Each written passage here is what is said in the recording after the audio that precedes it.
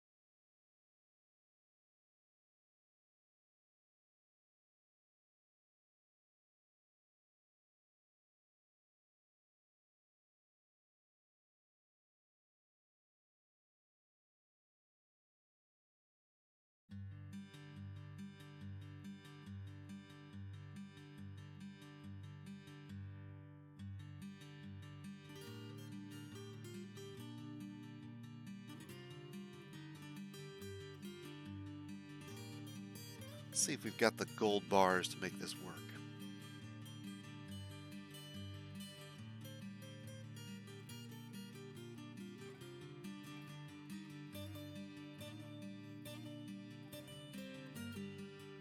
Do need to get the beds up.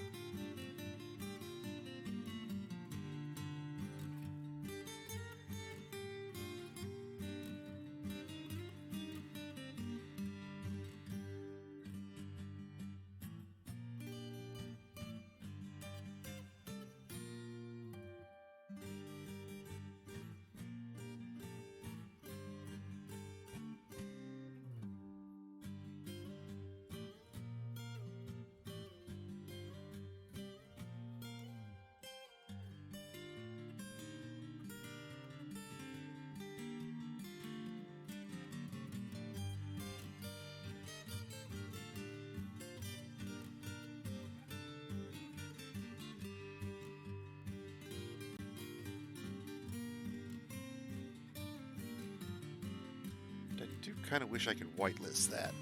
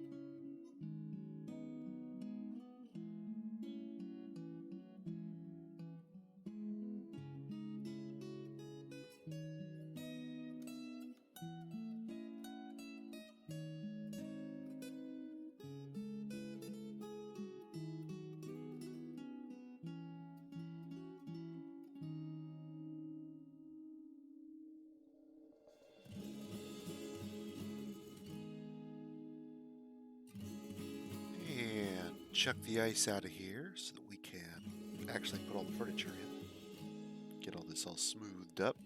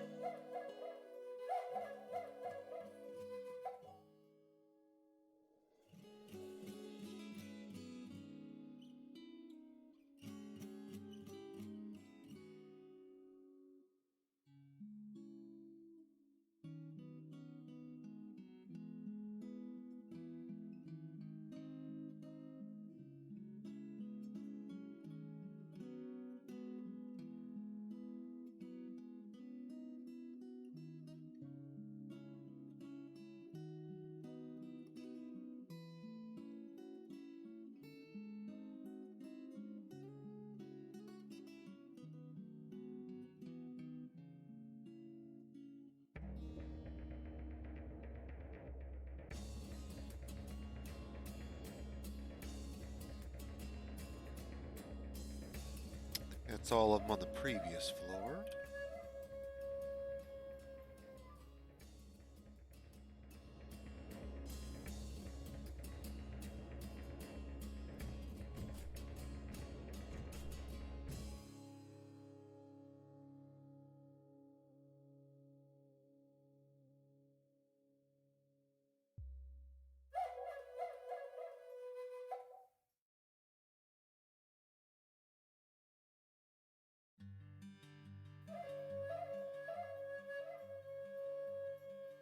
No.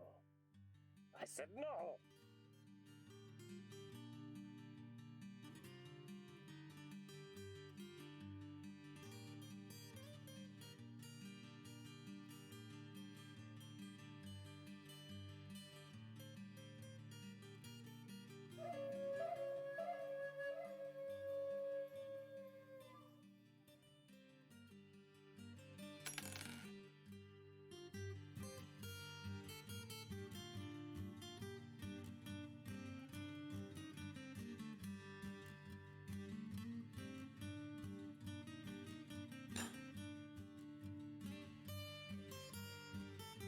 It won't work.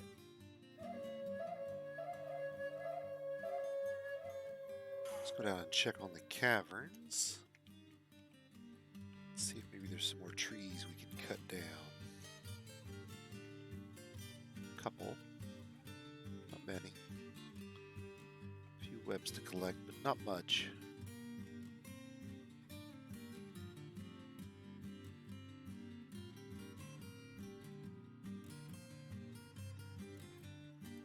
Don't see anything there yet either. Have to wait a season or two at least for us to start seeing trees here, I suspect. I'd have to check the wiki to see exactly how long. It'll be a while.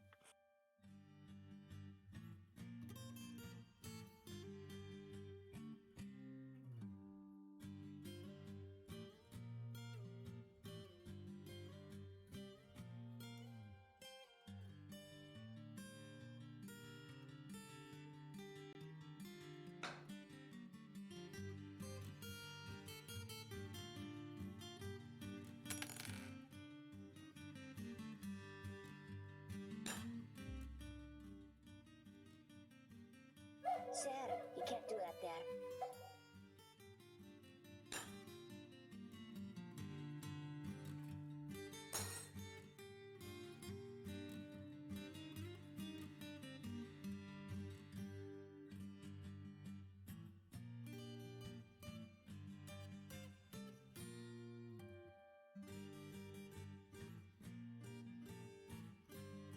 No.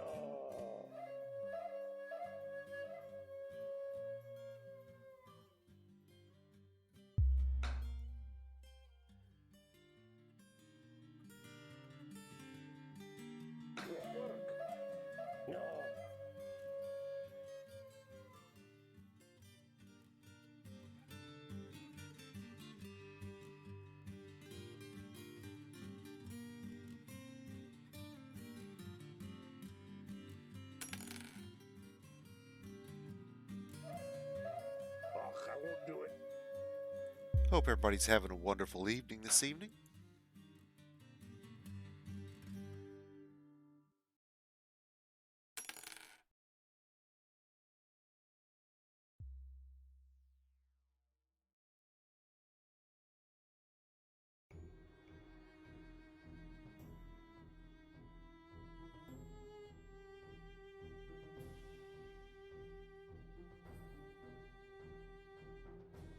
No. I said no.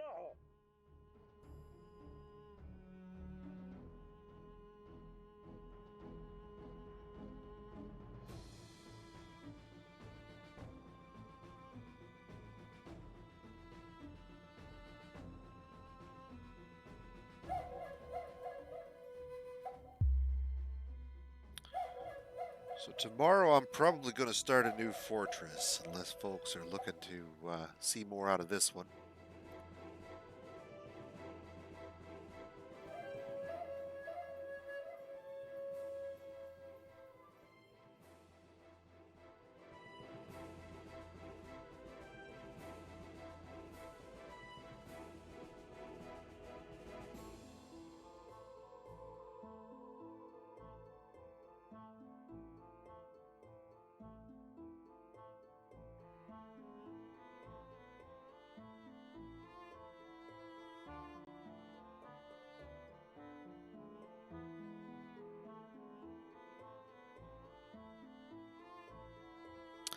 Let's see how many dwarves manage to wall themselves in, shall we?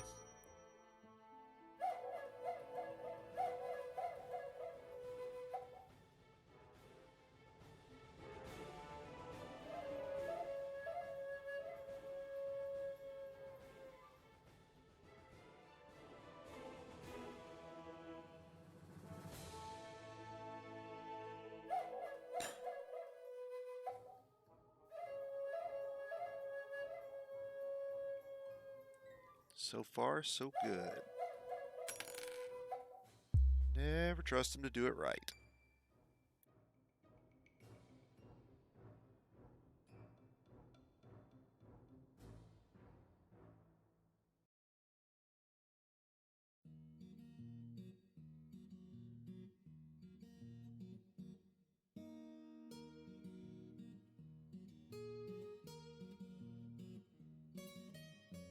That's what I thought. Must have used up the last of the marble. Okay.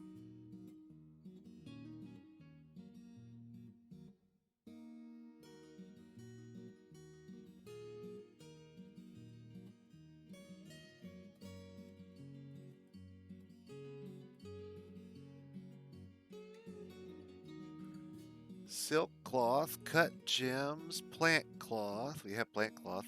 Rough gems. Raw green glass, I know we have. Rock blocks in abundance. Logs. Well, we had them a minute ago. Silk cloth might be the issue, though. Silk cloth, plant cloth, gems of both kinds. And glass. And blocks.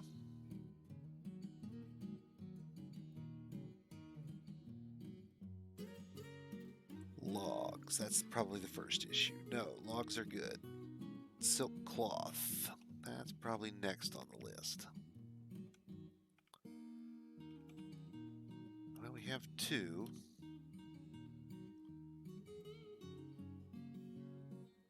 I know we have blocks. Definitely have rough gems. Definitely have cut gems.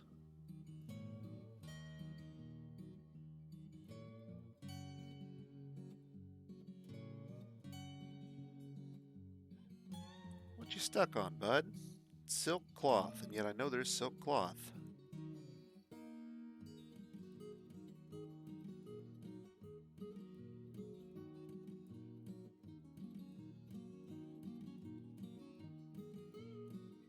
Oh, it's in the hospital and they must have changed it so we won't take it anymore. Okay, well we can fix that problem.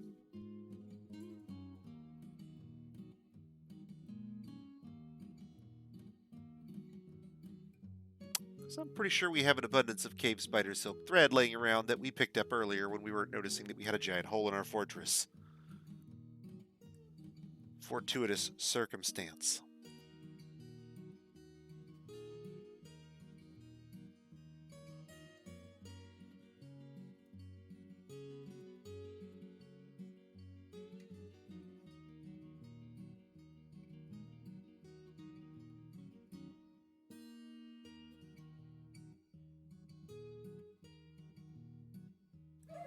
Oh yeah, so we dug this garbage chute, right? Were you here for the garbage chute?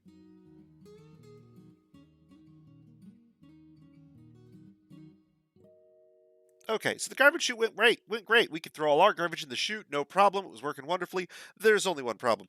On the level below that, there's no actual fucking wall around it, so we actually drilled down a hole into the caverns, and our dwarves started realizing, hey, there's a lot of silk thread out there, so they just all started wandering around in the caverns and collecting it all. No big deal.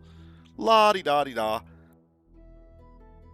I started realizing there's dwarves all over the caverns, and they're all just bringing back all this silk. How the hell did they get out? I didn't even realize I'd made a hole. I follow them, and they're coming back in through the garbage chute, and I'm like, whoops, that's kind of a problem. I hadn't noticed that the wall didn't quite go out far enough on this floor, you see. Just a little short.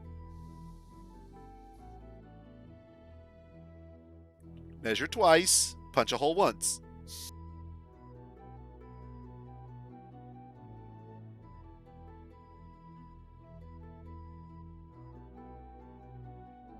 However, in our favor worked some astoundingly favorable geography, an amazing lack of any significant predators in the immediate vicinity, either able to swim or able to or in our vicinity, and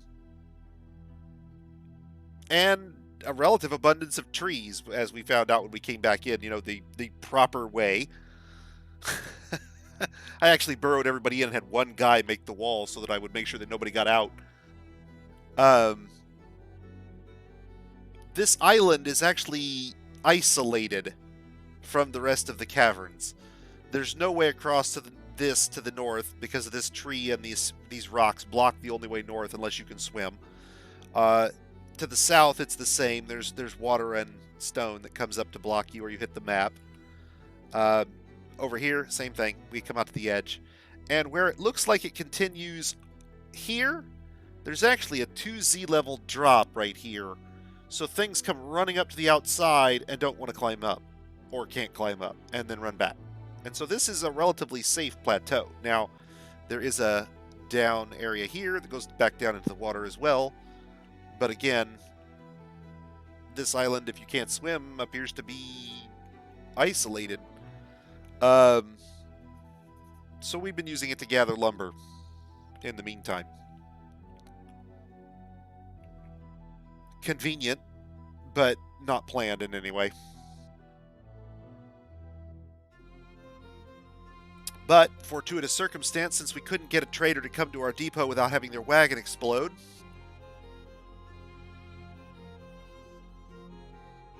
the dread wagon explode plague of 2021.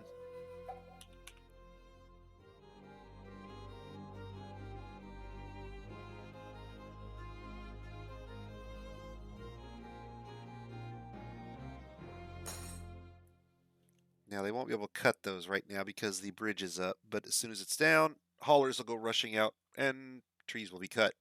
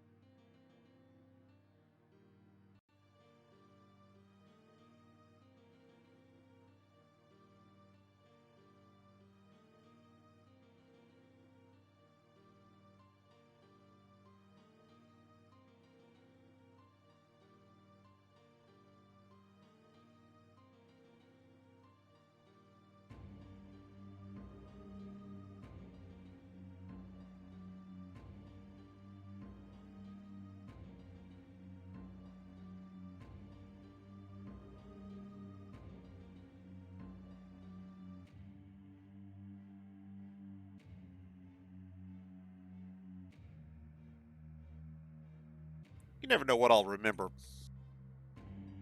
I'm getting old. I'm an old fuddy-duddy.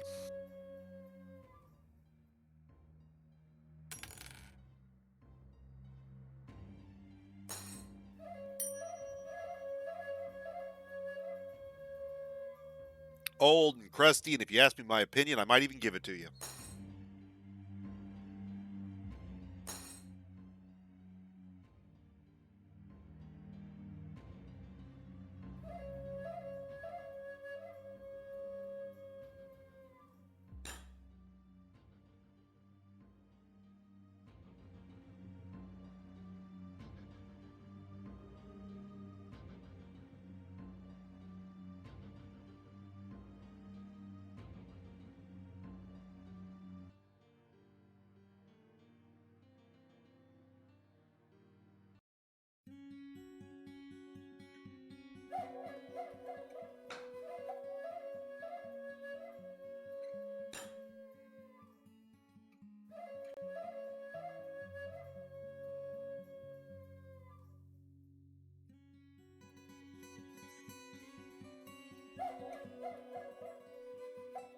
And let's see if we can't get ourselves a little dwarf wash set up here.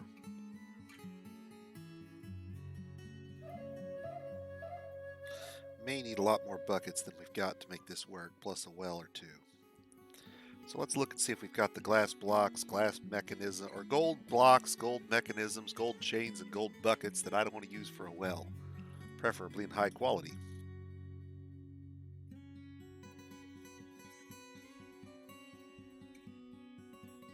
Well, we have buckets, but they're not the ones I want.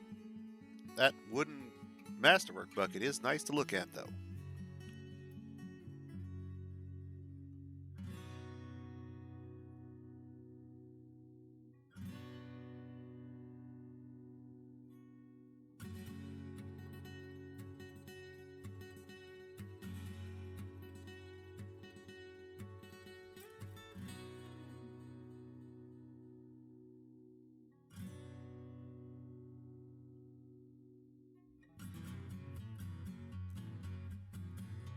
Looks like I did buckets the other day, so we'll take that off the list. Still need the blocks and the mechanisms. I know chains are already in the list.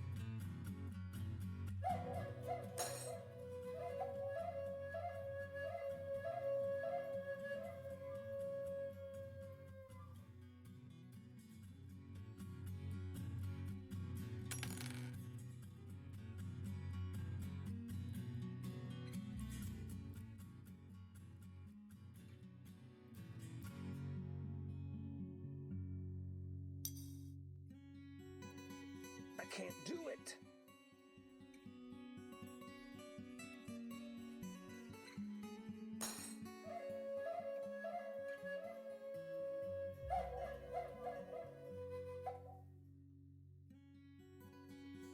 It won't work.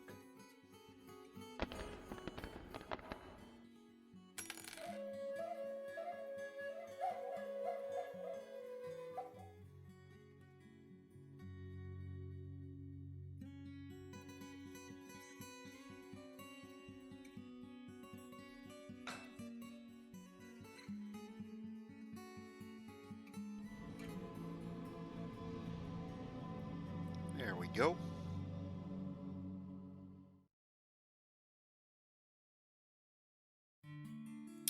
Aw, that's 3 crashes, boys and girls. You know what that means. It's new fortress time.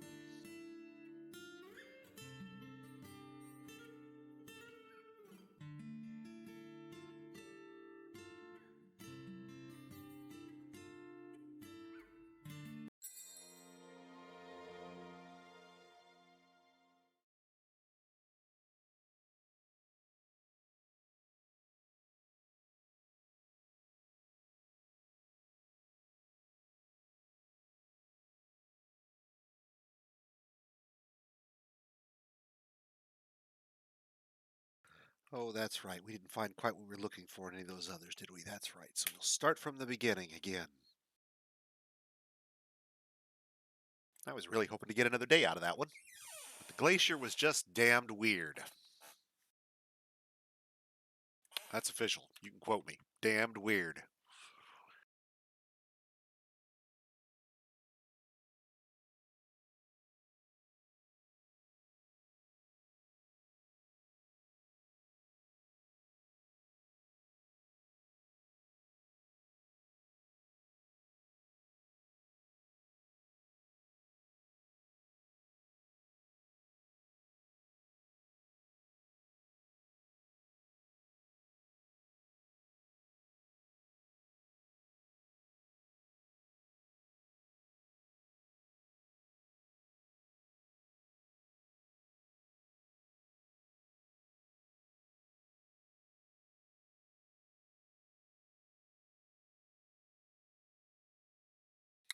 All right, let's see what we can get out of that guy.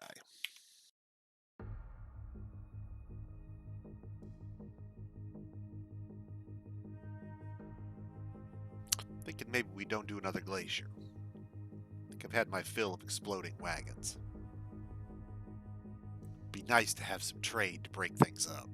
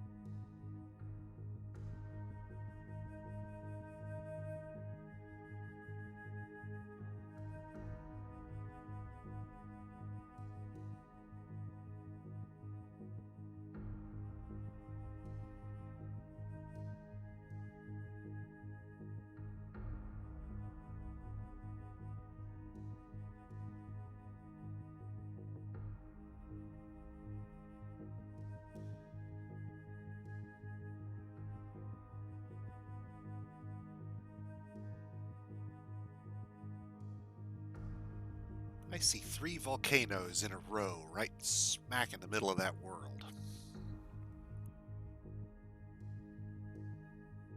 Must be some really unpleasant terrain not to have attracted every dwarf in the world to that spot by now.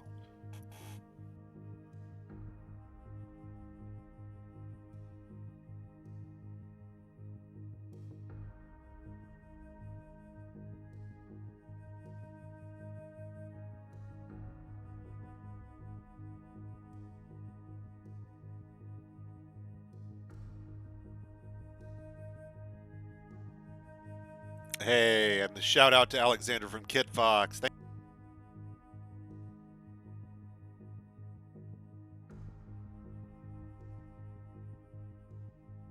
Let's get a new world together.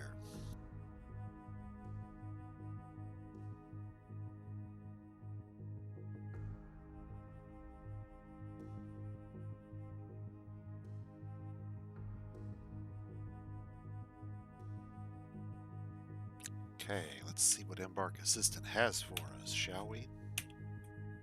See what we had set up before.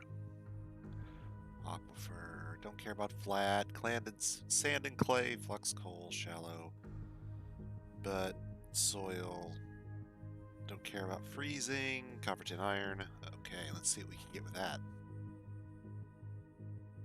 Can we get what we like? Ooh, lots of variety possibilities here. We can get specific and maybe get a whole lot more narrow on what we want and still get it. Ooh, right down to right next to like the volcanoes there. I'm curious if that's probably not reachable, but let's take a look. Yeah, bummer. So close.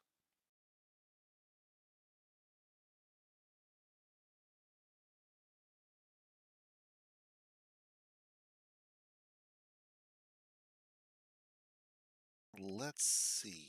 Let's Go back into the site finder again and see if we can't find something with Brook.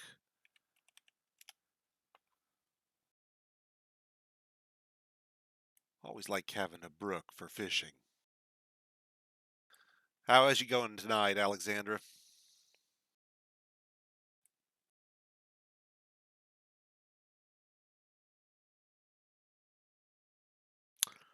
Temperate freshwater swamp. I think we can probably make work with that.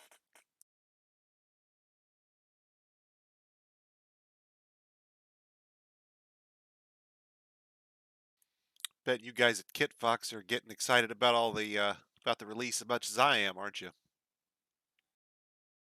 If not more.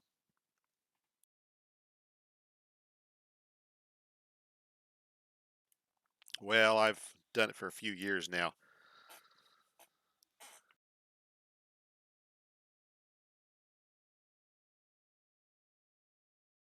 Started out just doing the tutorials, and when I saw Extra Life, I thought, oh, well, I could do one that was like 24 hours of contiguous tutorial, and here we are.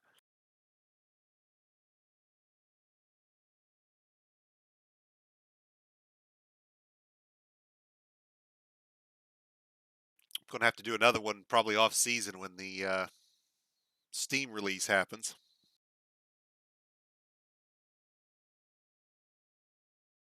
Three layers of soil: sand and clay, coal, flux, iron, gold, silver, copper, nickel, zinc, platinum, tin. What, no aluminum? Damn. Can't get everything we want, I guess. Chalk, marble, cassiterite, and lignite, so we could theoretically make bismuth bronze. I've seen a few of them. I have to confess, I've personally I've been staying to the most. I've been for the most part I've been staying away from them. And it's not because I'm not curious about them. It's just that I want to kind of hit it all at once. I want to see it as it arrives.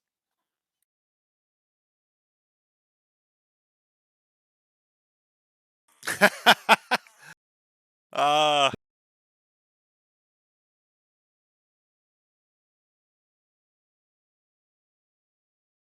oh, see, now you need to be over there in Blind's channel telling them that. There's probably 60 people in there you could get interested.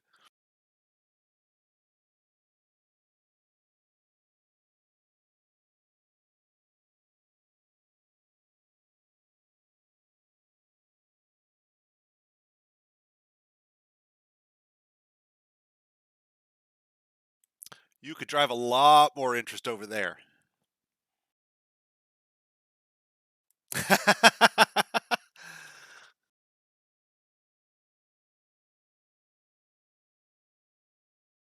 Now I'm worried what kind of favors I'm going to have to perform.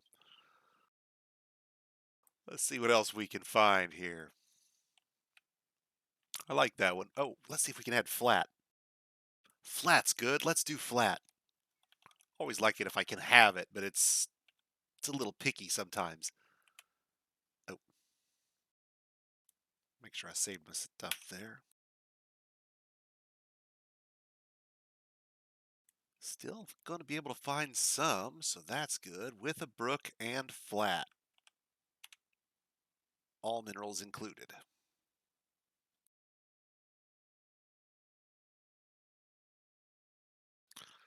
We could just nestle ourselves right up there like that against the brook.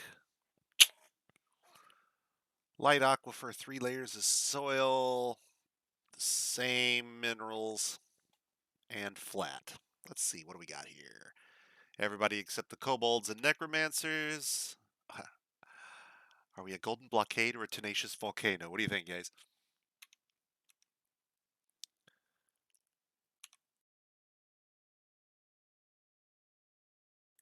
I don't think we're holding anything up.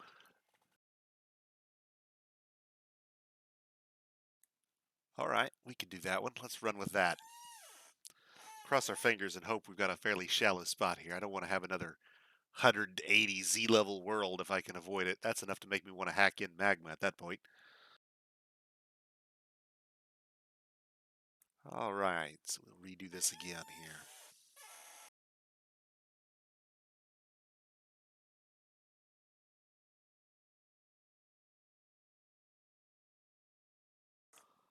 Well, shucks. Okay, so Alexandra, let me be very frank. The other purpose I do this for every year is to teach new players to play. So as we go along, feel free to type in every question that pops into your head, no matter how silly you may think it is. If nothing else, you may spur me to talk about something that I'm otherwise just going to gloss over. See, the problem is I've done this for so long now, and most of my players are, well, they're not novices anymore. I don't go through each and every key, but I'm going to tell you what I'm doing and why I'm doing it, so that there's an understanding of the reasoning behind the play rather than just rote motivation for you to just follow along. I'm not looking to do a follow along. I'm looking to explain why I make the decisions I make. My goal is that players who come in and sit down and watch for a while can take what I show them and deploy it, relatively speaking, anywhere.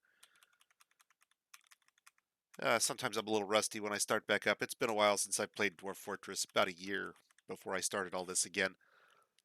Um, got kind of busy after last year with the the tree nursery. I'm sorry, man. 3 crashes is the rule. You know how it works. 3 crashes. That's my stated rule.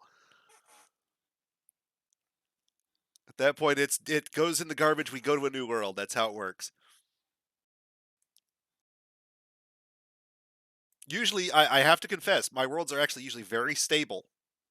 I normally don't have a problem, and I will fight through a couple of them, especially if I'm enjoying that particular build. But you get to 3, man, your license on life has expired. I may or may not keep you at that point, but you are guaranteed nothing. Okay, so let's start off. So first off, Alexandra, what we were looking for there with the site embark is I want to have basic weaponable metals of pretty much every type. We're going to be able to when we first embark, without anything we take with us, we would be able to mine out and manufacture copper, bronze, iron, and steel. Now, ideally, we're going to outfit all our dwarves in steel, but it's probably going to take us a while to get there. And bronze and copper are usually available fairly quickly, and iron usually not very far behind. The site has coal and flux, so we have everything we need to make steel. We have coal to power reactions if we want. Now, ideally, I won't depend on coal to actually power my furnaces. It's fine short term, but it gets expensive long term in terms of the amount of materials you're going to burn up just fueling things. So, long term, we look to upgrade to magma forges in one of several ways. In the short term, though, we have to get our 7 dwarves underground, fed, sheltered. Steel is, generally speaking, it has. So Toadie's magnum opus here uh, really does replicate the physical qualities. That is to say, the physics of strikes. So when steel hits copper, copper tends to give way. Just like it would in the real world, copper bends. It's more malleable. Steel is tempered and harder, more resilient. It's able to be sharpened better, hold its edge longer. These things are actually modeled. I know that sounds crazy, but they really are. You won't need to concern yourself with them. That's way below the level of the simulation for you and I. But deep down under the hood, Toady has the material properties of all these materials baked into the data files, and steel behaves as a better weapon in Dwarf Fortress because it really is a better weapon material in the real world. Very little of very little of the combat mechanics are outright crazy. Maybe some edge cases as things go.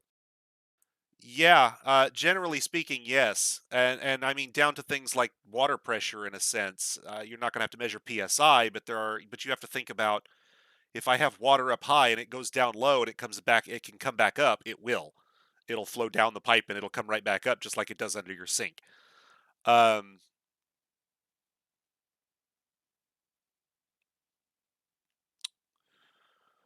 Dwarves can get cold and hot and don't like to be rained on, and yeah, I mean, obviously it's a fantasy world, and Tony's intending to add more fantastic elements as things go along. But generally speaking, yeah, I mean, if it behaves a certain way in the real world, you have a better than average expectation that it will behave that way in Dwarf Fortress. Maybe not as precisely. Like I said, nobody's measuring the physics here, but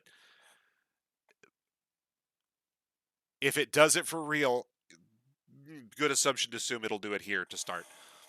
Creatures made out of fanciful materials like ash are not very strong. Creatures made out of, bronze and iron are not the kind of thing you want to have your dwarves fighting in hand-to-hand combat. Okay, so to start off, we have to plan what we're going to take with us, and this goes down to not just the items we're going to bring with us, but the animals we'll take and the skills that our dwarves will have when they embark. We are given 7 blank slate dwarves to kind of configure as we wish. But everything we take with us eats some of our embark point allotment. And so what we bring matters because some things are far more expensive than others. In particular, we will bring raw materials whenever possible rather than finished goods. Now, there are a couple of exceptions. It's probably worthwhile to consider bringing a pick or two in the current version. Getting underground fast is useful, and you can have a couple of guys start mining area while you're making other tools and getting the rest of your dwarves equipped, harvesting lumber or other things like that.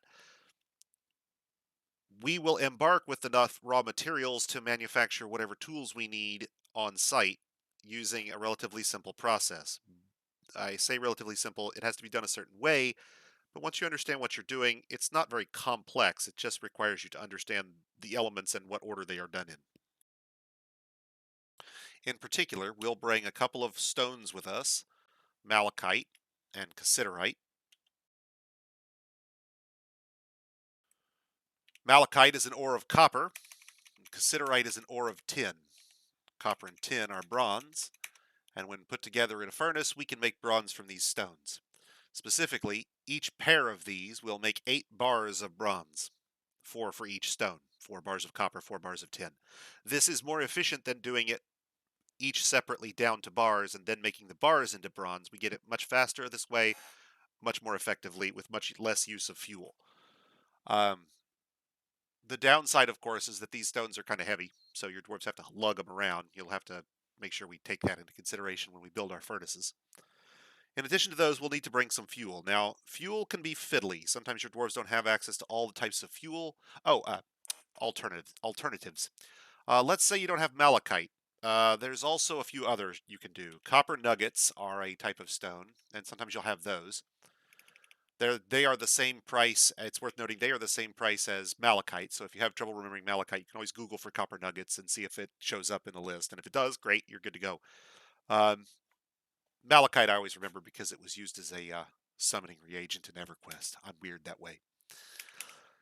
In addition to copper nuggets, there's also tetrahedrite. But tetrahedrite is more expensive because it's an ore not only of copper but of silver. And if you smelt it down with the cassiterite to make bronze, I'm not entirely sure you get the silver out of the process.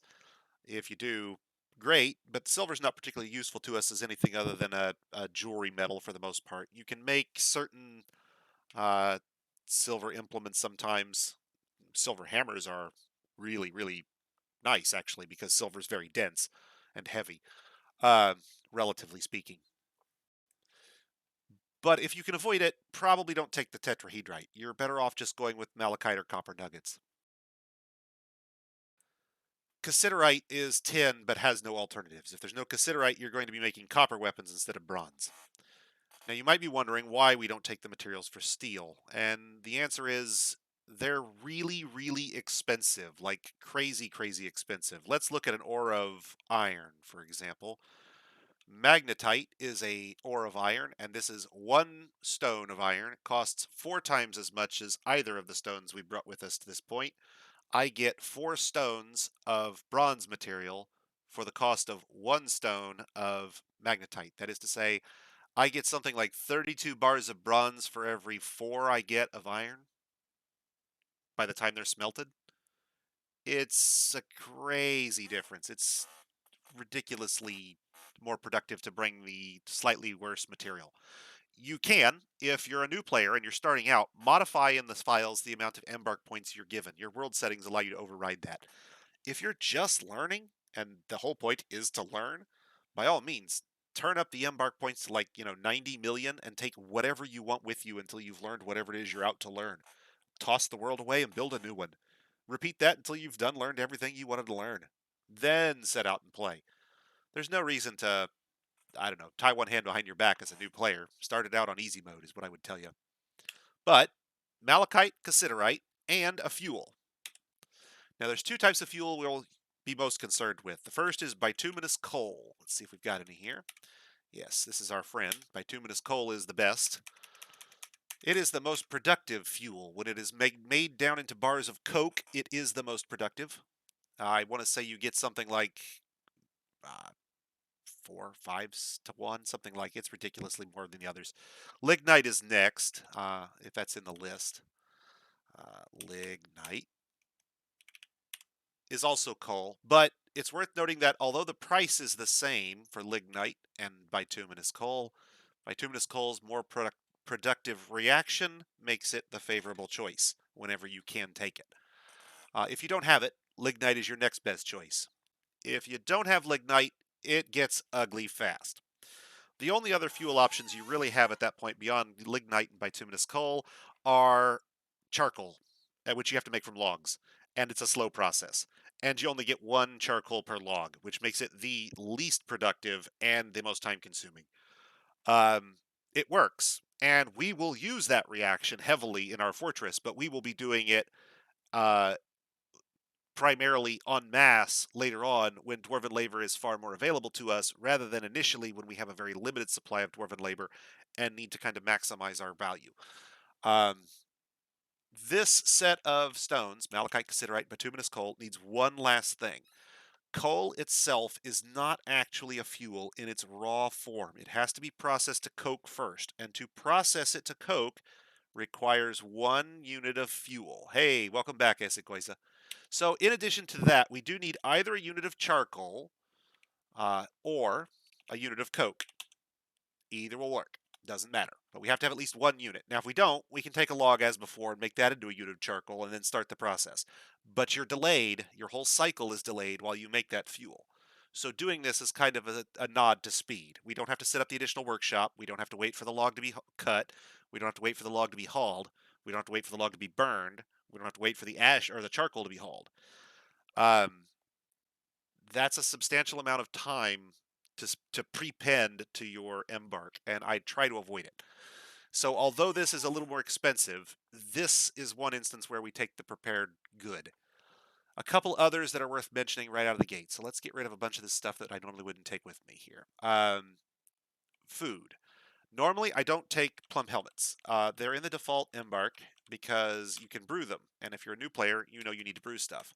We're going to embark in a nice, pretty wilderness with lots and lots of trees and stuff to harvest. If we need stuff to brew right out of the gate, we will pluck it from the wilderness that surrounds us. We will live off the land like elves, I guess. But anyway, we will get the trees and the plants that we need on site wherever possible. Since we're not embarking in a glacier tonight like we did previously, those things will be in relative abundance, especially here where we're embarking in a swamp. They're about as thick on the ground as we could possibly want.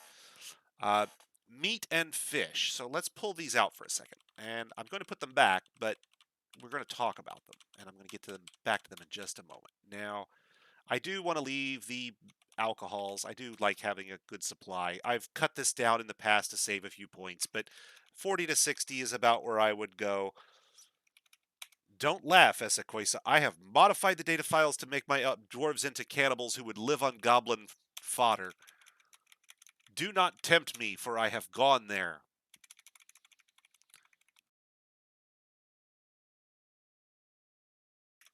I have been there and done that, and it's kind of funny every now and again. But it's not the way the game plays normally, so we won't be seeing our dwarves eating the goblins tonight. Now, I'm taking a big pile of seeds here, probably far, far more than I would ever really need to take. We're going to hit the farming early. We're going to hit the farming hard. My last farm, or my last embark, demonstrated to me the degree to which I had become accustomed to being able to reach out and touch the wilderness for produce rather than relying on farms. So when we had to drill down to below the caverns and flood an area in order to get farmland, in order to get crops, in order to brew alcohol for our dwarves, because alcohol deprivation is a serious problem for our dwarves. That's kind of a long time to wait on the booze. So I do tend to wait a little long that way. It's nice to have an ample supply on hand, as we do here with the 60. If you cut this down to, say, 40, it's still reasonable, especially if you have a large supply of crops on hand. We could certainly do it here and get away with it, no problem. If you were going to cut it down, my suggestion would be to knock each one of these back to whatever degree you wanted, and then add in the additional drink type that you're missing, and then put 15 of it. You're back to the same total, but each type comes in its own barrels. So we've gained extra barrels this way. If you really wanted to min-max it, you do things like, I want to say you put 11 in each barrel so that you get 10 for a full barrel and then 1 to get an extra barrel, which is 1 in it, so that it gets an empty barrel fairly quickly. We're not going to go quite that extreme. We'll min-max a few things, but nothing like that. So seeds to plant crops, bronze making materials, the additional drinks pulled out of this allotment. Always, always, always, always, always. I don't care how brave you think you are. I don't care what crazy challenge you're undertaking. Unless it involves not taking an anvil very specifically, take an anvil. Always take an anvil. Iron if you can get it. Steel if you can't. Steel is 3 times as expensive and doesn't benefit you in any way in this case. So iron if you can get it. But always take an anvil. Without an anvil, you can't do any metalworking. With no metalworking, you can't do anything. You can't make picks. You can't make axes. It used to be you could make wooden axes and cut trees with wooden axes, and you could do all kinds of crazy stuff after that. But nowadays, if you don't take an axe or make an axe out of metal, you aren't cutting any trees, and you're going to get stalled. If you don't take a pick and you don't take the means to make them, you're stalled. If you take the means to make them, but don't bring an anvil, you're stalled. So, anvil, materials to make the stuff, fuel to start the cycle, and one last thing we require, stone.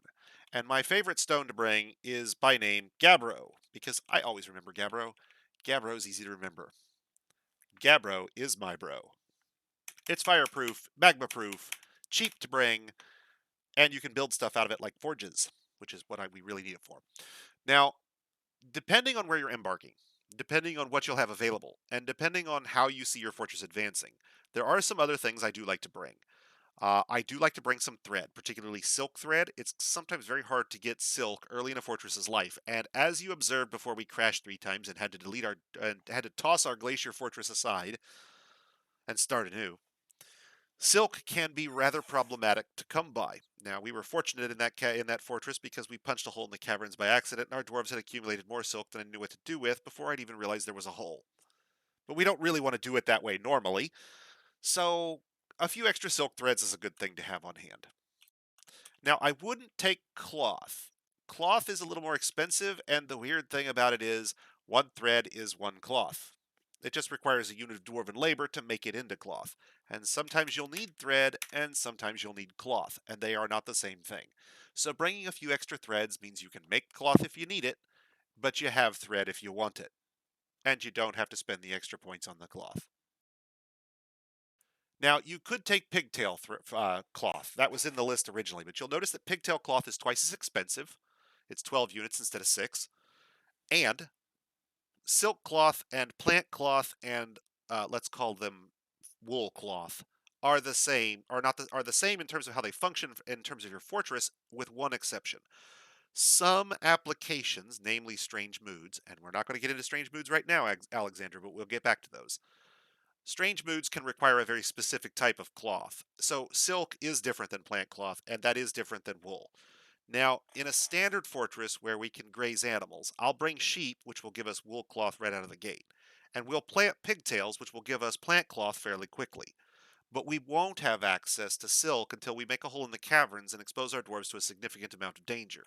So bringing silk thread out of the gate means we don't have to rely on the caverns initially until we're ready. So it gives us a much bigger delay on how long we have to depend on those. With trade, it's possible never to use the caverns for silk. But, reality time, caravans aren't reliable. Sieges happen. They can be extended. They can be long. They can involve leaving large numbers of people behind once they do break. I have had undead sieges break, and they leave the zombies behind. And you've got to clean them out before you can do anything productive. The merchants come in and they're hacking their way in and don't make it. Um, it's entirely possible that you won't be able to trade when you want it. So getting access to silk in the caverns is really nice if you can, and having some silk early on prevents you from being trapped without it. Let's see, what else should we bring here? Let's look down through the list. Meat and fish. I told you I'd get back to those. We need to add those because we don't have any food in the wagon right now. Eggs are, it's worth noting, there are different types of meat, fish, and eggs, and the costs here are based on how exotic they are and have no value to you whatsoever. If you're going to bring eggs, hen eggs and duck eggs and goose eggs are just the same as cave crocodile eggs to you. The only difference is how exotic the animal they came shooting out of was. And you don't want to pay for exotic. You want cheap. Cheap, cheap, cheap. We'll have time for exotic when we have all the metals in the world and a magma forge churning out whatever we like. For right now, they live on standard fare. That's standard wolf meat is out because that's twice the cost of regular meat. And polar bear is 3 times the cost. No, no, no. We want cheap. Cheap like cow, dog, cat. 2 points. 2 points, 2 points, 2 points. Anything is 2 points. And there's an advantage you can do here. If you add different types of meat and fish so that they are spread out like this, each one comes in its own barrel, which is freed up very quickly once that unit of food is consumed, leaving you with an empty barrel into which you can do things like brew booze or store more food. Doing it this way allows us to maximize the number of barrels we get while not increasing the cost of the food we bring. Now, this is a little bit min-max, I will recognize up front. If you really wanted to get crazy with this, you could bring your standard allotment of 40 food in 40 different types of food and end up with 40 separate barrels that this would all come in, and that's perfectly valid and viable, and it's if you're going to min-max it all the way down, you can. We won't go quite that far. We'll get about 10 types and we'll put about 4 in each one and call it good. I'm not crazy about it, but I like to do have a few extra barrels early on. So let's see, that's 7. Let's add some eggs here, because again, it doesn't matter what it's made out of, they will happily eat it. Eggs are fine. Now, 3 eggs, what is that? 3, and then 7 types of food. 1, 2, 3, 4, 5, 6, 7, and 3 types of eggs. Perfect. Now we'll just maximize those guys up. Say 4 or 5 each. 5 times 10 is 50 units of food. This is slightly more than we would actually normally bring with us, but it's not that bad. And we're getting a few extra barrels, but it won't be right out of the gate because they'll have to eat a few units of food before any of the barrels become free. Now, where we will kind of game the system a little bit is milk. See, now my dad was a milkman, a truck driver. So this is I'm a big favorite of this one. It's my personal fave. I like to add milk. Milk is cheap. Milk is 1 point, and every unit of milk that's different comes in its own barrel.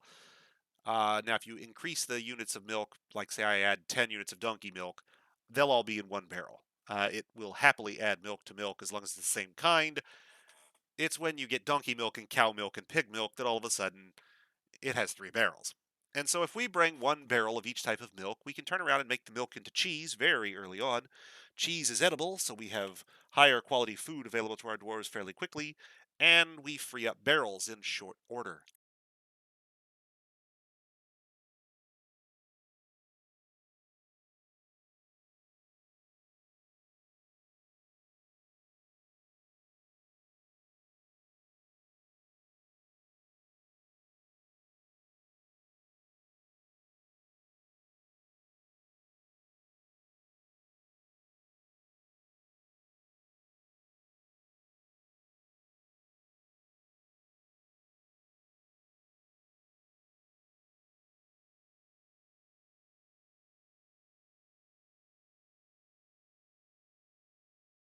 Woo! Okay, that's a lot of milk. Now, each one of those will be made into a unit of cheese very quickly upon arrival. We'll eat the cheese. The milk itself is not particularly valuable to us, and it's worth noting that frozen milk, such as you end up with on the glacier, is actually counted as a different material than the standard milk. Hey! You can actually make meals out of frozen milk and regular milk.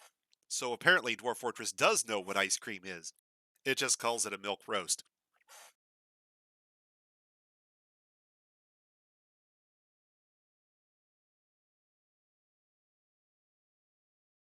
All right, so we've got our milk, we've got our food, we've got our drinks and our seeds and our metalworking materials. We've got our stone. Next on my favorites list is sand. I am a big fan of sand. Sand initially out of the gate is 1 point, and every point of sand you bring comes with a free bag. Every single one is a free bag. That's 20 free bags. Why do I like bags so much? Well, it's like this. Here is a cheapest bag I can find. It's made out of leather, and it's 10 points.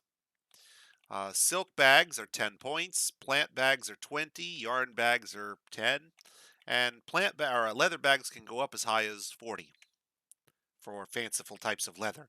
Silk bags can get even more expensive, 40, same deal. So, and this is with no fanciful dyes or adornments on the bags. These are just plain cloth bags.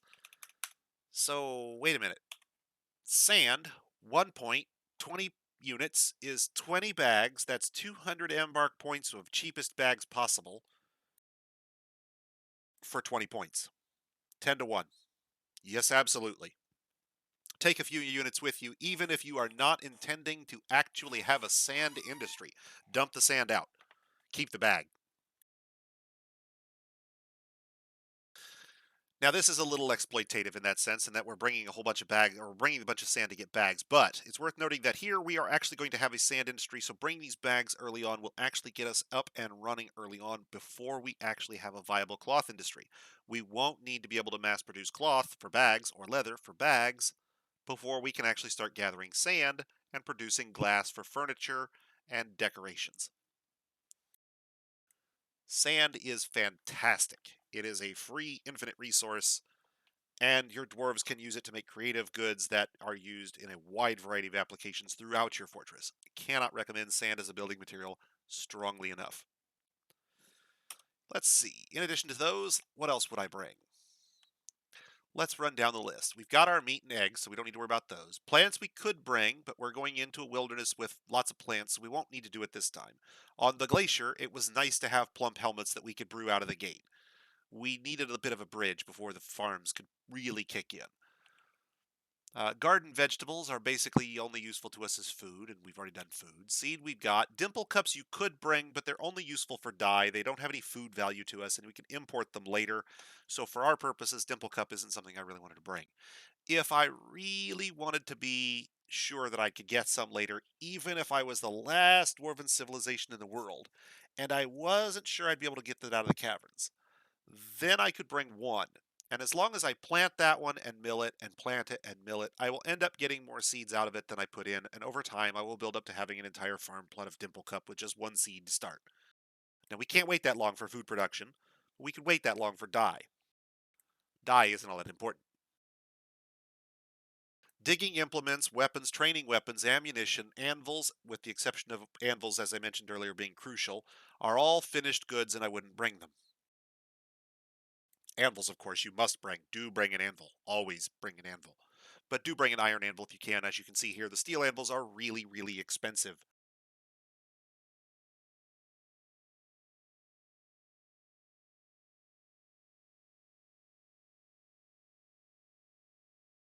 Leather is even cheaper than cloth, cheaper than thread.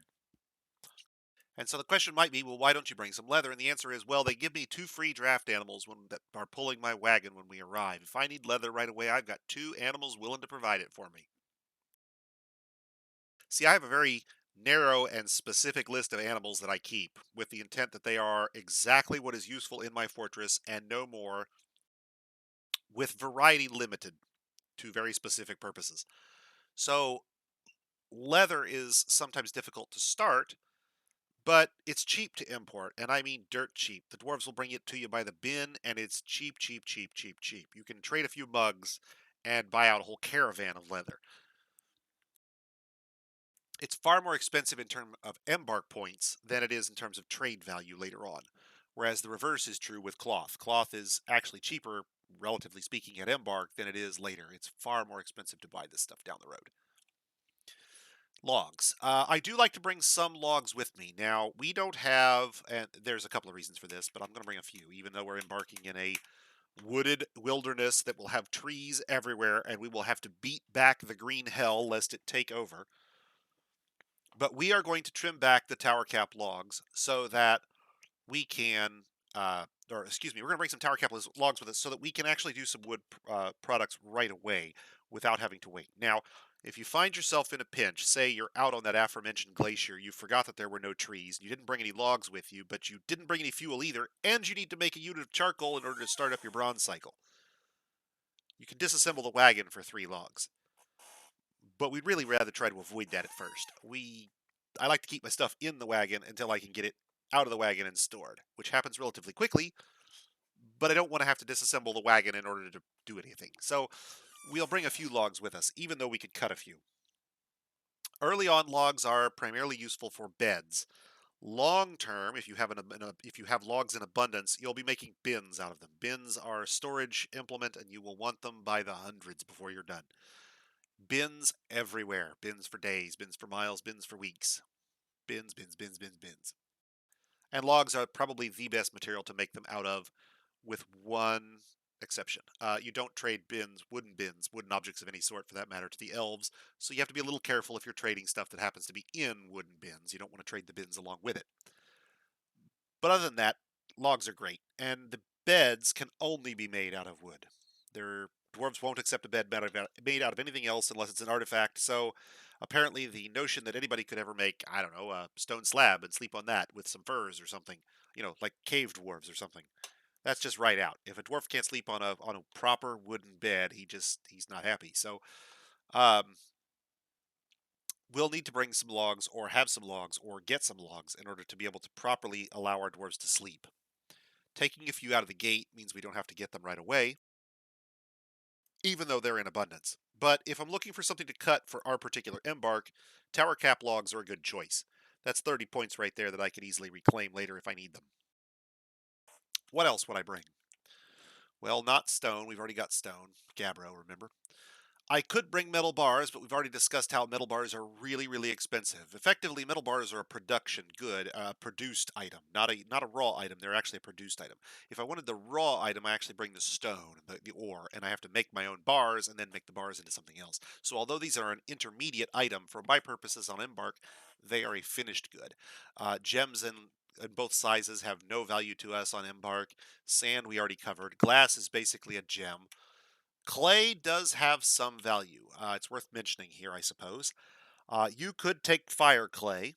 I wouldn't take any of the others, but you can take fire clay out of the gate and make fire clay porcelain pots. So if you had, this is roughly like taking sand though, because you could make glass pots. And sand is cheaper and comes with a bag, so sand is a clear winner over fire clay. If you're a fan of ceramics and you really want to have clay, then fire clay is your go-to. The other types of clay have to be glazed before they can be used in any food application, whereas the porcelain fire clay here is food safe immediately with no glaze required. You are still eligible to glaze it if you want the extra decoration value, but you don't require it for food production. Get all that? I know, it's complex. But as a general rule, I wouldn't bring clay at all.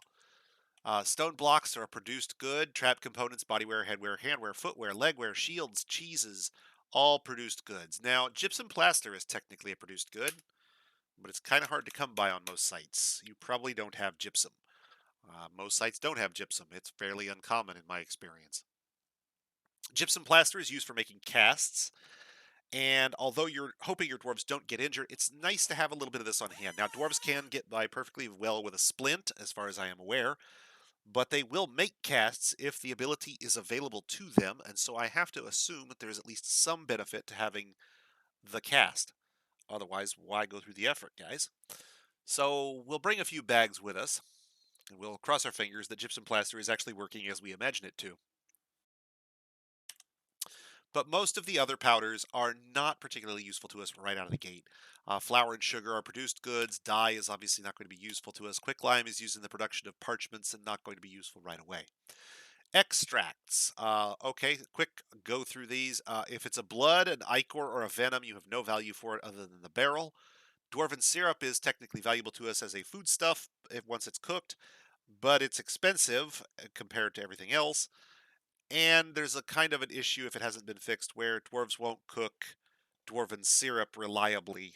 They tend to cook solid objects, all the solid objects in the fortress, and leave all of the syrup behind. And once there's only syrup left, they won't cook it because there are no solid objects to cook it with. Crafts, toys, instruments, tools, cages, barrels, buckets, cups, mugs, goblets, flasks, water skins, quivers, backpacks, bags, all finished goods. Thread we might bring. Sheets, ropes, splints, crutches, and most of the stuff in the miscellaneous category are produced goods that we don't have any value for. Lye can be made from logs, but it's actually cheaper to bring it if you're needing it right away. The catch is that there's nothing you need lye for right away.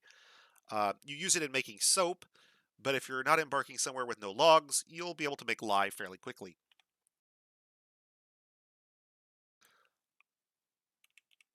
Uh, Thread. So we took regular spider silk. It's not necessarily a bad idea to take if you're not bringing sheep or grazer or a sheep, llama, or alpaca, the three wool-producing grazers. Then it is probably viable to take some wool yarn with you until you can get access to either the sheep and the other animals or their yarn so that you have them available for moods. Now, we're going to bring sheep with us, so we shouldn't need these right away, and we'll shear some sheep if it turns out we need them. But that's the list. That's everything, and we still have a fair number of points left over. And a good thing, because this is not the only category of things we have to bring. We'll need to bring dogs, and I highly recommend bringing more females than you do males, and I highly recommend bringing at least 2 males. You don't necessarily need 3, but 2 is a minimum. And it is a minimum because sometimes the dogs are born not interested in the opposite gender, and they really won't get the job done for you in starting a breeding program. So bring a couple of males so that if you're that, I don't know, it's something like a 1 in 20 or 1 in 30 chance that your dogs are one of those sort that doesn't want to do the job, you've got a dog that will do the job. Now, dogs of both kinds are useful to us because, frankly, they're going to serve us in combat. They're going to live, die, and defense of the fortress. So we'll want them. We're going to want to breed them. We're going to put them to work. We'll use them for leather. We'll use them for meat. We'll use them for guard animals. Cats. A lot of people don't bring cats. I don't necessarily mind having a couple around, but I wouldn't bring many, and I certainly wouldn't bring more than 2, and I certainly wouldn't allow more than 2 to be alive in your fortress at any given time if you can avoid it. Cats work a little differently than most pets. Normal pets, you have to assign them to a dwarf, and then they're assigned to that dwarf. Cats assign themselves. You don't get a choice. Cat says, "Oh, that's a nice dwarf you have there."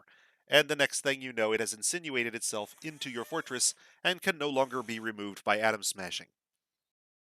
If 2 cats, who can comprise a mated pair, can successfully wriggle their way into your fortress, you have created the conditions for a cat explosion, where those 2 cats produce 2 more cats who are also adopted, who produce 2 more cats who are also adopted, who produce 2 more cats who are also adopted, and so forth.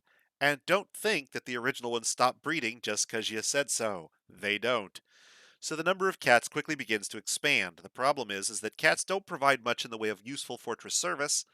There is a small use that they have, but not much. And the additional animals on site means additional pathfinding, which brings your fortress to a halt in the long term. You don't want to have extra animals running around, and cats, by virtue of their uncontrolled adoptions, are something of a potential risk. If you're concerned about that, bring males and butcher the females relentlessly. Geld the males and butcher the females, and you don't have a breeding population. No breeding population, no cat explosion. I don't mind having a few cats around. In this case, they do serve a function. They actually kill vermin animals that your dwarves would object to.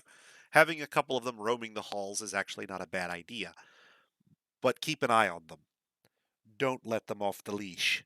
They are dangerous, as any cat owner will happily tell you. In addition to those, we will bring a sheep, a ewe, and a ram, and a sow, and a boar. That's sheep and pigs. I don't bring juvenile animals. They cost the same amount as bringing adult animals, and you have to wait for them to grow up, which is not really ideal. We want to be able to have them useful right out of the gate, and if they're not being useful, I don't see why we're waiting on them to grow up. I'd like to bring additional sheep or pigs, with reference to the bring two dogs male, bring two birds male problem that we're going to talk about here in a minute, or that we talked about previously. But sheep and pigs are expensive, so I got to roll the dice on these guys. If we're if standard fortune is with us, we don't have a problem. These guys will start a breeding population and we'll be off to the races. If not, we'll try to trade with the dwarves early on to get ourselves some additional males and females to help bulk up our breeding population, and the problem will resolve at that point. But ideally, I wouldn't have to wait that long. And remember, it's possible you wouldn't get any trading done at all. Our wagons exploded on the glacier. We're not sure why. Blue pea hens. So birds, there's kind of a discussion as to which one you want to bring. The two that I would most commonly recommend for people to bring are blue pea hens and blue peacocks, and turkeys. Uh, Turkeys are larger birds.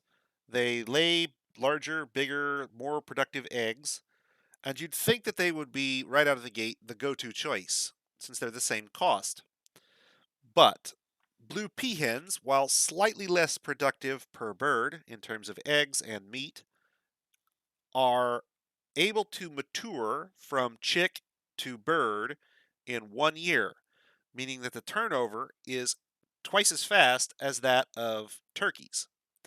If you are using your birds primarily for an egg laying industry and do not intend to butcher the excess for leather and meat, then I would go with turkeys. The additional egg production is where it's at for those. If, however, you are intending to have your birds turn over for leather and meat, as I do, then you'll want to bring peacocks and peahens for the additional productivity you're going to get that way. You could bring the other types of birds, but they either don't produce as much in terms of eggs or don't produce as much in terms of meat and bones and leather, so you're better off bringing one of these two. Or maybe they get the worst of both and they mature in 2 years, but they're not as productive. There's an article out there on the wiki for egg layers. I encourage you to go look. If you're really serious about bringing things that lay eggs, what you really want are cave crocodiles, but they're super expensive, so unless you've modified your embark points, you're probably not going to bring them. In terms of standard farm animals, blue peahens and blue peacocks are where it's at for me. I want the meat and the meat and the leather turnover. They have good egg production. This is kind of the best of all possible worlds for me. I don't really want to butcher dogs for leather. I don't really want to butcher sheep and pigs for leather on the regular. They take too long to grow up. Birds will turn over quickly. That's where it's at. Now, that still doesn't exhaust all our points, which is a good thing, because in addition to items we bring with us and animals we take, we must also give our dwarves skills. And in particular, in this case, I'm going to bring a couple of high skilled miners, proficient, a carpenter, since we know we're going to have plenty of wood to work with, mason, who will handle our. Actually, no, I take it back. I'm not going to actually bring a mason this time. I'm going to bring a glass maker. We're going to bring a glass maker. And let's see, what else can we do? Let's bring ourselves a farmer. Now, you don't have to bring a farmer out of the gate. A grower. A lot of folks don't bring a grower, and that's fine. I am not here to tell you that you must. But for me, I like having one guy I can go to who will have high uh, throughput on our seeds initially. With as many seeds as we've brought, we could take our dwarves with no skill in farming, sick them all on the farm, and have them all be zero skill farmers producing crops, and we'd be able to feed our 7 starting out.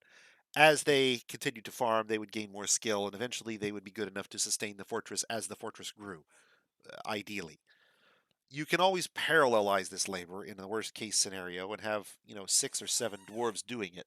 While each dwarf may not be the most productive, you can certainly expand the labor pool necessary and the arable land necessary to produce the food you need.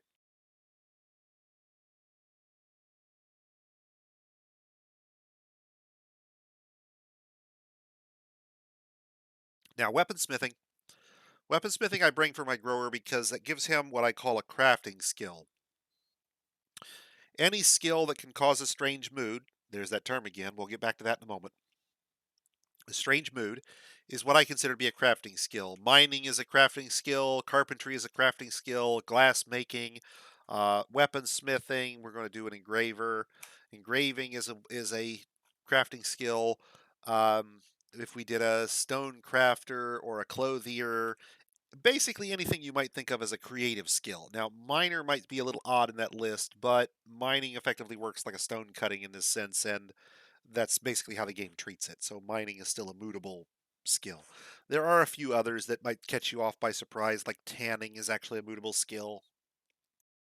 But the general premise is if it creates something that isn't food or drink, and it isn't a service type skill like cheese maker or fish cleaner or the doctor skills, then it's probably a mutable skill. If it's producing something that you might consider as a reagent, like lye making or potash making, it's not. Um, you'll want every dwarf possible to have a mutable skill so that you can either control what things you're creating for artifacts. Hopefully, you're doing something like making every dwarf a weaponsmith to get as many artifact weapons as you can put out in one fortress, or maybe artifact armor smiths so that you can try to turn out a complete suit of artifact armor, for example. But regardless of what crafting skill you choose for your dwarves, it's a good idea to have an idea of what they're going to need for that skill. I like glass making. I like metal crafting. I like weaponsmithing and armor smithing. Those are the ones I generally will emphasize. Glass making and metal crafting are done because they are relatively easy for every dwarf in the fortress to do. You can use coins to do metal crafting, and we've already discussed how sand is an infinite reagent that you can use over and over again to produce furniture and grind skill out. Weaponsmithing and armor smithing are not as viable for low skill dwarves, but if they dabble in it a little bit and they don't do anything else in terms of creative skills, their highest creative skill is the only one that they have, and that would be the one that you want. So that if they were chosen, they do gain skill, they'll gain it where you want them to gain it. That said, generally speaking, my bulk dwarves, I'm more concerned with being able to parallelize their particular labor. That is, whether it's metal crafting or glass making or both. I have the ability to have 20 of them doing it at once, for example. Not because I'm looking for high skilled output, but because I'm trying to give all my dwarves a creative outlet in the first place.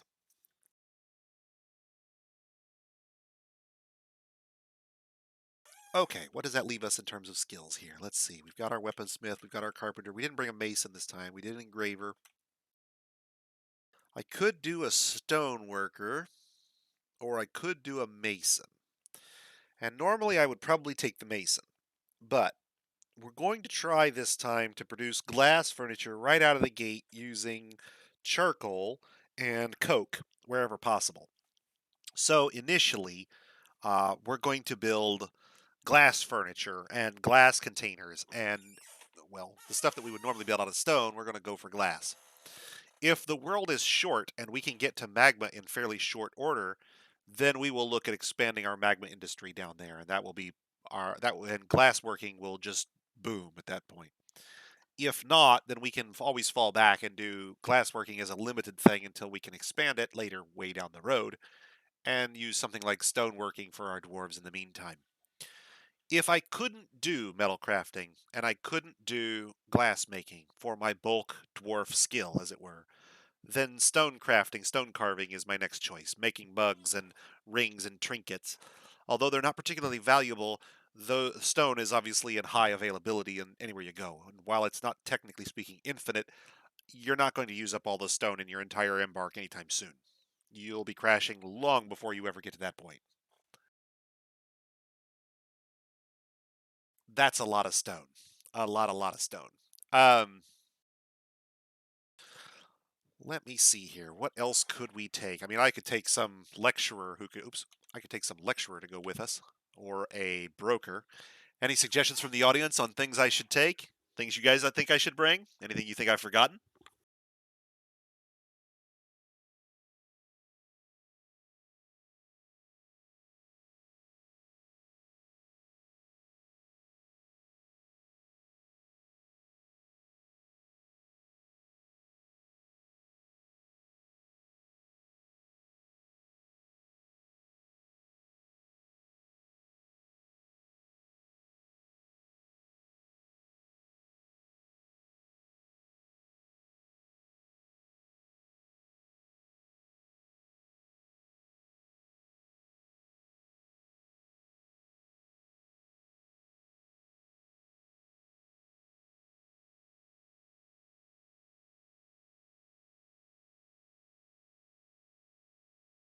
We really haven't done much with the library on stream this time yet.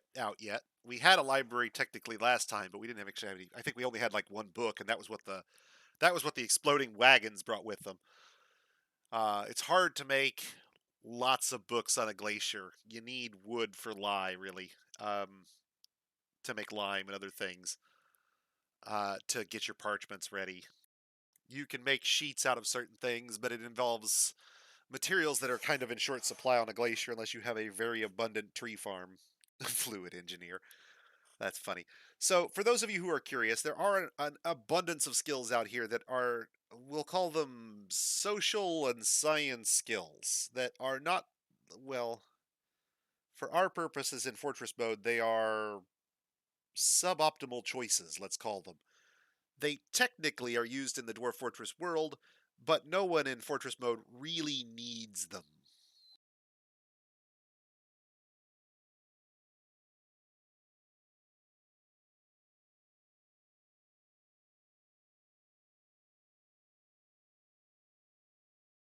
The best example I can think of here is something like optics engineer or fluid engineer.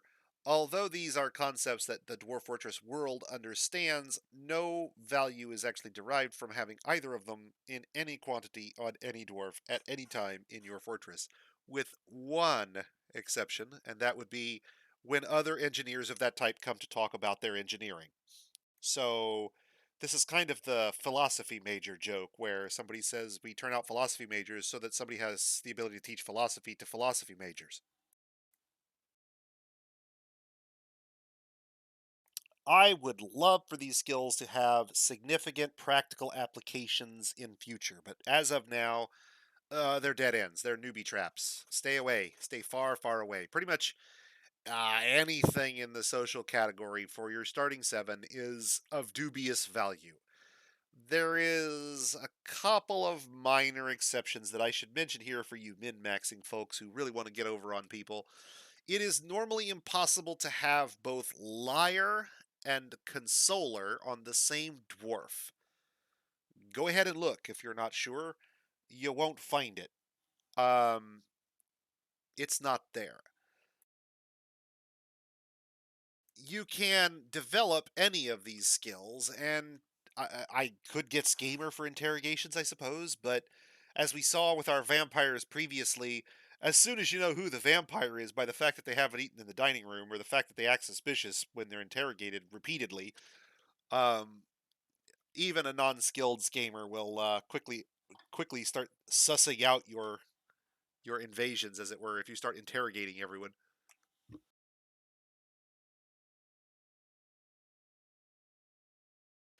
Doctor skills. It can be difficult to train a doctor later. Diagnostician is in particular used on every patient that comes in the door. Literally, if you don't have a doctor house sitting at the front door, it can be difficult to get proper diagnosis and treatment for your dwarves.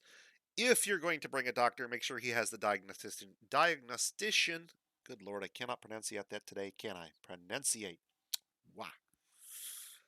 Um, The social skills persuader, negotiator, liar, intimidator, judge of intent, appraiser are only of value on, and also comedian, flatterer, consoler, pacifier, maybe even schemer, um, are not particularly valuable outside of your broker. And he'll have the ability to trade those to sufficient level fairly quickly on the first caravan that he comes across.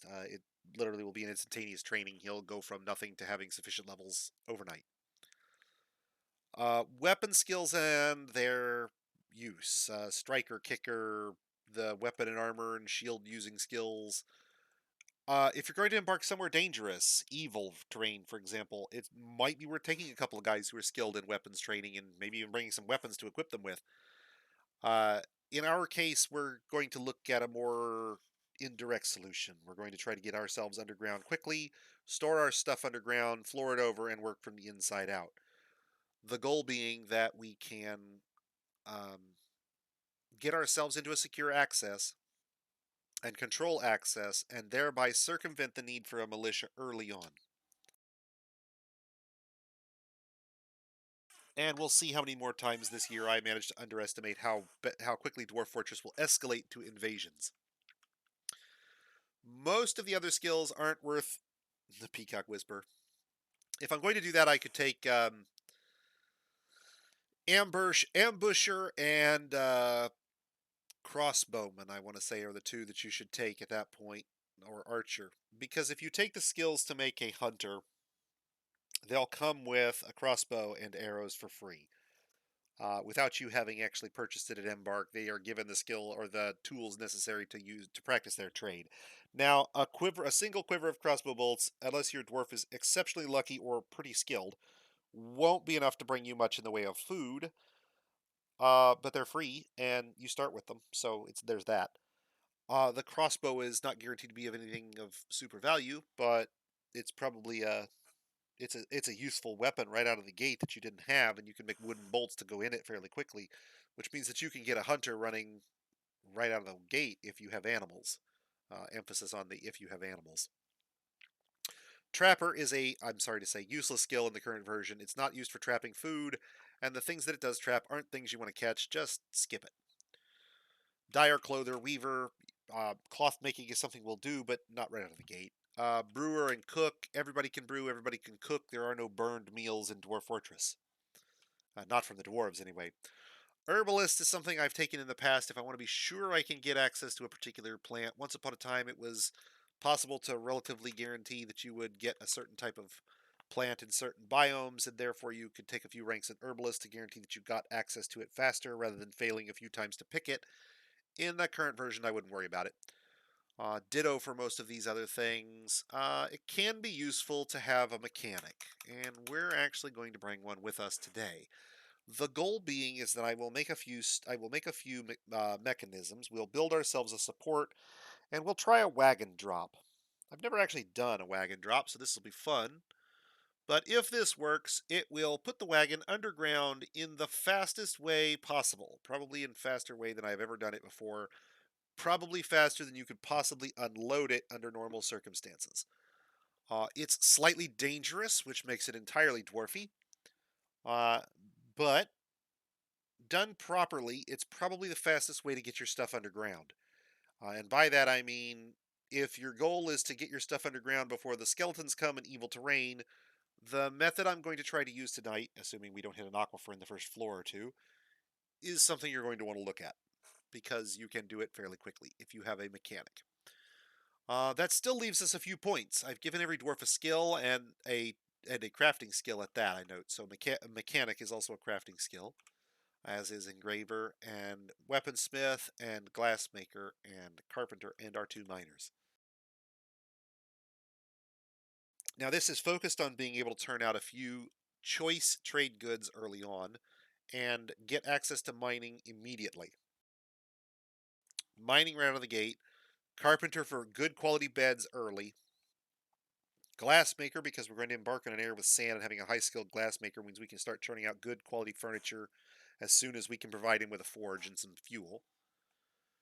Weaponsmith because we're going to make a few weapons as soon as we embark in order to give our dwarves tools.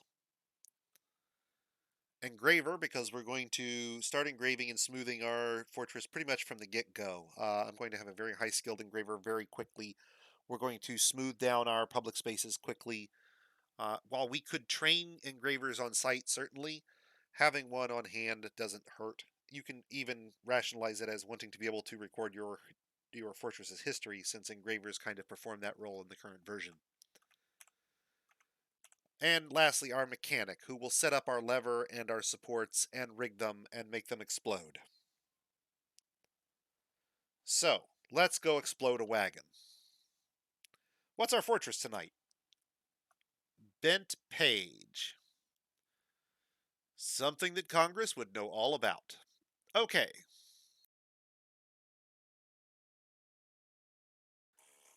And we are the Anvil of Basins. Hmm.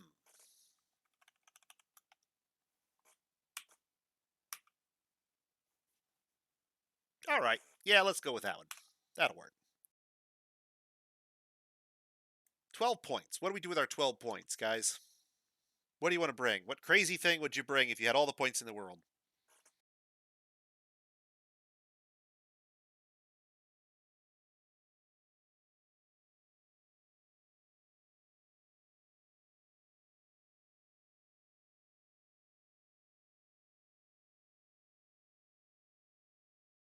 Cloth might not be a bad choice. Typically, when I got down to my last points, I'd be looking to bring sand just to fill out my points. But logs or cloth might not be a bad choice here.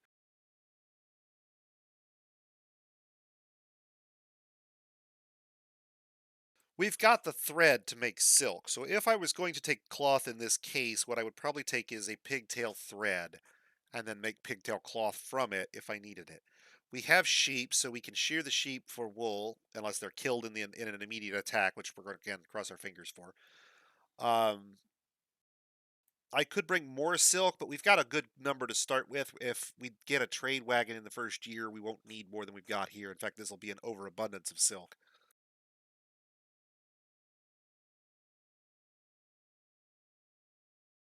But as you saw in the Glacier Fort, when dude wants silk, yarn ain't gonna cut it. We just happen to have enough silk because of the cavern plundering we did. For medical use, well, so here's the thing, Last Chime. In the real world, they would have used silk, right? I mean, that's a pretty good binding for wounds and things, and it's really what they use for thread because it doesn't adhere to wounds like other things do. Um, but in Dwarf Fortress, they will happily use any thread to make bandages or bandage cloth or to stitch wounds, and the dwarves don't care, and they're all treated equivalently for that purpose. Why a male and a female duck? Knife, I'm curious.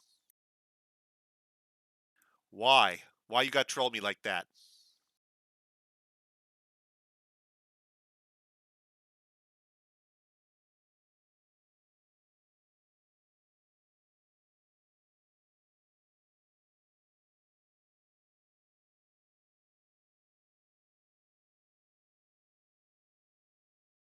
If we take a male and a female duck, do we have to name the male Howard?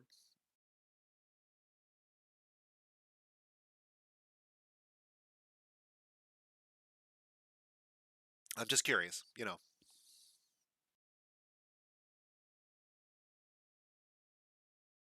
On the subject of birds, if I recall correctly, guys, and it's actually let me pull that article up because you know it's going to bug.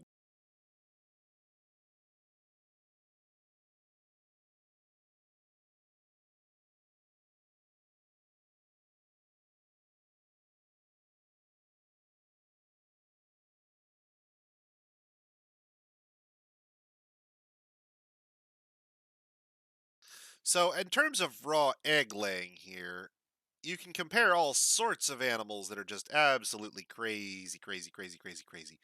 But if I remember right, there was a comparison of domestic poultry.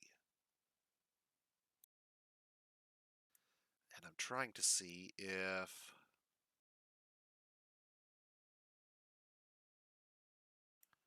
Let me see if I can find it real quick. I was hoping.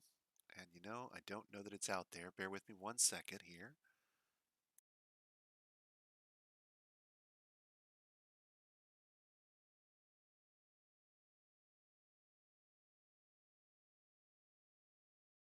Yeah, here we go. Comparison of domestic poultry. This is the article I wanted. This is the one. This is the way. So, this is what I was referring to earlier.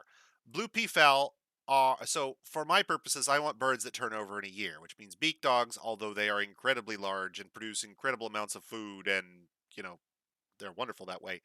They take 2 years to grow up. So unless I'm raising them, unless my civilization somehow has beak dogs, I'm not going to normally have them. Um, Among the birds that grow up in 1 year, guinea fowl don't produce anything else besides their eggs. Ducks don't produce anything besides their eggs, right? Geese produce the same amount as blue peafowl and the same eggs as blue peafowl, but have a lower production range, lower average. So geese are on par, but slightly inferior to. And that leaves chickens, which produce less edible despite producing more eggs. And again, we're back to I use my birds for turnover. Chickens might not be a bad choice. They have a good range here at a higher average, but they produce less meat when they're butchered, and I want them for turnover. Geese are jerks. Geese are total jerks. Anybody who tells you otherwise has never run across a breeding pair of geese that are being defensive about a nest. Holy cow. Geese are mean little fuckers when they're defending shit. But if you were going to do it for eggs, and you were looking solely for eggs among the 1-year birds, then chickens are probably your better choice. And assuming you also wanted to have some edible products. So I'm excluding ducks and guinea fowl right out because they produce nothing else. Although for eggs, you can get slightly better production out of guinea fowl. I would swap back to the chicken at that point if you were looking for a 1-year bird that produced something and had better egg production. But blue peafowl seem to hit pretty much the average, if you will.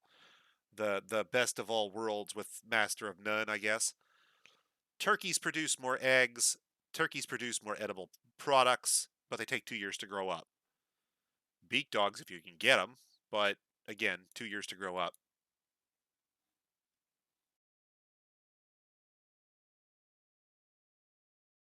Now, is this 100% reliable? No, probably not, but it's probably close-ish. If these are off by 1 or 2, it's not changing the rankings much. This rare production from a guinea fowl occasionally producing something this one time this guy's sister's brother's cousin saw it at Farrell's ice cream Bueller's something once. You know, look, if it's not perfect, it's not perfect, but blue peafowl is kind of where it's at for me.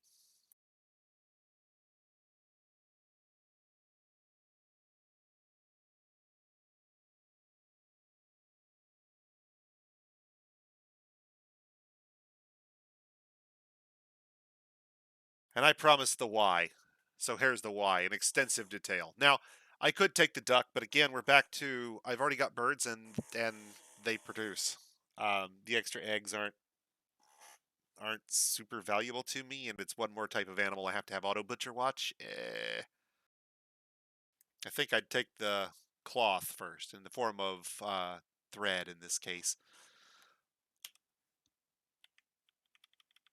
But I'd take the plant thread because we'll have sheep for shearing, we hope. I can theoretically shear them right away if we're worried. And then I can spin that wool at any point down to thread and make cloth from there if I need to.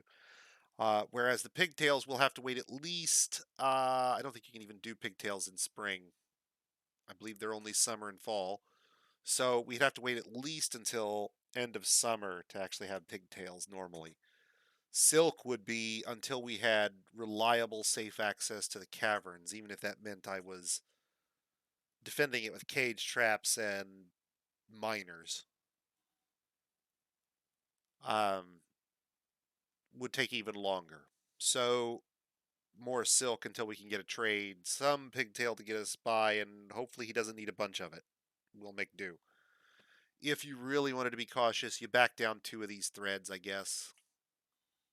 Yeah, I guess if we're being nitpicky, you go about 3 and 2. And I say that because although I don't think you'll need the pigtail thread at all, if he needs some, he's not likely to need more than 2. And if he does, of the stuff that you may need more than 2 of, silk is harder to come by 3 of than pigtail thread. Oi. So, that gets us to 0. Did I get everything? I've got an anvil. I've got picks. I've got my iron or my metalworking materials. I got an abundance of seeds this time out. We are going to hit the farming hard.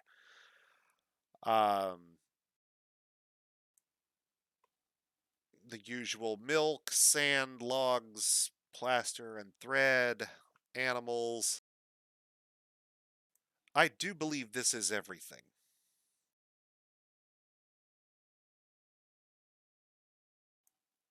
Let's ride. We have arrived. Now, for new players, you might rush past this thinking it only a bit of fluff, but there is actually one bit of interesting info here for sure. This is actually a predator that you can see in your biome. I don't say will see, but it can appear in whatever biome you're embarking in. You can see dingoes here. Maybe we never do, but it's possible we do. It's also possible you see giant tiger men or something equally, where we're going. But it will mention at least one potential threat that you'll have to keep an eye out for. Sometimes the thing it mentions is something you really want to keep your eye on, like crocodiles or tigers. Keep your eyes open. Okay. So when we arrive,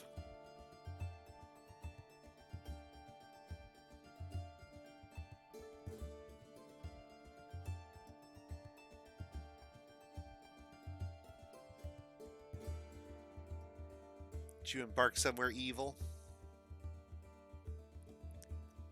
Okay, let's zoom way out here for a second, and let's pause it because we don't want to lose any time here.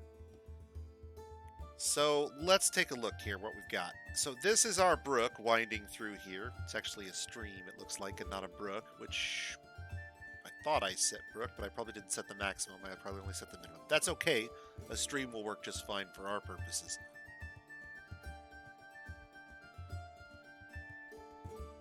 Now, we will then, let's see here. How to go about this. We will dig down here.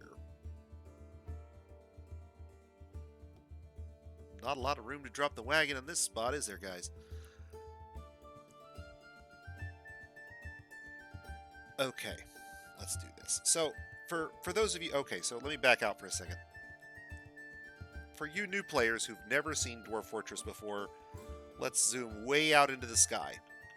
Okay? And let's talk about geology for just a moment. And I'm going to turn on kind of an exploitative tool, and I want to say up in advance, it's not my intention to play with this on. But I like showing new players how the geography of the maps is laid out so you know how to mine efficiently later when you're looking for minerals. And this matters because pathfinding is your greatest enemy in Dwarf Fortress. Pathfinding will kill your fortress eventually. The only question is how long you can fight it off. And so knowing how to excavate as efficiently as possible and wall things up will be useful to you as a new player.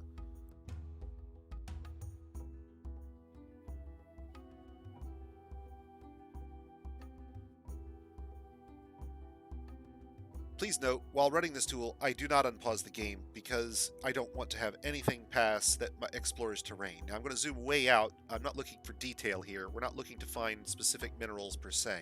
I'm looking to show you what the actual map looks like. So we are as high as we can get, and we are looking down at the world from above, a bird's eye view of the world seen from so high up that we can't see the ground effectively. Now, this is much lower to the ground than you might expect. Dwarf Fortress is only going to allow us to see about 4 levels at a time, even if you can see them from above, simply by virtue of how much is going on. It crushes your PC if you try to see too much at once. But text will be text allows us to see multiple levels, and as I zoom down, you can see the trees getting wider. And so this is kind of like, I don't know, like a CAT scan or an MRI. They're basically looking at slices of your world. And so these are the trees as we come down. We're seeing them kind of covered with snow, and there's some green area down here below, green trees that maybe don't have the snow on them. Maybe it's warmer in that little area as spring comes on here, the 15th day of the first month. Now as we dive down, you'll start to see the ground coming up from below. You'll start to see it coming into view, and it'll start to turn green as we get closer. The ponds that are north of the river there, and the brook of the stream here. Now, as you'll notice here, I want to stop because it's particularly striking at this height. You'll notice that the world is divided up into 16 sections. We embarked in a 4x4 embark, and you can see each of the tiles in our embark right here. It's very visible because of the tree line. See how it's divided right here in all these little sections? This are the sections of our embark. If you embarked on a 3x3, it would be 3 of these chunks. If you embarked on a 2x2, it would be 2 of these chunks in each direction. If you embarked on a 3x2 or some weird shape, it would be, that shape. But you'd have tiles just like this. That's important because your geology is laid out the same way. As we dive down a little further, the trunks are starting to come into view, and you can see the branches and the logs, and we come down, and now we're at ground level, and so now it's just the trunks, the raw trunks that we actually mark for cutting. And you can see the surfaces of the ponds that are still frozen, and the stream. and our wagon, and our dwarves, and our animals all crowded around the wagon. And then we dive into the first layer of soil. And you can see the biome boundary here, where the biomes in our world crossed. Okay? That's what this is. And these are different materials in the sand. I don't know what they are. The brown spots are the tree roots, and the light blue is your ponds frozen. But now you're in the level of the water. You're looking at the water's interior level. This is above the surface. This is below the surface. The surface is crossed when we go between them. And as we dive down, more layers of sand and soil, and then we hit the stone. And you can tell you've hit the stone because you start to see veins of minerals running through it and clusters of stone. Now I could look and see what these are. I'm not really trying to figure out what stone is where and which minerals are which. We'll worry about that later. That's part of the reason why I'm so zoomed out. I don't really want the details. But you'll notice that each biome has its own cluster, and it's kind of hidden here, but there's actually a cluster right there. You can kind of see it right along the boundary of this biome, and it's intersected by this. It might be the same kind of stone as the area, but there's definitely a cluster here. There is a cluster in each one of these tiles, everywhere all the way down. Now, when we run out of clusters, like this, it switches over. Some of the minerals are different here, so this mineral, you can tell by color, are different. Maybe these are coal or clay or cobaltite. And as we dive down further, you can see the gems, the clusters of gems twinkling here in the minerals as we go down. Further and further and further, and a different mineral cluster here. Now, we hit the caverns. So this is our first cave as we hit here. And we go on down, and you can start to see the mushroom trees coming into focus at the bottom of the caverns. This is an underground volcano, a magma pipe, basically. You can see some water in an underground lake over here. And we'll dive down further, the veins of the cavern reaching through the rock here on different levels as we dive. So we're looking at like caverns descending further and further into the ground. Another vein of material there. An open cavern or more open cavern here. And then further into solid rock with the magma pipe now descending down through the rock. More minerals, different types of stone, different types of minerals, different types of gems.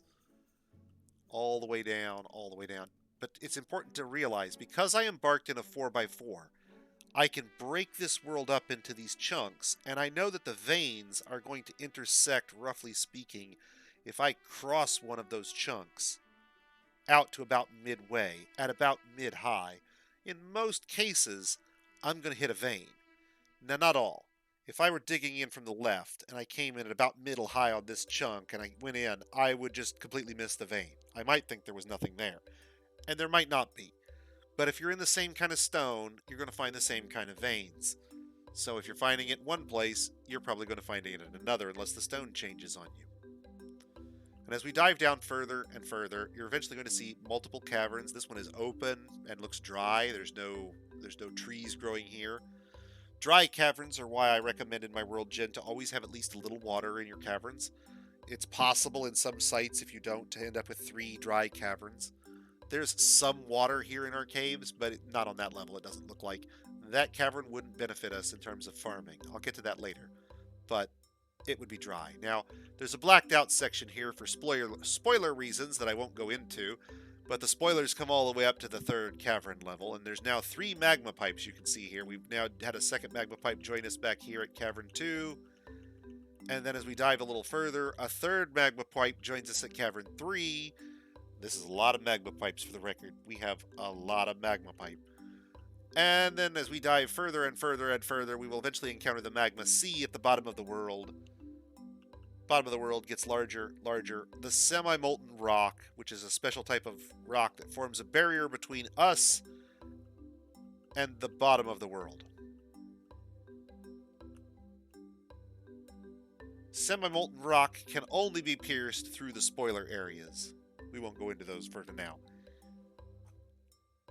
It can't be mined. Anything that's dropped into it from above vanishes, like it was never there, vaporized as though it did not exist. Magma-safe objects, enemies, artifacts, masterworks, doesn't matter. Semi-molten rock eats all.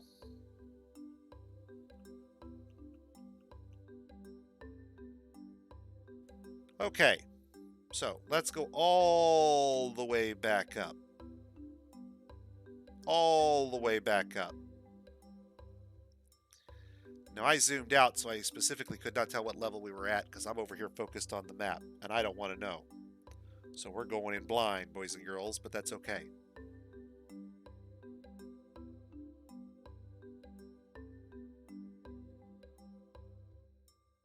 Now, because I left it on pause, Unreveal will take us right back to where we were with just the map we knew before explored. Don't run your map revealed. It's not good for you. Don't do it. It can interfere with certain things later on in the game. You just don't want to do it. It's fine if you're wanting to peek at something, pause the game, take your peek, put it back. Don't run the game with it on. If you do, you're on your own. Okay. Let's talk minerals. Prospect is a rough outline of what we're going to find, and it'll tell us what levels it's at if we care. I don't. We'll dig for it later. But this will tell us that we have an abundance of tetrahedrite, limonite, which is a iron ore, sphalerite is zinc, galena is lead and silver, native silver is pretty obvious, raw adamantine, which is coming in very high on the list for, I mean, like, wow,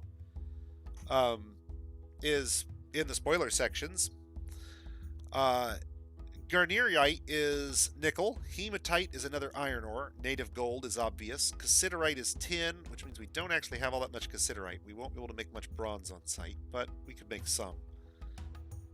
Native platinum is useful only for platinum as a decoration, and bismuthinite is never found in large quantities, but it's used to make bismuth bronze, which is more valuable than regular bronze. So, in terms of raw materials on site, we're going to be hunting for, because it's fairly small quantities, limonite for iron and hematite. We'll want to, whenever we can, smelt down our tetrahedrite with cassiterite to make bronze. Up here in the soil layers, yeah, maces and warhammers, maces and warhammers. Mostly warhammers. I don't normally use maces. Up here in the soil layers, we have black sand, which is going to be a fantastic use of fantastic use to our glass industry. Later on, we'll cart some magma up from the depths and put it up there on the top and deploy it for our glass industry to have magma forges right next to the sand collection zones. Oh, buddy, our magma industry will cook. White sand and black sand are functionally identical, although they might make different glass in the real world depending on how they were processed and what impurities were left in them. In this case, they are functionally identical. I'm thinking the clay loam is technically valid as a clay, but I'd have to look. The net result is that it would be a rough clay and not particularly valuable. We'd have to fire it and then glaze it and fire it. Which is realistic, of course, but less valuable than our ability to make glassware right out of the kiln that's useful without having to be glazed. In the flux category, we have both chalk and marble.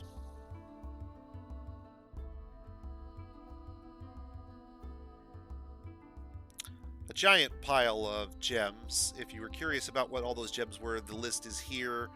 I normally don't worry about it, but if you want a particular type of gem, you can kind of get an idea if it's found. Now, fair warning, once you get down to the bottom edge of this list, since these are estimates and not exact counts,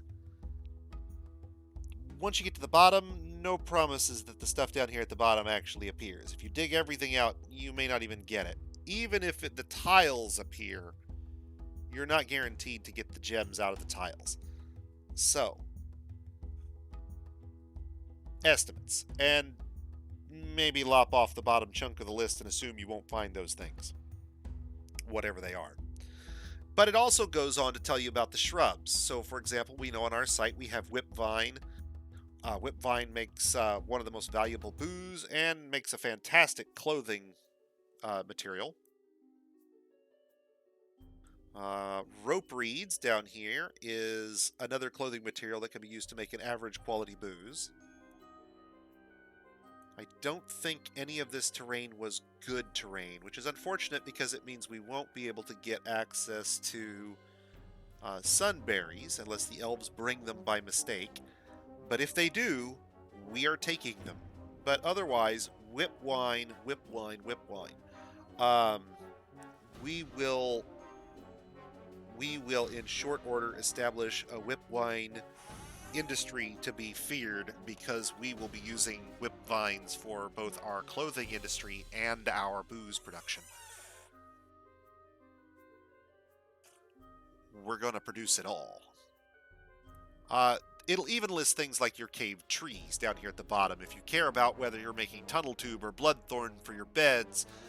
If it's important to you that you have tower caps versus fungi wood, spore trees versus black cap, or whether you can actually get nether cap for its useful temperature controlling properties. They should use it, but they may prefer other ingredients first.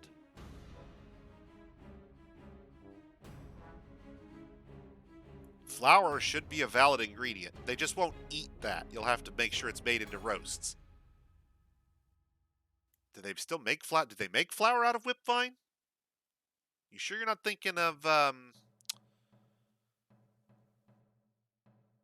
one of the dwarven milling products? I'm not sure that there is. Is there a whip flour?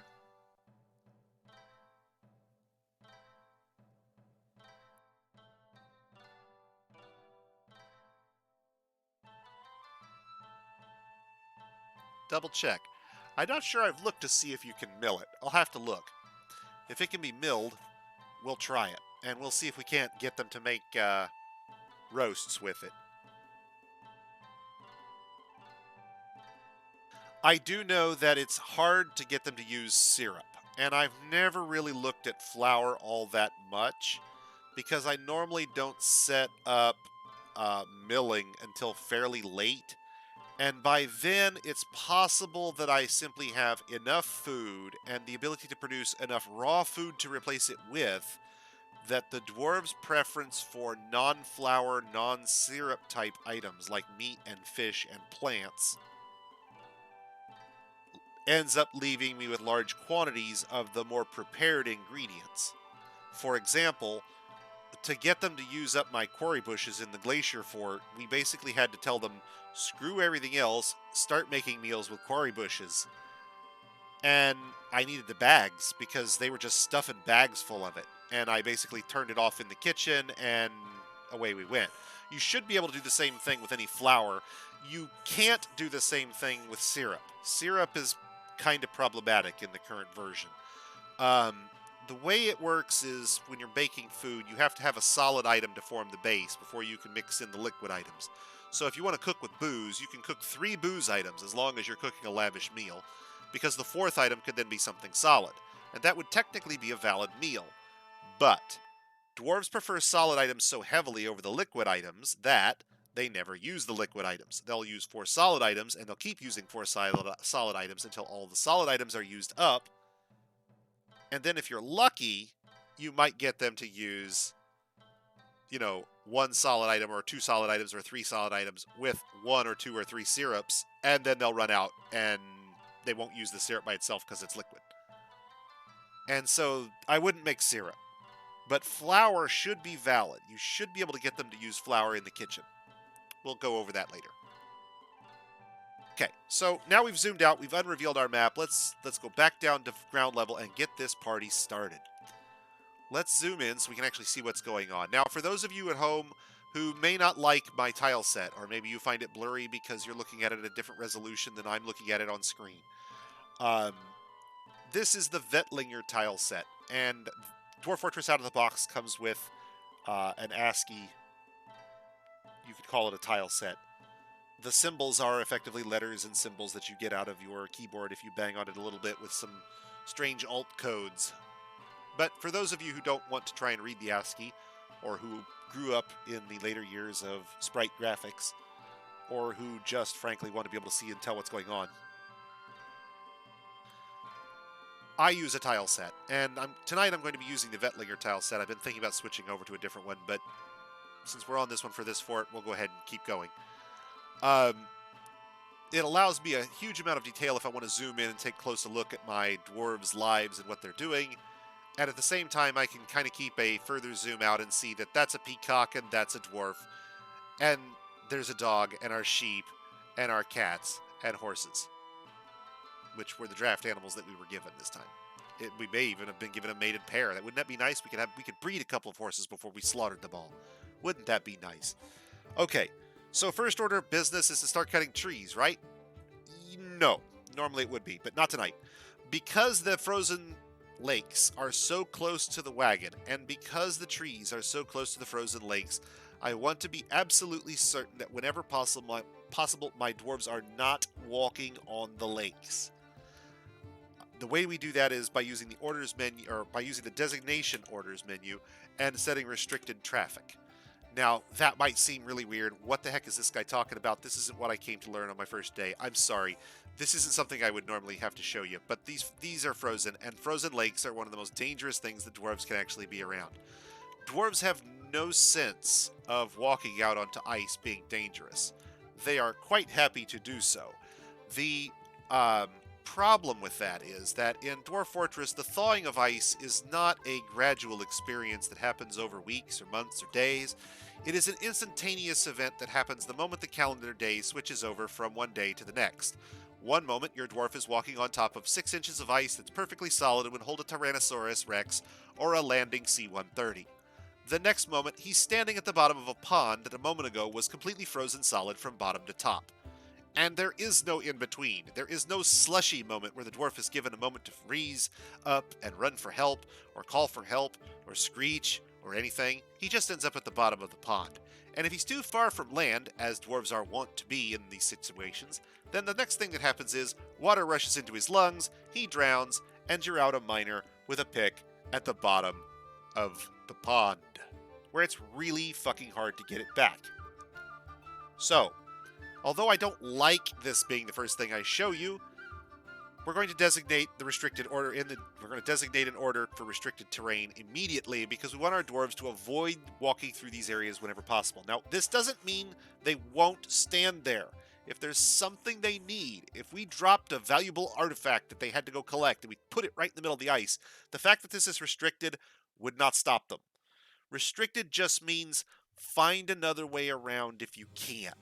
And it really means, in the strongest terms, find another way around if you can. But there's always the if you can attached. If there's no other way around, restricted terrain will be crossed. But what this does mean is that when these dwarves are cutting logs and they're picking them up, they'll stay out of the water as much as possible. There's only so much I can do to save them.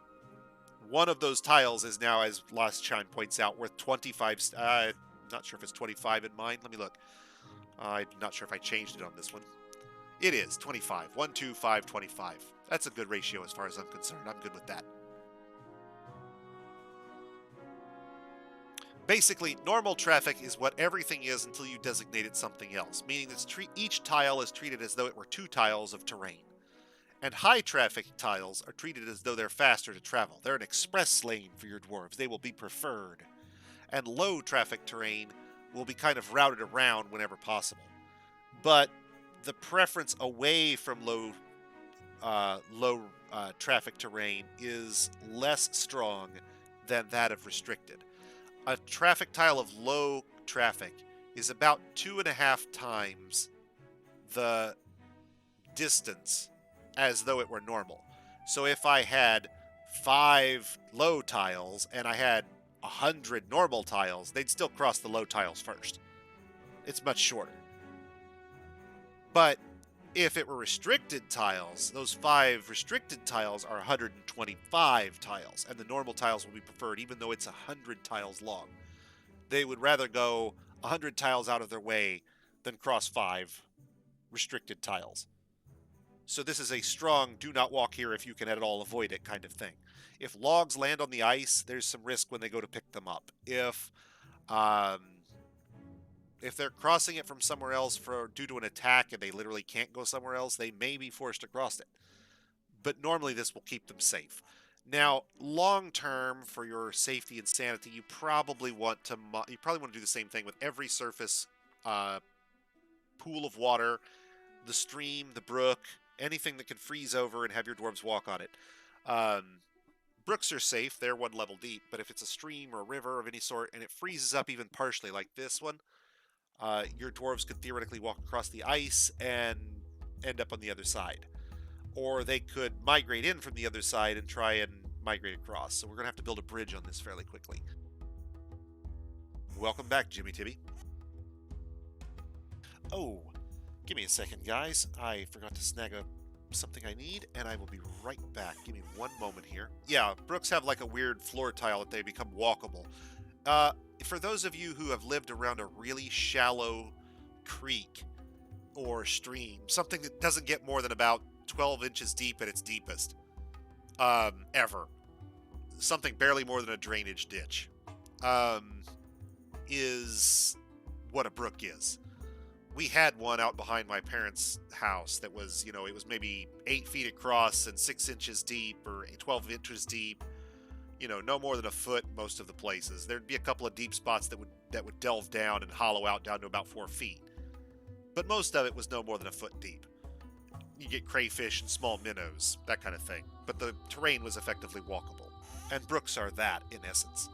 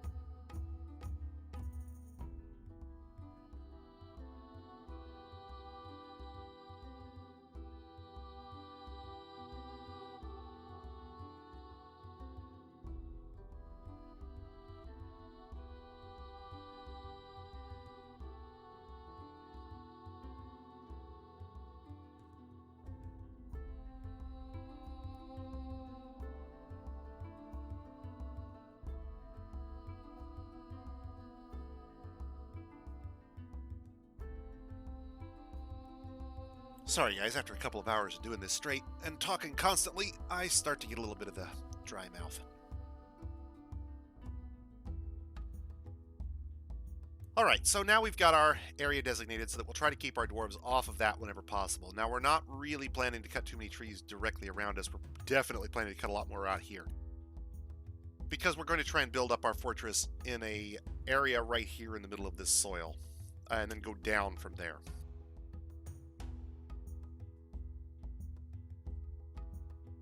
Okay, so first things first, let's zoom in so we can actually see what we're doing a little better.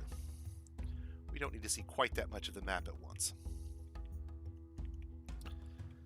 Now we'll go back to designating some trees for cutting. Now we do not have, at the present moment, a battle axe to do any tree cutting, so none of these trees can actually be cut. But I want them marked, so I know which section I've designated in a sense, yes? Now, since we're going to go down roughly here, that's big enough. Should be fine. Yeah, that'll be fine. Okay, so first things first. That's where we're going to put our staircase.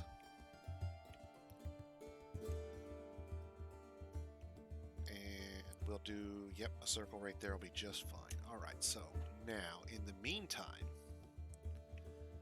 we need a couple of things up and running.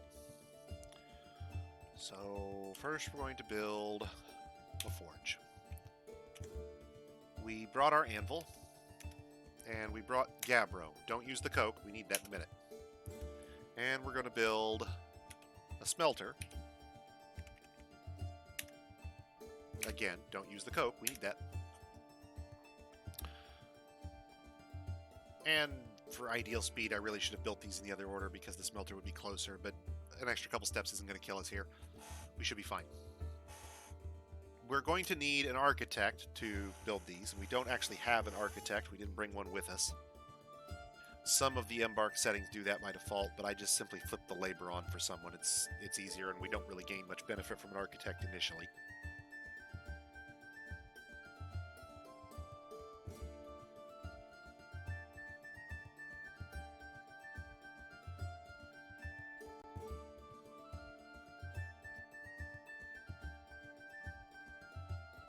And we don't have a mason who would actually do the stonework, so I need masonry for everyone as well.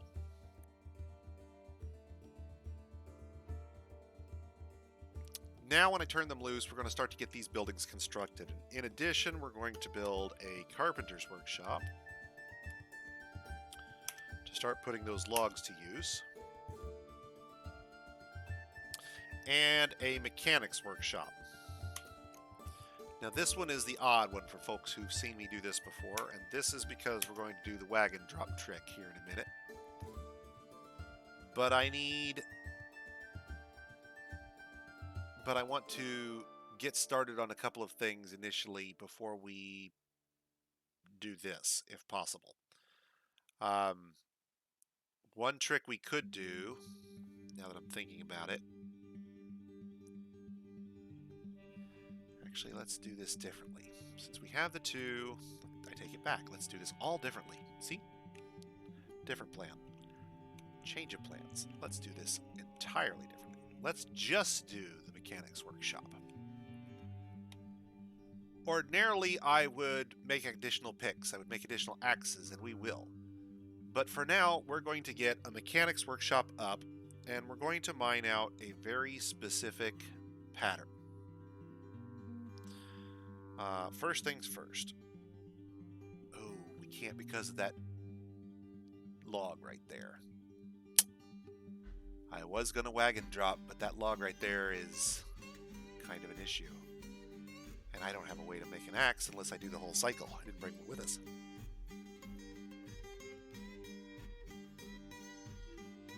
And I have no way to dig out under that tree if I don't cut it down. So, since I can't dig out under that tree, I can't sever the wagon's connection from the ground and drop it into a hole. And since I can't drop the wagon into a hole, we can't do a wagon drop. So we're back to plan A again. Haha. So we'll go back to building the smelter, only this time we'll build it closer to the wagon. Since we can't wagon drop, we're going to just do this up as fast as we can. And that means putting the smelter there and the forge here instead.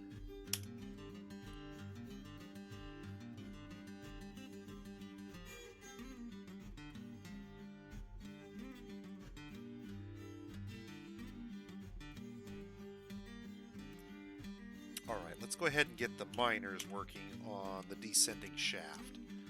Now, for those of you who've seen my broadcast, we're going to do something slightly different than normal, in that although we're still going to have a central staircase shaft that comprises the core of our vertically aligned fortress.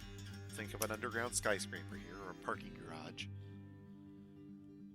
We're going to use a smaller floor plan than we normally would. I'm going to drop it down to, I think it'll be 11 tiles across by the time we're done. That's putting the workshops fairly far out. But what we will do differently is I will try to keep stockpiles very close to their workshops, and we will put staircases in patterns very close to the workshops so that there is a faster access for a craftsman between his stockpile and his workshop than there would otherwise be.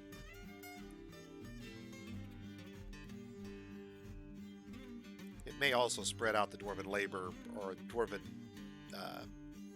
floor plan and transit crossings as well. We'll see. I haven't done it this way before, so we're going to try it new. Now, it's going to take our guys a minute to get these things dragged over and constructed. There. Did you catch that? Did you see it? That was the thaw.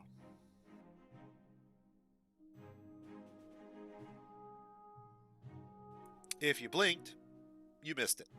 But any dwarf standing in the middle just would have plumbed right to the bottom of the pond. Plunk. And dwarves are terrible swimmers unless you brought them trained, and they are not trained by default, I can assure you. So, okay, we're going to let our miner go down and get to work. Our weaponsmith and the rest of these guys are going to get to work on making us some tools. because we're going to have to make at least some tools to do the wagon drop.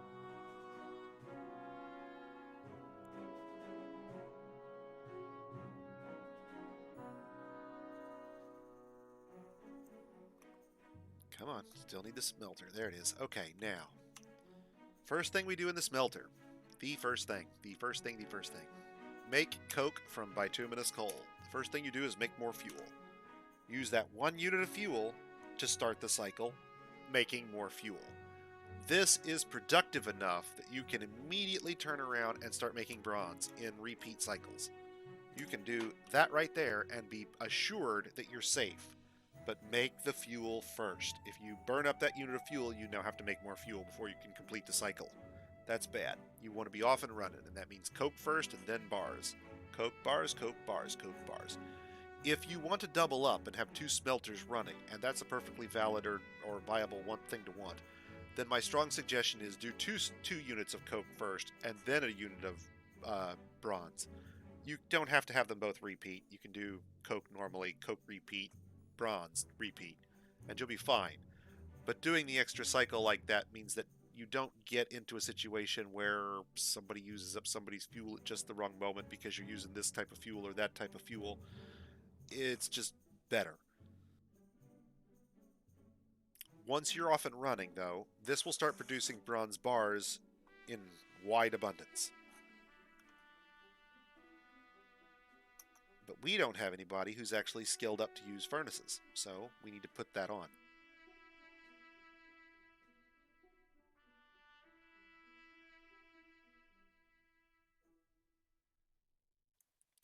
Furnace operation, enabled for everybody. Furnace operation is not a crafting labor, so there's no harm in having lots and lots of people do it.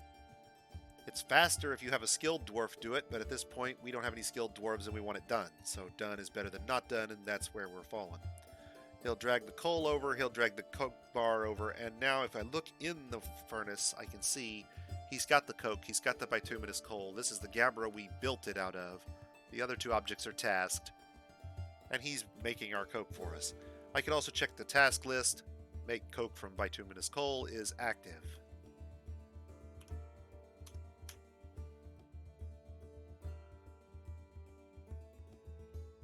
So, we let him run for a minute. He's going to get done with this, and then he's going to drag 2 units of stone over. Our miners are having a... Oh, must have hit the aquifer. Yep, they did. Okay, so that's where it is.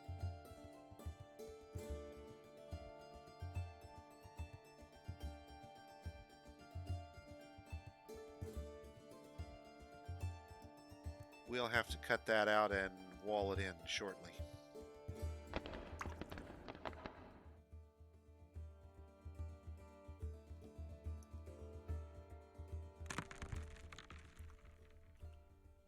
Okay, so just the 1 level. So, okay, for now, I need these guys to stop.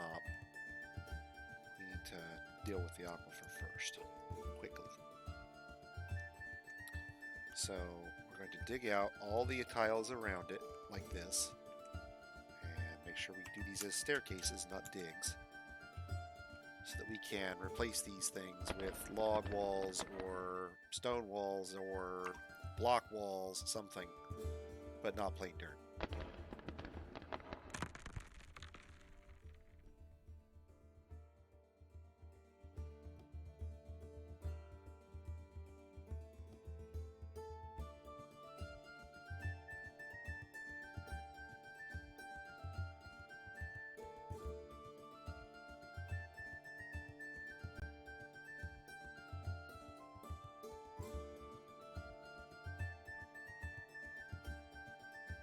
Tower cap logs will work just fine. Well, here's the thing. We can actually do that. We can get away with that, leaving it. But to get away with it properly, I need to have a drain at the bottom. And we can get to where we have a drain at the bottom, but we don't have one yet.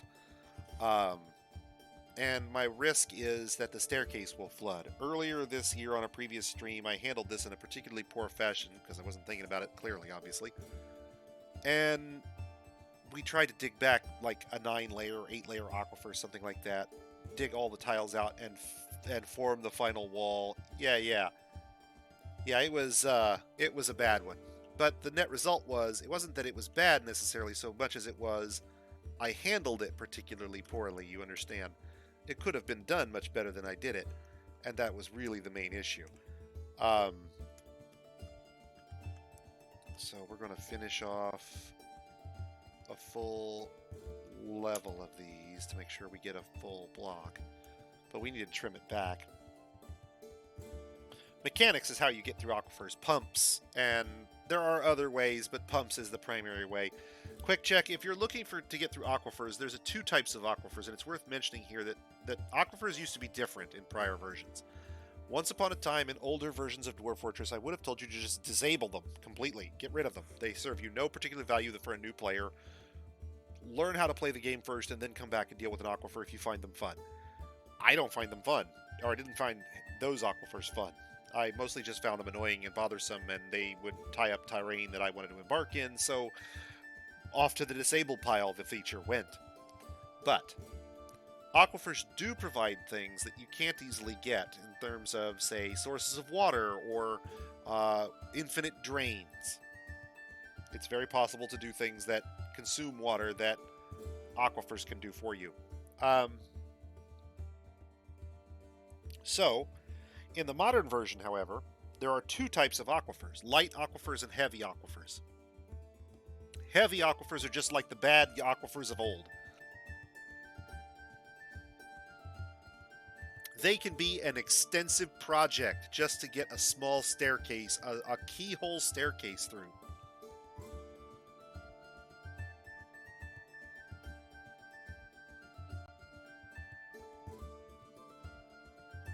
It depends, but at this point, frankly, as far as I'm concerned, it's not even so much that it delays your fort. If it were the kind of thing with, okay, now if it's a light aquifer, even a deep light aquifer isn't that bad, and I say isn't that bad despite having totally screwed it up on stream earlier this year. So listen to what I'm saying now and not my prior broadcasts earlier, please, please, please, for the sake of all that is good. If all you're doing is your central staircase and you have an aquifer on multiple levels, and it's a light aquifer, you can dig out this outer ring of tiles around it. Quickly wall it up with something wood, stone, bricks, whatever you've got to hand, it doesn't matter. Very shortly, we'll be able to do it with logs. We've used some of our logs that we brought with us. We'll use a few more to start this off. Our axes are going to be ready upstairs very soon, and as soon as axes are ready, I'll cut some more logs, and we'll wall this bad boy off. And as soon as it's walled off, we can come back and deal with it later. Later is good.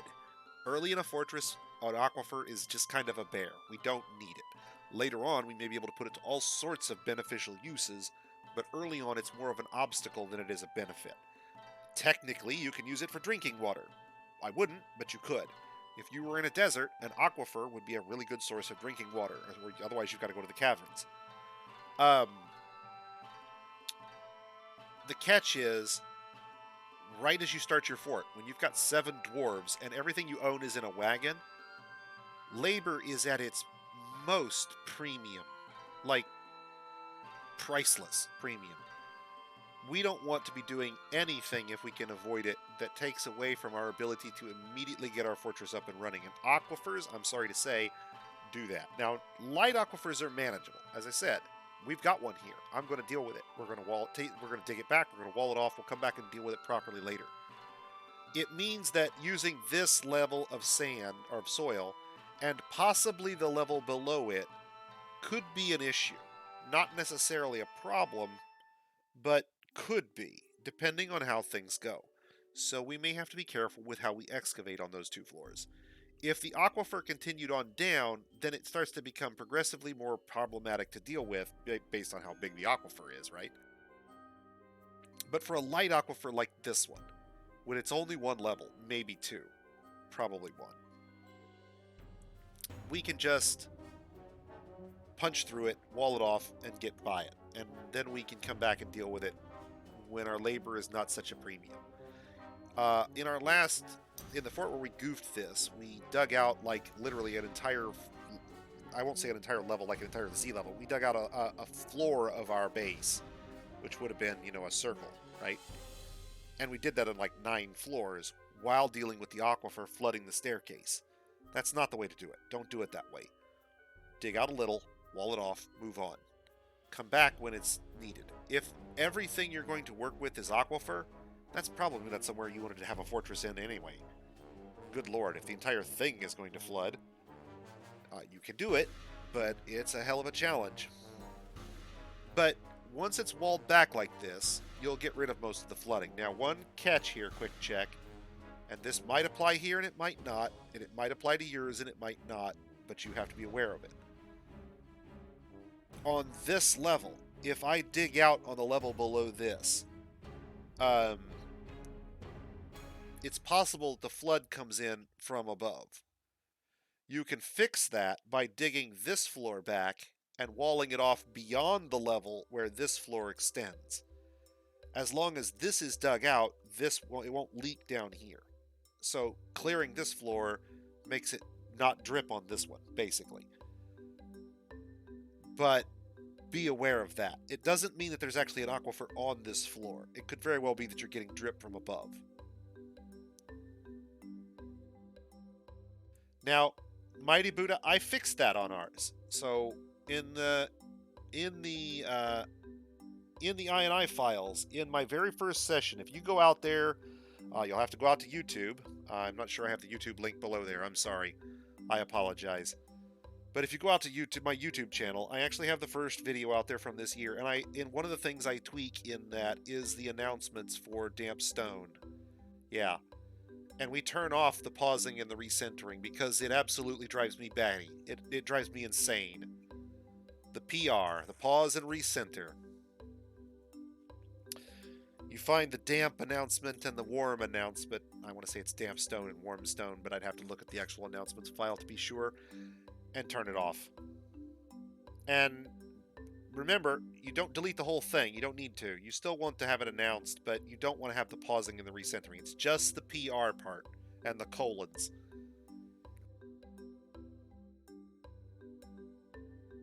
Once it's turned off, it'll stop bothering you, and it stops yanking your camera around, and it's the yanking my camera around that really drives me nuts. The pausing is bad, really bad, but the recentering is worse.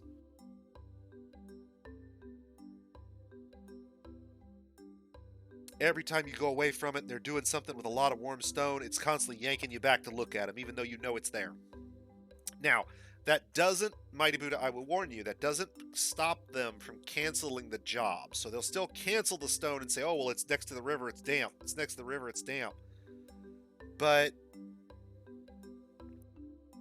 you can't do anything about that. That's hardwired. You can only do the pausing and the recentering part.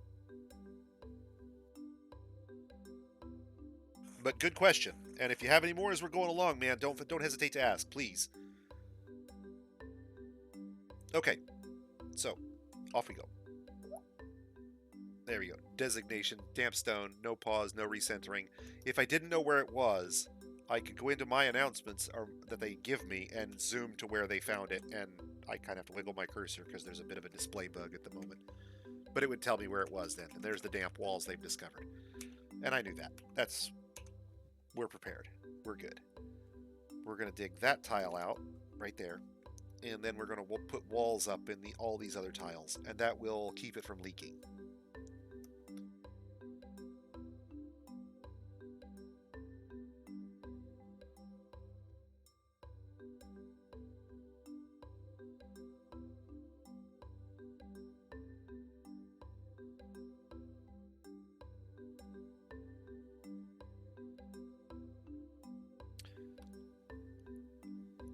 You know, Chime, I probably have no taste, and I'm willing to admit this on air, but I probably have no taste. Because the truth is that my favorite fort was one I did years ago.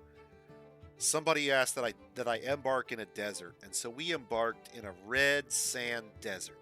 This beautiful crimson red sand, right?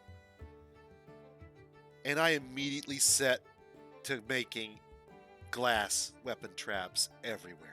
Green glass weapon traps. That place looked like some Christmas nightmare before I was done with it. Green and red everywhere. It would be nice if we could actually use the peat as fuel. I mean, correct me if I'm wrong, but don't people burn peat for fuel? You'd think you could use a wood furnace burning peat. Does it maybe not get hot enough? I don't know. I'd wonder. I understand it has to be turfed, and I know it has to be treated, and there's other things they do with it, but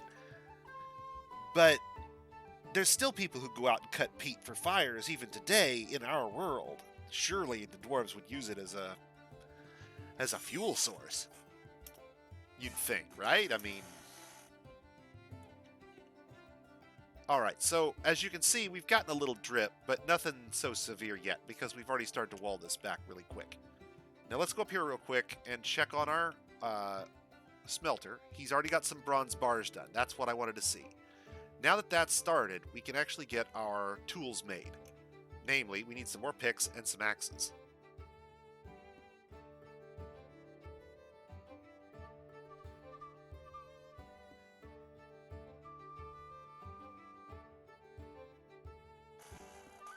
Yeah, that's like saying coal is a renewable fuel, and technically it is, as long as you have the right conditions and you give it a lot of time. But neither of those is what I would normally consider sustainable. But that's okay. That's not a problem for our dwarves. The reality is that they use coal like that. There's no reason why they couldn't use peat. The catch is that I'm guessing peat probably doesn't get hot enough for furnaces, maybe, but maybe like see, I don't know. What do we use fuel for besides the furnaces and the smelters? And I don't think the answer is anything. So I'm guessing that peat is just kind of below the level of our simulation, if you will. It's not like the kitchens actually use fire.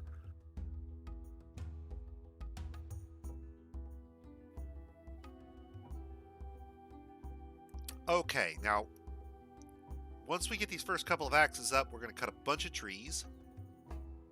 There we go. There's our first one. And he started on the second one. That's perfect.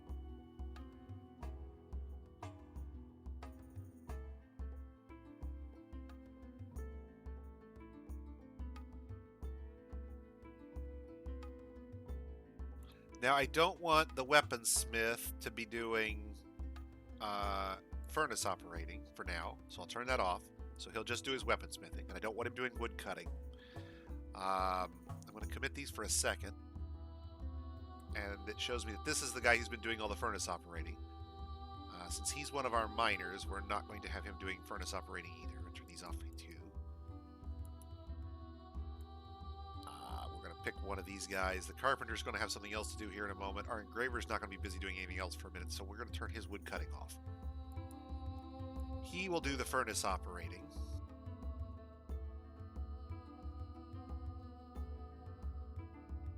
These two guys will cut wood. This guy will process wood into items we need.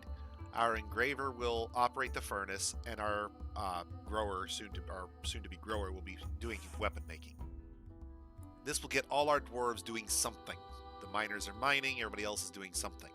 At least in theory. If the miners aren't mining, I need to get them there.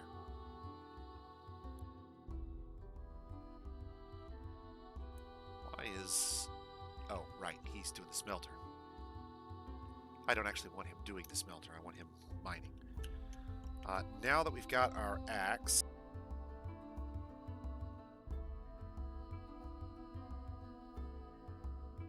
don't think we have any wood. Yes, see, we already felled our first tree. Somebody with wood cutting has already gotten busy, felled our first tree, and we have more apricot wood logs than we can shake a stick at. Okay, so we plant those logs in all the empty slots. Bang, bang, bang.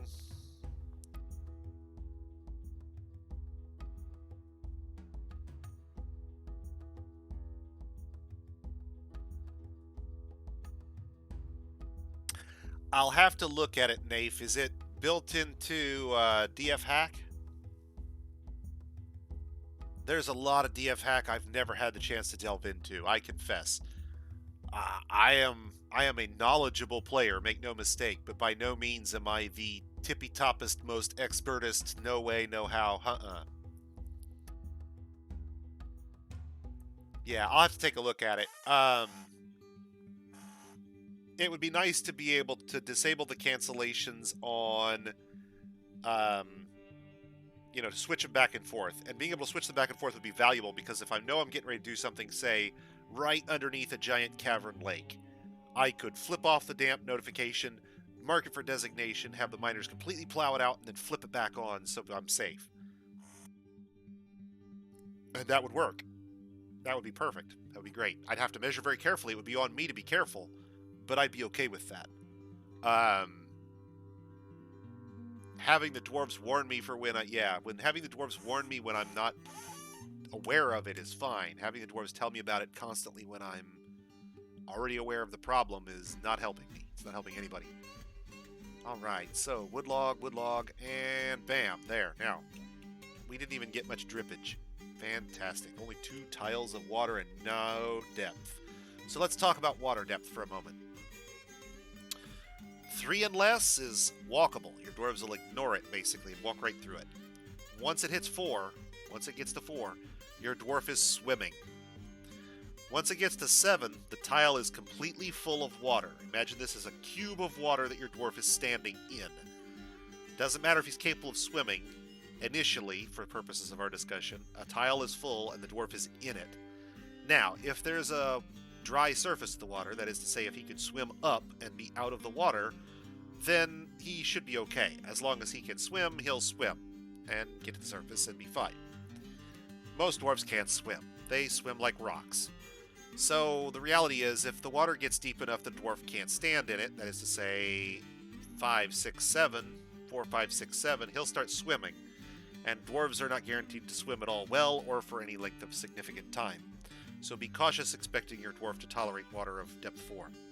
Even if your dwarf is a great swimmer, even if you've managed to train your dwarves to swim, even if you've been embarking on some sort of sadistic plan by which you station dwarves on a bridge and then retract it from underneath them and drop them into a lake to force them to learn to swim periodically, even if you're the bestest guy in the world about all that, depth 4 water cancels jobs. So you generally don't want your dwarves to be exposed to it because if they get washed over, they have to swim. It immediately cancels whatever job they were working on.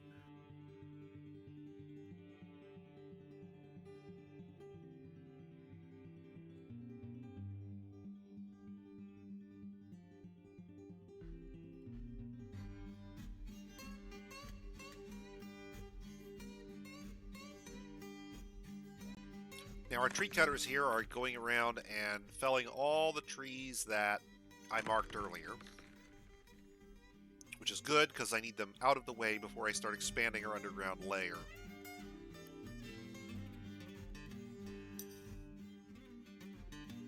Now, stop for a moment and picture your local skyscraper. All of you know what I'm talking about. Giant building with floor on top of floor on top of floor around a central shaft of elevators and stairs or whatever, right? Okay. Same basic principle here for our fortress, only it's underground. And one of the threats that dwarven fortresses have to deal with when they're constructed in this fashion, that real-world buildings do not, is the notion of pinholing. See, trees grow up at the top, and in the real world, trees grow down at the bottom. And a tree at the top has a lot of what physicists would call kinetic potential energy. And when those logs are dropped from that tree way up top and they land on the ground and the ground isn't solid because you've expanded underneath it, and the ground below that isn't solid because you've expanded underneath that, and the ground below that isn't solid because you've expanded below that, and so on for 14 or 15 floors, what ends up happening is the tree falls down and the logs hit the ground and they pinhole straight through. And they keep pinholing until they hit a solid terrain tile. And I don't mean like a floor, I mean like a solid wall, because anything less solid than that, they just keep pinholing. If you've built this typical skyscraper design with floor on top of floor on top of floor, and a log hits the top, it probably pinholes the entire fortress from top to bottom. Shwoop! Just right through it. You don't want that. There's probably dwarves in the way. There were probably workshops there. There was probably something stored there, and the log just pinholed it all right down to the bottom. Your dwarves are probably killed. The items may be broken or damaged. Who knows? You don't want to find out. So don't pinhole your forts. You do that by felling the trees back and making sure they don't regrow anywhere you're going to have a hollow space below them. So we're working on pruning back the green hell first. So that extra layer you are providing Mighty Buddha, that extra layer you are providing, I will show you a way to gain that layer back without danger. Okay? We will gain that layer back without any danger to your fortress, and you don't need the extra layer. In fact, I will use every layer of this soil from here all the way down as far as it will let me, with the possible exception of the aquifer, depending on how easy it is to clear it back. We'll cross that bridge when we come to it. But I'll definitely use these top two. Absolutely. I need the soil if I can do it. Surface crop farming we're going to do underground. Oh, yeah. Oh, no, I'm going to show you all kinds of good stuff tonight. Watch this. We're going to show you all kinds of good stuff. Since we're starting a new fortress, I'm going to run a little longer than I normally would. Normally, I'd only do about 3 hours a night, but we're going to go a little longer tonight. I'm going to get this initial fortress construction done so I don't have to think about it next time. There we go. And need to cut back the trees just a little further than I did initially. Just a little bit up here. Now, I've got to give them a minute to finish up. They've got to get these trees down first before we can do anything else. No. 24-hour stream is confirmed. November 6th. Guarantee it, bud. Guarantee it. 24 hours straight. 8 a.m. Eastern. 11/6. 24-hour. Start fort. Run fort. 24 hours.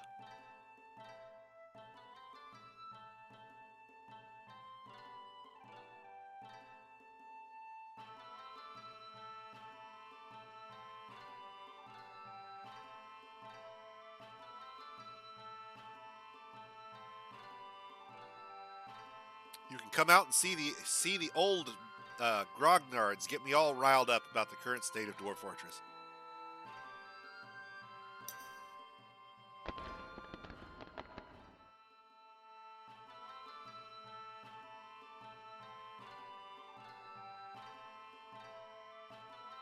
Alright, now this one trick that all Dwarf Fortresses hate... No, I'm just kidding. They actually love it. It's the best trick ever. How many of you have ever planted trees in a flower bed or bushes in a flower bed and you've laid down mulch, but you really don't want weeds to grow? In the modern world, use a thing called yard cloth or weed cloth, which is like a loose netting made out of a fibrous material. It's usually a black color. It's real loose and kind of translucent. You can see through it pretty well. Looks kind of like a crude netting in strips. But you lay this down underneath the mulch so that anything in the soil can't grow up through it. This is our dwarves finding something down below. Okay, so let's deal with that first. Hang on a minute. We'll come back to that discussion of yard cloth. Don't let me forget. It does come to bear, I promise. So let's talk about what our dwarves have found and where. Okay, so first things first, let's cancel all of the digging that was going on in that staircase. I don't want them to go any further. They have now discovered a cave and we have to deal with it. No, not a mess. Good stuff. Exactly what I wanted to happen. Exactly. We're canceling all the staircases. Not a big deal. 2 seconds. Just click, done. And then we're going back up. And this is an easy peasy way to get to the caverns safely and deal with them. So here's our staircase coming down, right? And we come down, and this guy got a little further ahead of the rest, and he punched a hole in the roof of this cavern. And it's another level down below the... So here's where the staircase ends. There's a level of sky, and then the cavern floor. So it's like 3 floors in the air dangling there as our staircase. So the first thing we're going to do is... This is now the bottom level of our staircase until we do some fancy construction. This is a really safe punch. It's possible sometimes you'll hit it and maybe your guy digs out like right adjacent to ground level. Regardless of which way you punch the cavern, whether it's from the ceiling or along the wall like this, doesn't matter. Your next task is as fast as possible to get a wall up in that slot and seal it up. Whether that's staircases or walls, I'll explain, but you want it sealed up as fast as possible. You can come back and punch a hole in the caverns when you're ready for it later, but early on, it's just a source of risk. Now, you do want to do it because it gains you access to certain things in below ground farming that make your life much, much, much better if you're embarking in most places. But leaving it open at this stage in the game is an unnecessary risk. Flying creatures can get in. There aren't many, but most of those that can get in, you don't want in. So we're going to seal it up. And the way we do that is, first off, we go up to make sure we didn't over-designate our cancel, and we did. So this level above here is still up-down staircases, and this doesn't penetrate the caverns on its own. So we want to go ahead and finish those 3 staircases there. And then go down to the level where the actual puncture was made, and make all of these staircases on the level below this one into up staircases.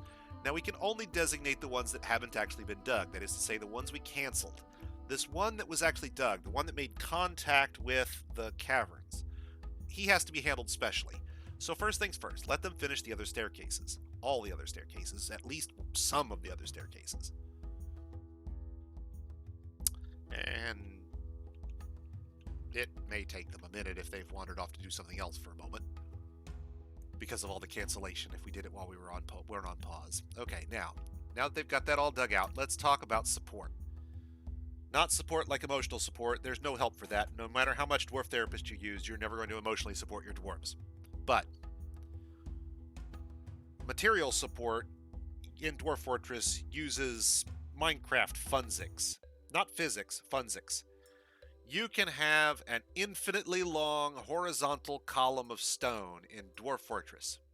And that infinitely long column of stone could be balanced at one end on top of a bar of soap.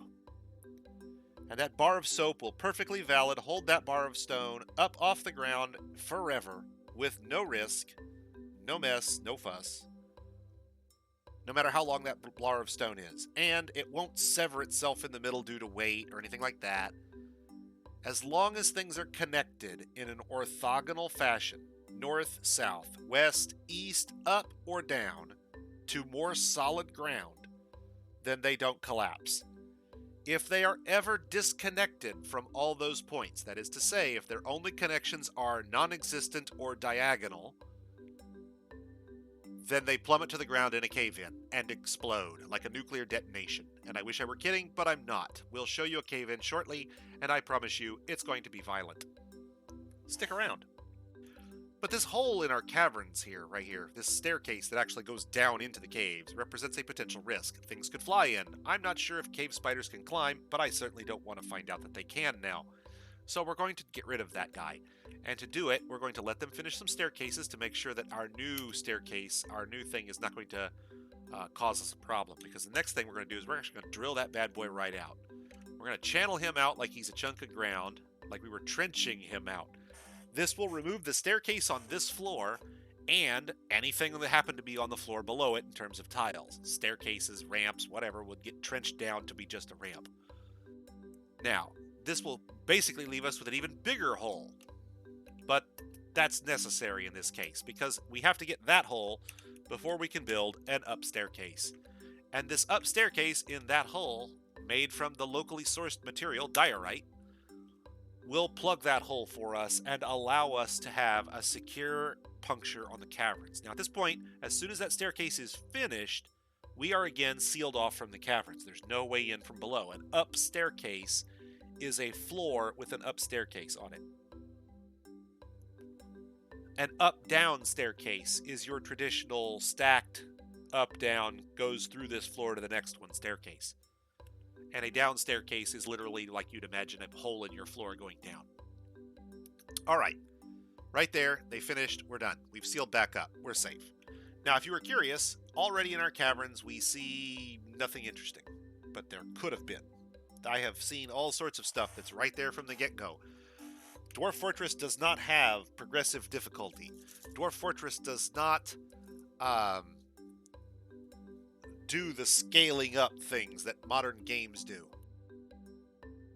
It's entirely possible that on day one there's a giant cave spider waiting right outside your fortress puncture, and it comes right in and starts eating dwarves. Cool story, man. Welcome to Dwarf Fortress.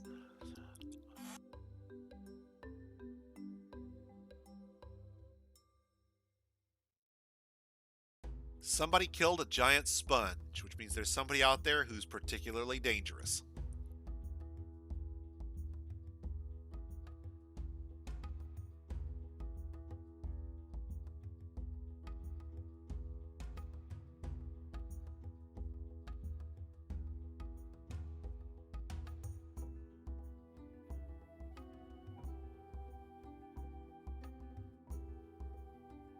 Okay, our miners have done their bit. Our woodcutters have done their bit. Our weaponsmith is kind of doing his bit. Let's talk wagon drop.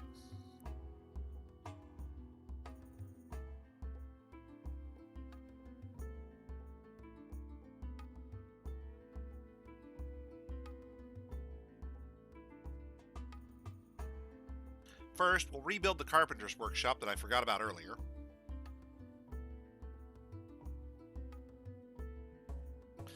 And we'll have that guy get to work making beds and bins and similar things.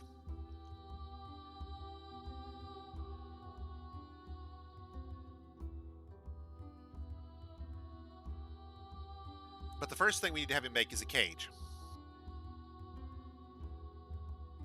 So we can stock all our animals into that cage and get them out of the way for the next part.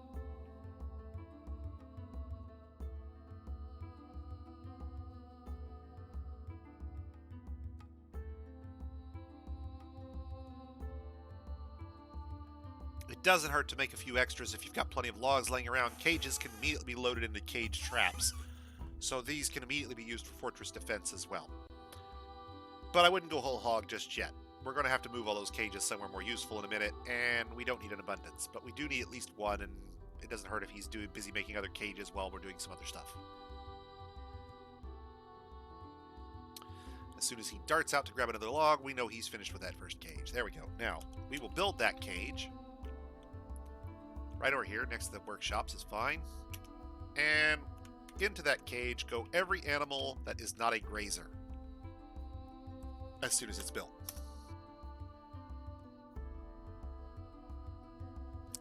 Now the cage is there. We'll query it and assign a bunch of people to the cage. Basically, if you're a dog, cat, pig, bird, into the cage you go.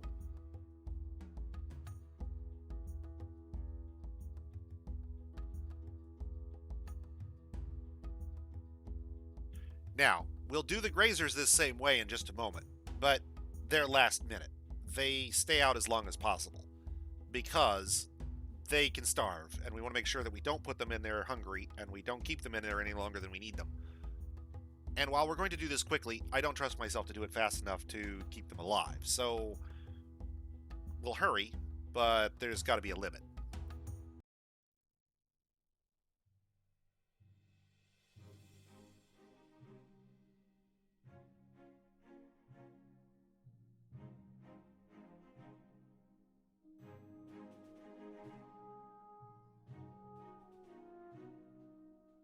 Now remember our mechanic? He needs to be making rock mechanisms.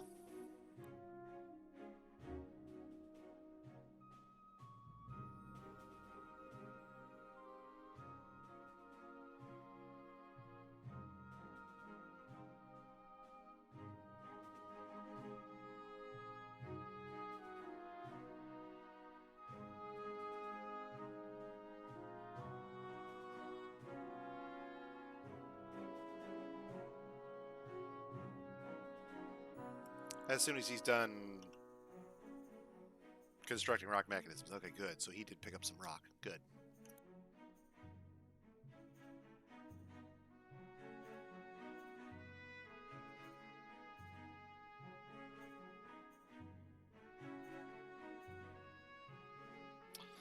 Now, around the wagon,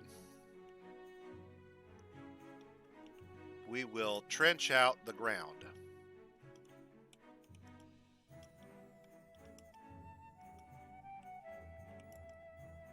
Now this is still safe here because the ground below it is solid. We're not going to sever anything doing this.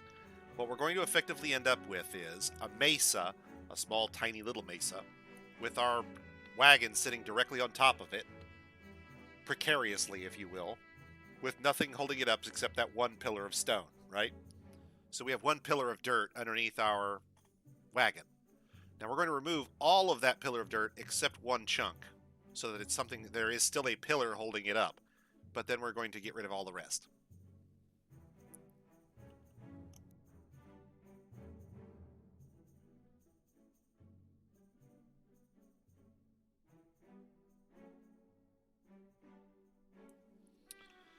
So this one pillar here will hold up the other tiles of the floor tiles, if you will, of dirt. And we're basically going to end up with this sort of odd windblown construction where the ground is a giant table held up at one end by a pillar. And then on top of that table of dirt is where our wagon will be sitting. And then around that will be dug out.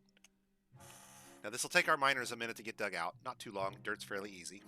Yeah, it'll be a little road runnery. Yeah, it will.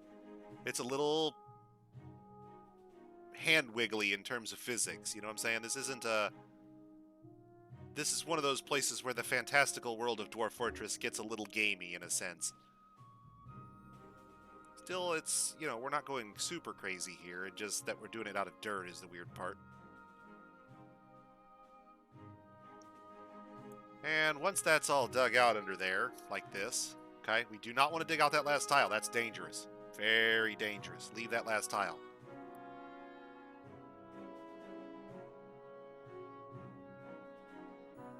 So, underneath this thing, we build a support.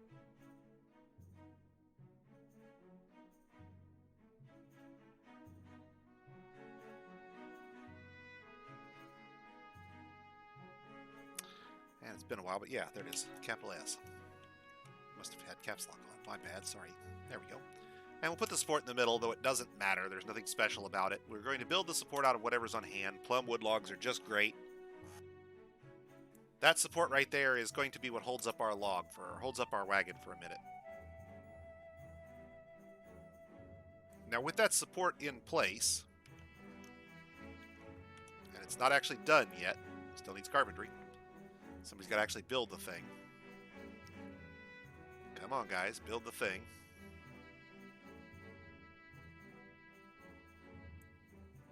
Please, guys, build the thing. Probably should have made this out of stone instead of wood.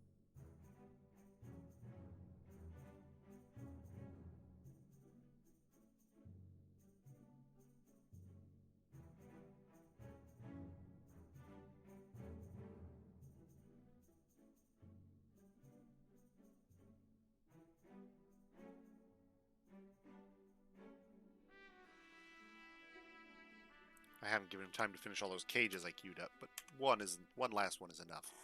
Once he's finished that, he'll grab a log and he'll finish our support. That's good. A little waste of time, but not too bad. Now they've rounded up all the animals at this point, it looks like, except a couple of the peacocks. They're still getting those. Okay, now the wagons or the support should be getting built now. There we go. Now that that's done, we can remove this last tile of dirt so that the support is the only thing holding up the wagon.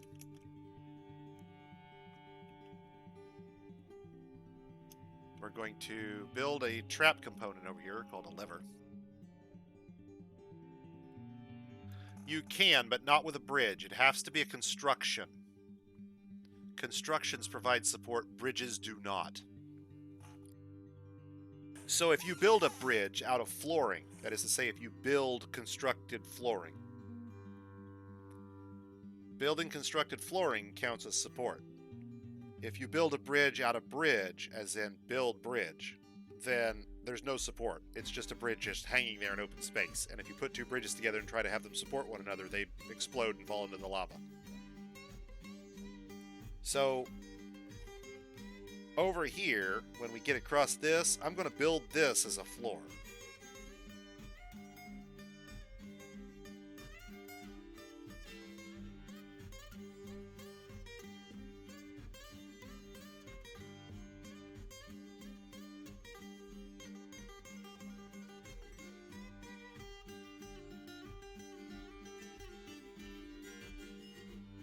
And I'll do it big like that so it, you know, gives the wagon hopefully plenty of chances to get off without being blocked by trees, we hope, at some point. I'm not going to do that now because we need the labor more than we need that bridge. But long term, we'll need to bridge that. And we won't do it with a bridge. We'll do it with a floor, even though it'll take more labor to do it because it's permanent and we're not planning to ever retract it.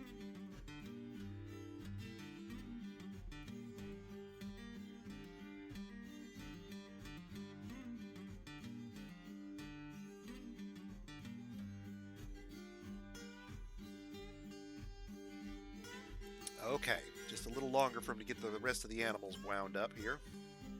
Why do you think I can do this?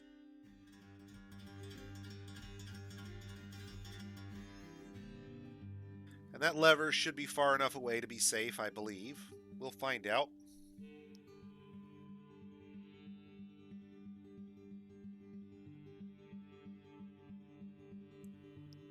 And it looks like they are finally rounding up the last of the peacocks now.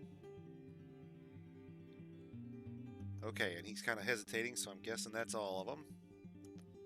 So the next thing is the grazers. And normally I won't put grazers in cages by default, but here I need to get it done that fast. Because we're on a schedule. And that schedule is, I want my stuff. I want my stuff below ground. I want it below ground now.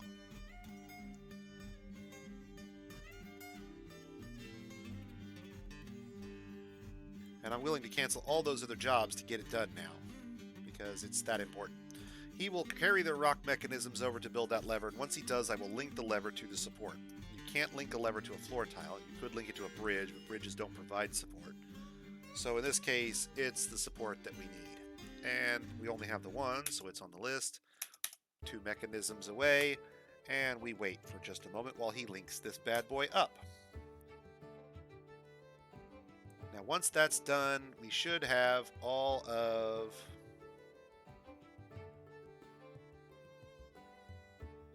I'm hoping.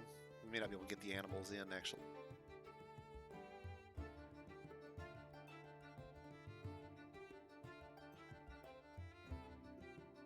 Do a quick log here and see if I can't get that floor built so that they can get across. I'm hoping.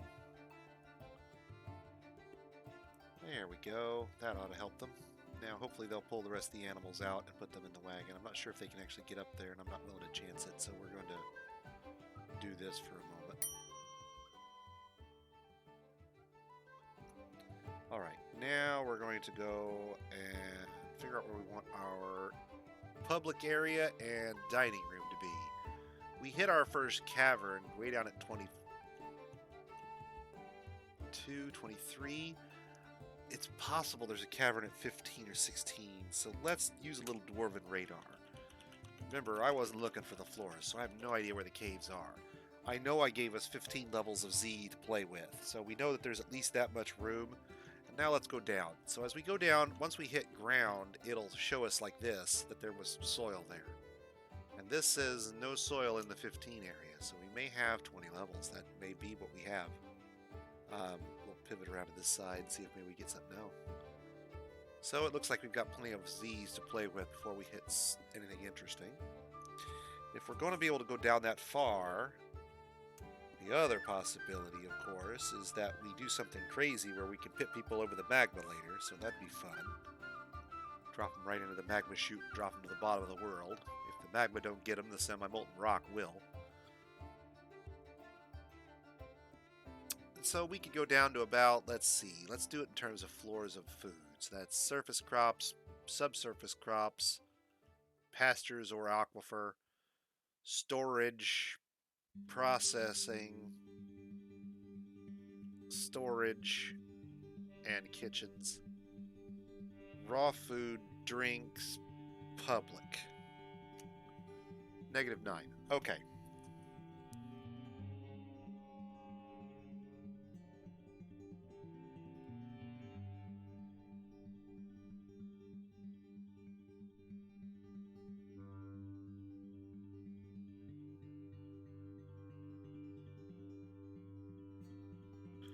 Alright, now normally I would do a nice big 15, like this guy. And we're going to do something a little different tonight. I'm going to try something a little smaller. Normally I like nice big forts with plenty of room. Maybe even a little too much. So we're going to go even smaller than I normally would.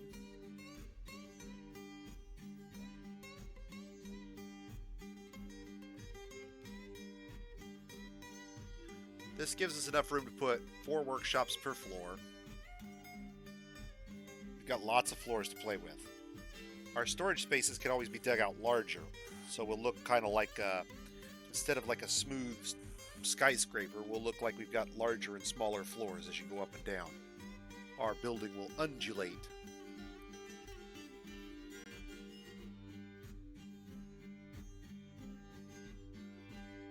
caravans can bring elephants and giant pandas because they spawn at the edge of the map.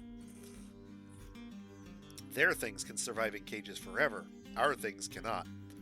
Now, I'm going to leave those guys in cages long enough to dig out one last area, and I need this area briefly as a meeting area. It's just temporary. I need a temporary meeting area away from the wagon. Everybody who's not in a cage needs a meeting area to tell them where to assemble, and I want them assembled away from what is about to become a nuclear detonation. That dude is probably going to hover around our wagon. This is going to be an unfortunate decision very soon.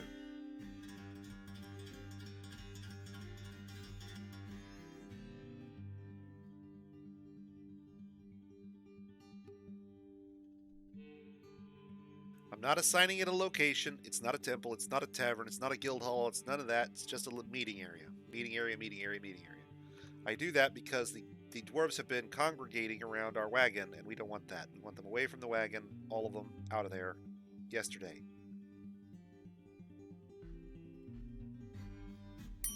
Not sure these morons standing on top of the wagon have figured out how to get out.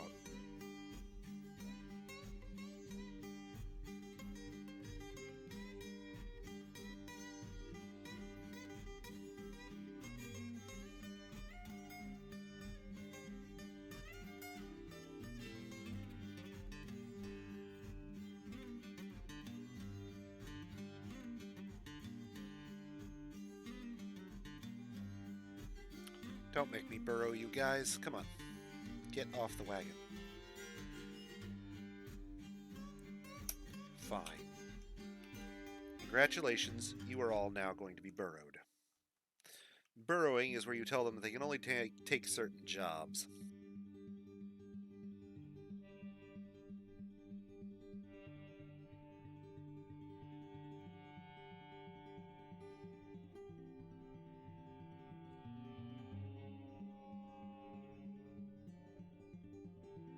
Everybody is now in the burrow.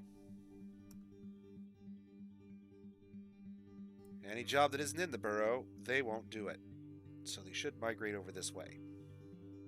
Which is fine. It's exactly what I want.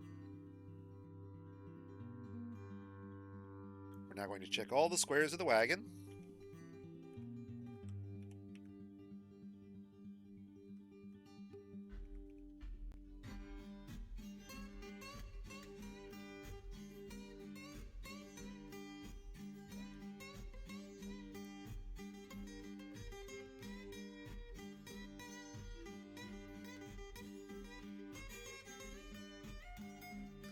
And I'm going to remove one guy from the burrow to disassemble the floors.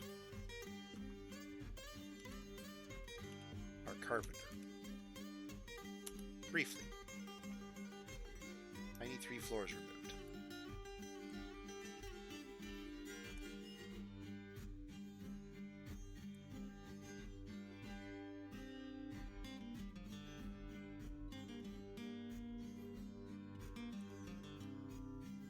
And I need to check to make...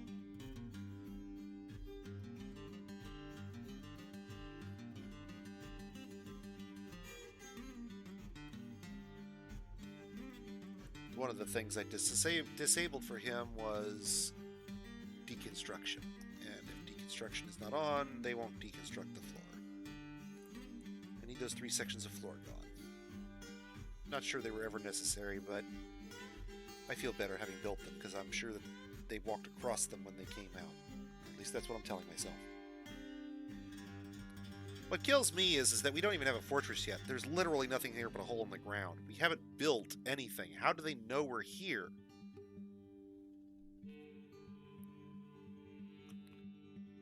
They're almost certainly monster hunters, but the question is, how do they even know that we're here yet? We literally are a campsite. We haven't been here but a month, and we're literally camping in the woods, eating out of our wagon. Okay, as soon as he finishes that floor and heads back over there to everybody else, we will pull the lever.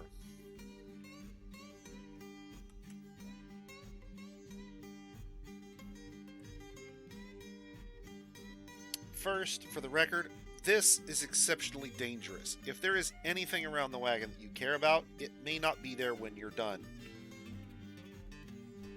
But this lever will remove that support that we created earlier. Since the support is the only thing holding up the wagon will collapse into this hole. At the bottom of this hole, we will eventually put a stockpile, but not yet. First, a cave-in.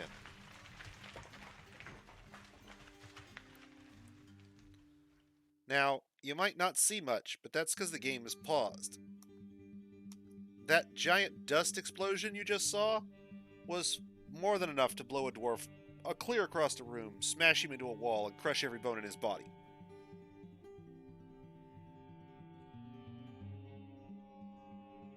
It's not something you want your dwarves to run into.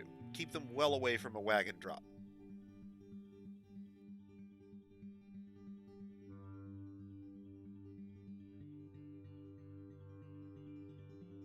But there's the stuff from our wagon. Our malachite, cassiterite, eggs, sandbags, coal, logs. It's all here. Now we throw up a stockpile under it.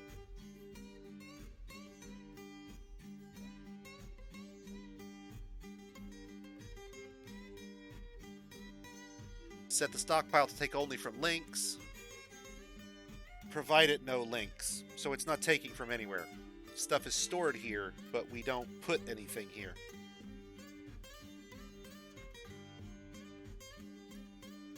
That's done. Floor it over.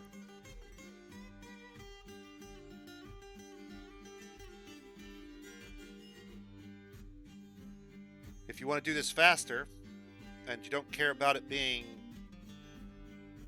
well, I wouldn't say ugly necessarily, but maybe not as pretty as a standard floor, you can use a bridge.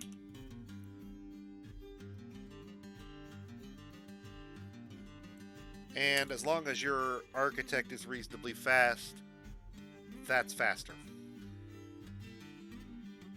But remember, it doesn't provide support if you have to build anything off of it, so typically I would do floor here and not worry about it.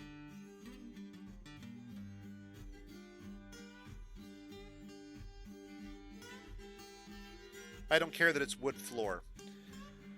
Once you've built a construction into our fortress, it's immune to temperature.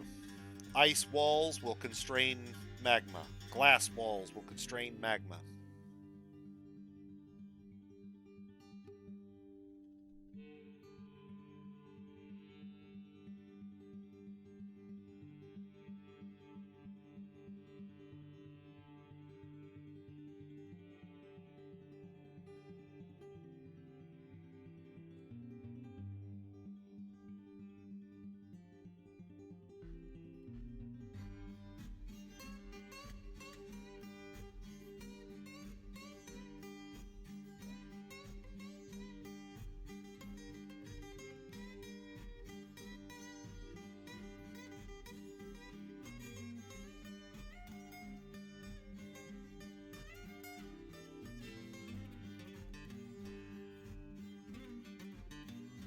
Sorry, I had the designation on wrong. So now all we have to do is get rid of the burrow.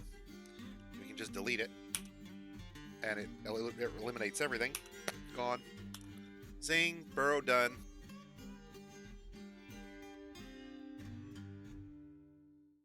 We can remove the lever or leave it there. Doesn't matter. Remove all the workshops or leave them there. Doesn't matter depending on what you have in mind. Not ready to remove the forge yet. We are going to remove the smelter. Now they're going to go running and floor ahoy.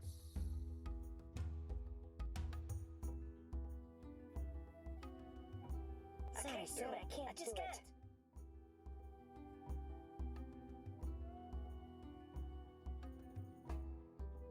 Not sure what happened there, but come on, boys, get it done right.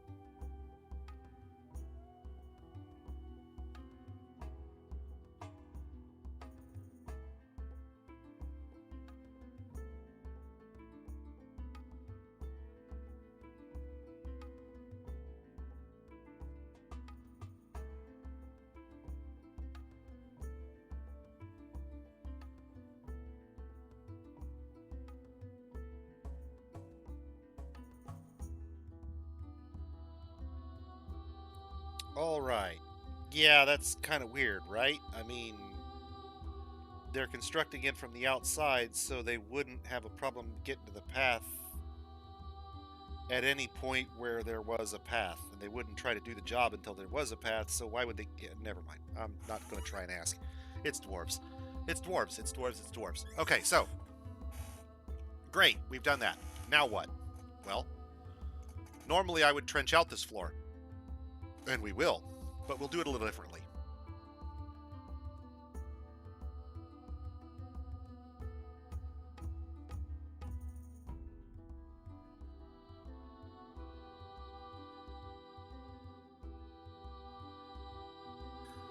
Doing this from above will, with one exception, be safe. Now, I want to do this little section a little differently because we've got that one tunnel that we dug. If that tunnel wasn't down here, I wouldn't worry about this. But in this case, I want to do it safe. So we're going to be very cautious. And everybody's digging who can. But we've got all these idlers. And remember, we made a bunch of picks earlier? Let's put them to work.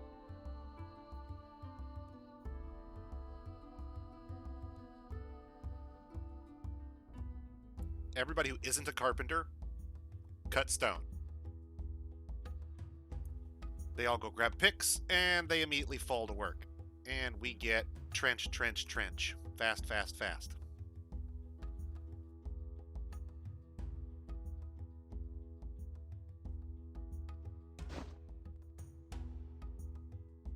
Now that dangerous terrain notification there, somebody was standing on a tile and digging their neighboring tile, and somebody dug the tile out from under them. Be very careful about that. That would have been a fatality if they'd been over open space, for example. The dwarf would have simply plummeted. Dwarves are not safe diggers. Dwarves are not safe anything. Ever. If a dwarf can do a job wrong, assume that it will be done wrong 3 times before you convince them to do it the right way. I can't do it. I just can't.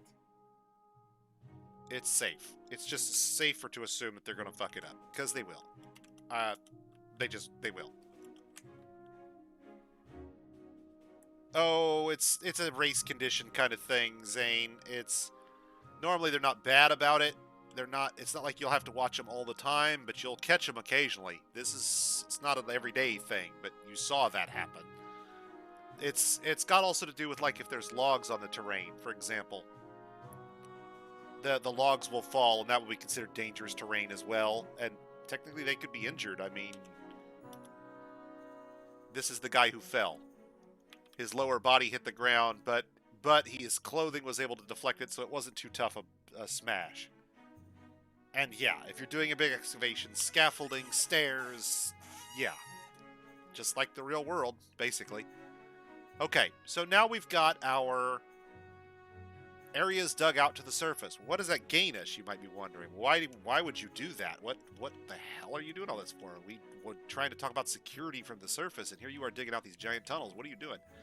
Well, the answer to your question is, I'm digging an area where we'll be able to have surface crops and then seal it over and have them below ground. And for bonus points, we're also going to dig an area for subsurface crops, and we're going to put them both on the same floor because we can, because we're awesome.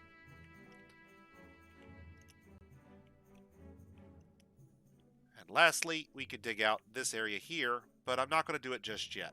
For now, let's floor this over. Now again, we could do this with a bridge. Oh, last chime, you've almost read my mind, but we're not going to stop with a butcher and a tanner. You're so close, though. So close. We'll start with flooring. We're going to floor over all these sections.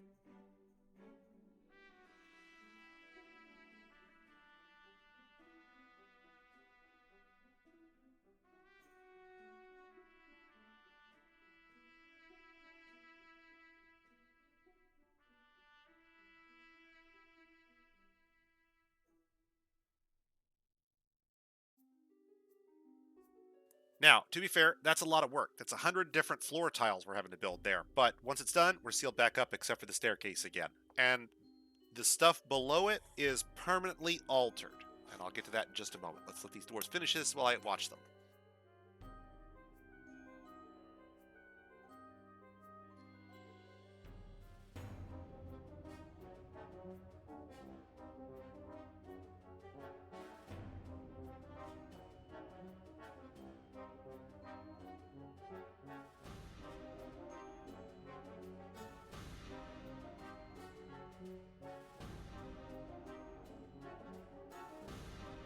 Now, this is a good time to start talking about permanent alterations caused by exposing things to sunlight. You didn't know you were a mutant, did you? But you are. You've been exposed to sunlight. And once you've been exposed to sunlight, you are evermore considered to be above ground. You didn't know that, did you? You'd been downstairs, you'd been to the basement, but you didn't know you were above ground that entire time, did you? You were. It's a true story. Here we are above ground, on the floor that we just built. And as you can see over here in the bottom corner, it is outside, light, and above ground. Outside, light, above ground. Oh no, man. Are you kidding? Have you looked at this place? Look how many trees there are on this map. I could cut every tree on this map and make every bed for every dwarf in our entire civilization. We're not going to run out of logs. Not here. On the glacier? Sure. Yeah, no problem. But here?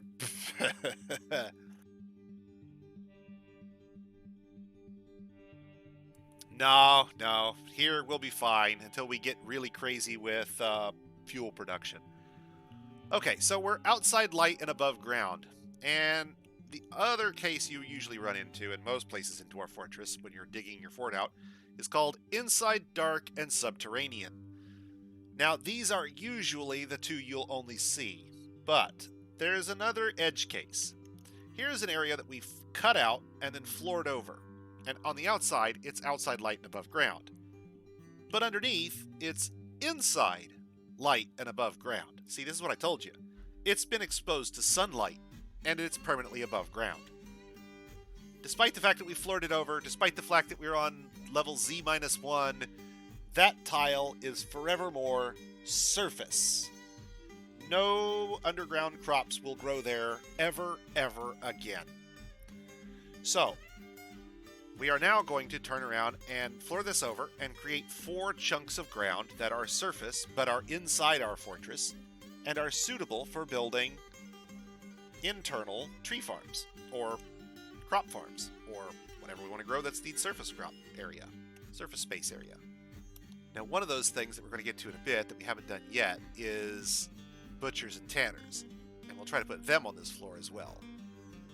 Not because it's necessarily the most efficient place to store them, because we're trying to get a little far away from where I want my central staircases to be, but because I need to punch these things out early and then floor them over because they represent significant defensive vulnerabilities. Now, down here in the fort, we've got our little meeting area. I haven't built any beds yet, so back upstairs. Did we keep the carpenter's workshop? Did I get rid of it? I did, didn't I? Shame on me.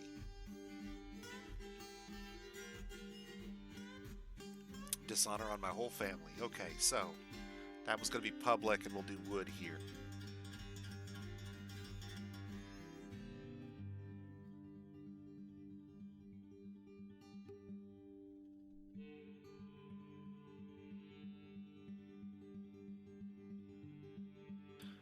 Nice, size 11 floors. Now, we're not actually going to dig all these out at once. That's actually bad. Your guys will loop back and forth between separate floors, and in so doing, they will do it in the least inefficient way possible. Absolute maximum inefficiency. Remove stairs, ramps, inappropriate dig square. I'm guessing somebody removed it before he could, but we'll let them chunk out all of this terrain here.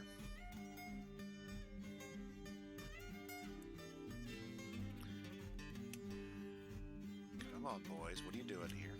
Construct building. No. Still finishing up the floors. To be fair, that's a lot of dwarven labor it took to get that build over. Well, they have some. We brought some with us, remember? I'm running on our stockpiles at the moment. Now, we'll run on those stockpiles for quite a while with only 7 dwarves. But remember, we don't have any plants. We've not brought any with us. We didn't bring any plump helmets. So when it comes to brewing more, as this starts to run down, I'm going to either have to plant more. If you were embarking like we did last time on a glacier, it's probably a good idea to go ahead and bring the plump helmets. If you're not, you probably can get by on surface crops without any problem.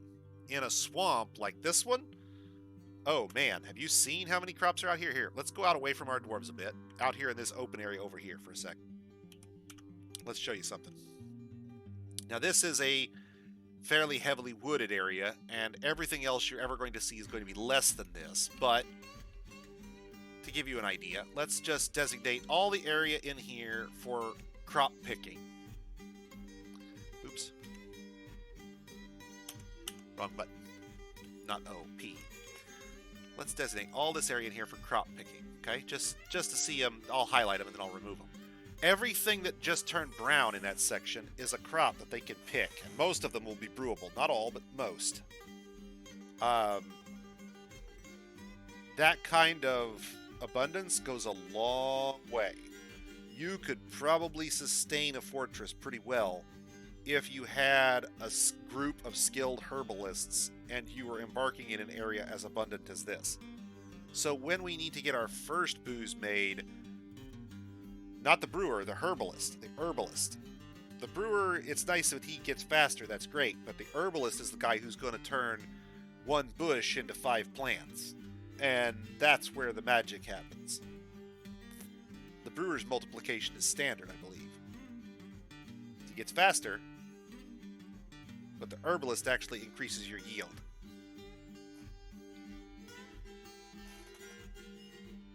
Now, when you've got that low-skilled brewer and he's just run along and he's doing, one booze at a time and he's really slow, then yeah, okay.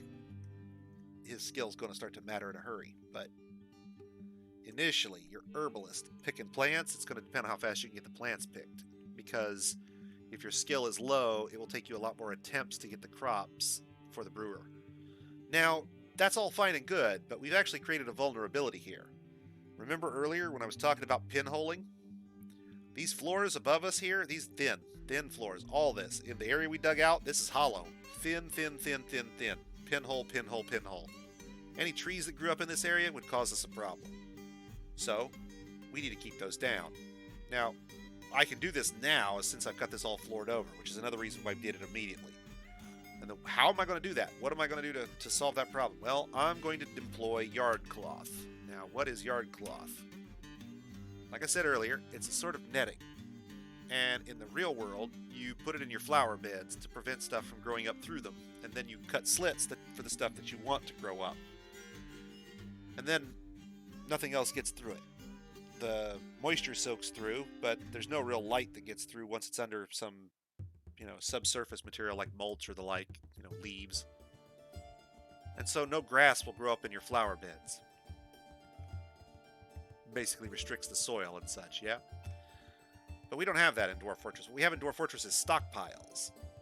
And a stockpile can be 31 tiles from side to side. 31 tiles wide, 31 tiles tall is as big as a stockpile can ever get. The shift move is 11. 1, 2, 3, 4, 5 is 16. 16 and 16 is 32. So from here and then another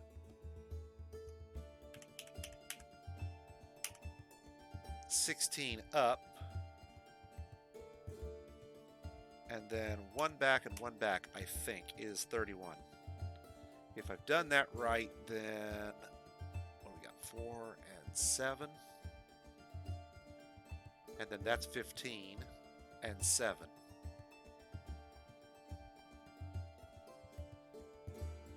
Is 29, isn't it? So no.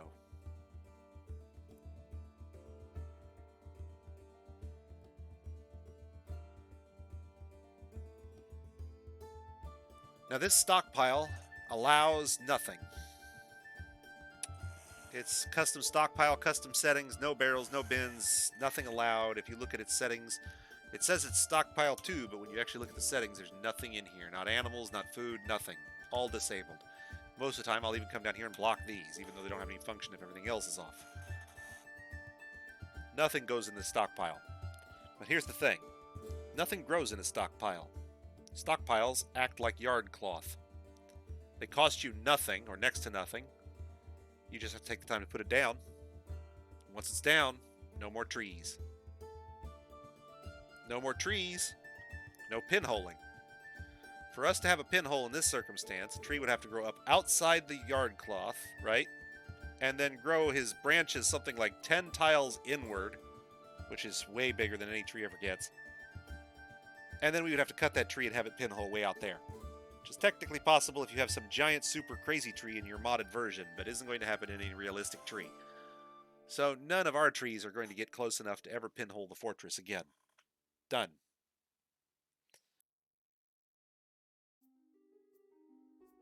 If you don't want to pave them, last chime, but this feels too exploity, what you can get away with is you can do unpaved roads over and over again. An unpaved road requires no materials.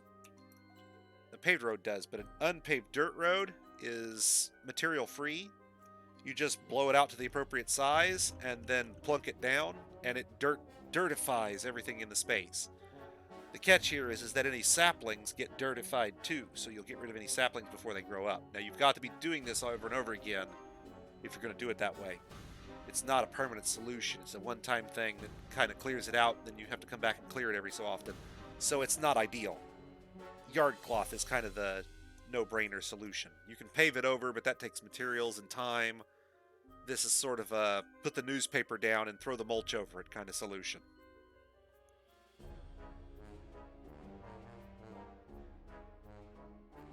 It's easy, it's quick. Technically, you could use this as stockpile space. I mean, I'm not doing anything here that the game doesn't already allow. If I made this stockpile space for bars and blocks, and I started storing all these coal and metal bars that we created, right?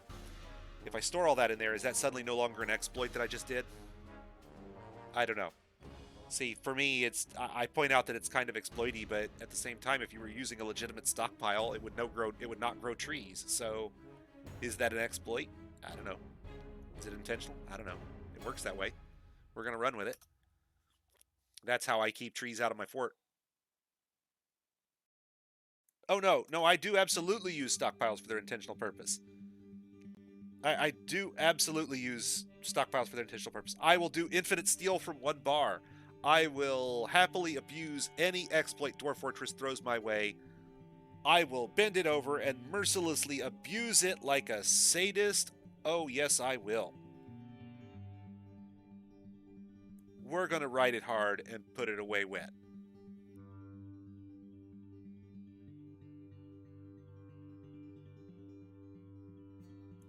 And why do I do that? Because Dwarf Fortress will happily return the favor. Were beasts in your first summer. Vampires that you have no way to identify until they eat their first target. We had a were-elephant on stream this year. A were-elephant!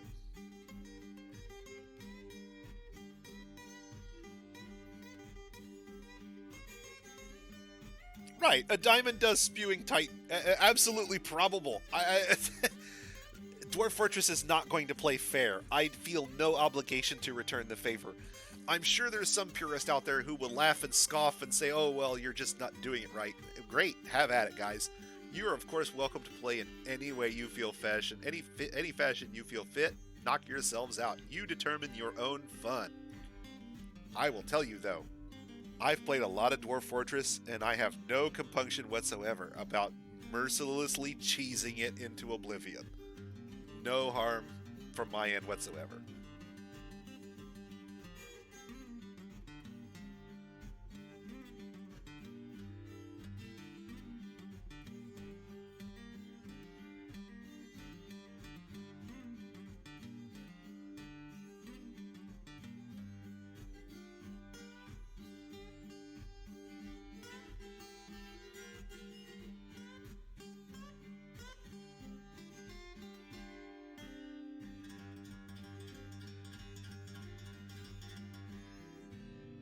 Alright, for those of you who've heard the phrase, feeding the multitudes, what we have just set up will literally do that. Let's talk productivity for a moment. There are many, many ways to provide food for your fortress. Hunting, fishing, wild plant picking, tree harvesting, in the case of fruit trees, farming. And the last one is by far the absolute, hands down, walking away, most productive out of the gate and starting all the way through to the finish. I would stack farming up against any other discipline you can name, and the only one that even purports to come close is either fishing if every dwarf in your fortress is doing it, or hunting if you're regularly downing things like rocks and dragons. Because otherwise, fishing or farming just runs away with it. It is that productive. A single high-skilled farmer can easily provide the raw food to keep many, many dwarves fed once you process it in the kitchens. Even if you don't, the raw food alone has its own food value.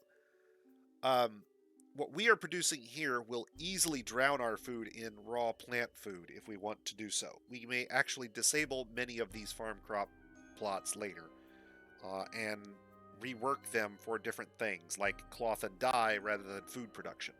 Because while we will need to produce food forever, we probably won't need to use this entire arable land for food production.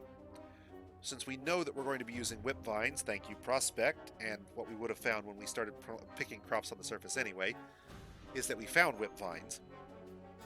4 of these, the outer corners here, will be devoted all year round for whip vine production.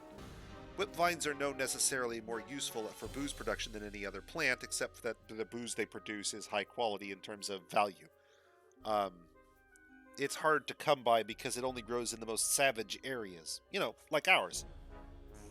The inner areas, these cardinal direction crop plots, the farm plots, will be designated for underground plots, and you can actually tell the difference. I mean, if we look, or excuse me, these are the, I did that backwards. The inner ones are the surface crops, and the corner ones are the subterranean.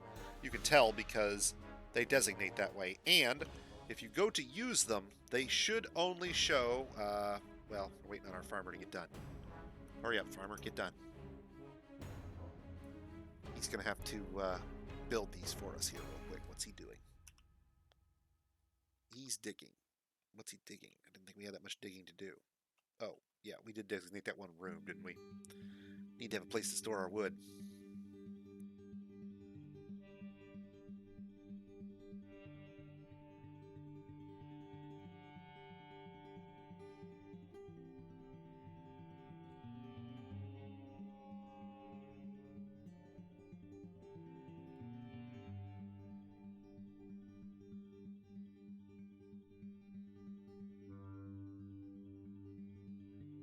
Now, I'm not adding anything to this one yet, but later on, this will be our wood stockpile. Once I enable it, every dwarf in the fortress is going to go running for logs, and I don't want them moving logs right now. That's a lot of labor for no real material gain at this very moment. There are other things I want them focused on. Your work.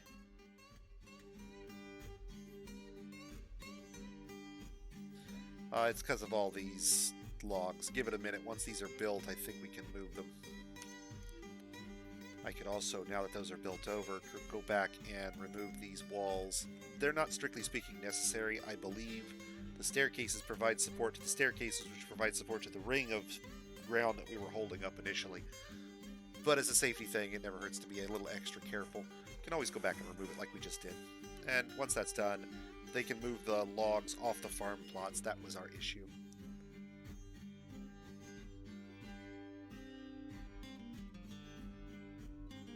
Now you can see him building this farm plot for us. There he goes. Just a little longer. There it is. Now, that's one of our subterranean plots, and it should only show subterranean crops. If you mix surface and subterranean crops in one plot, you have ruined the plot. Missed the plot. Ended the plot. That plot is useless. They won't grow in it properly. Don't use it. Split it up into 2 plots. 1 subterranean, 1 surface. Don't try to mix them. Don't ever try to mix them. Separate plots for each. When they finish the surface crop plot, you'll see what I mean.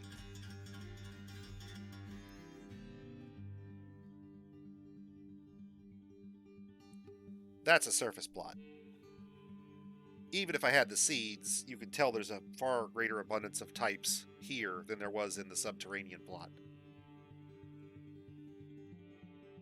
Surface crops grow year-round in all 4 seasons, regardless of whether you're underground or not. They vastly overperform and outproduce subterranean crops, hands down, every time.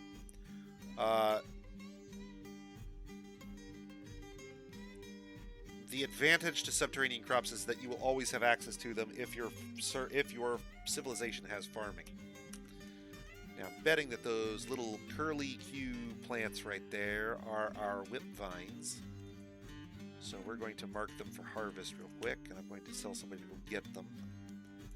And if we can get them, we have plants, and not only do we have plants, but we have booze plants that can be used immediately to get a cloth industry started for just the labor of a few efforts in terms of herbalism.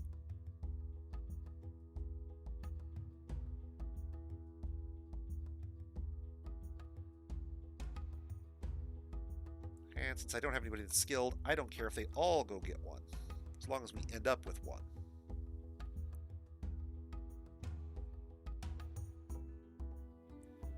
Now, unfortunately, herbalism can sometimes give you 0.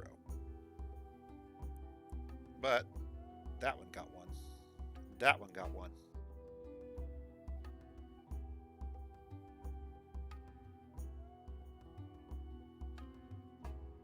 And we're going to pick a small area here now that we know we've definitely got at least a couple of these. And then we're going to go back downstairs because we need to dig out some more room.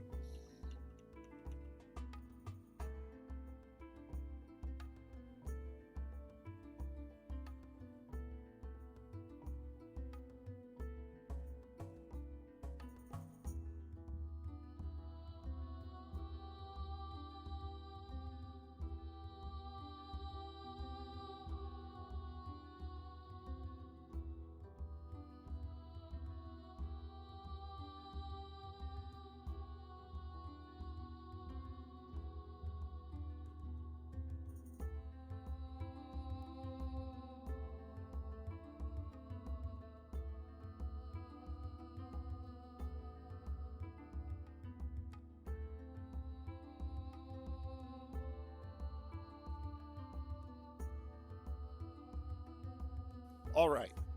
Hang on a minute. Let me read back here.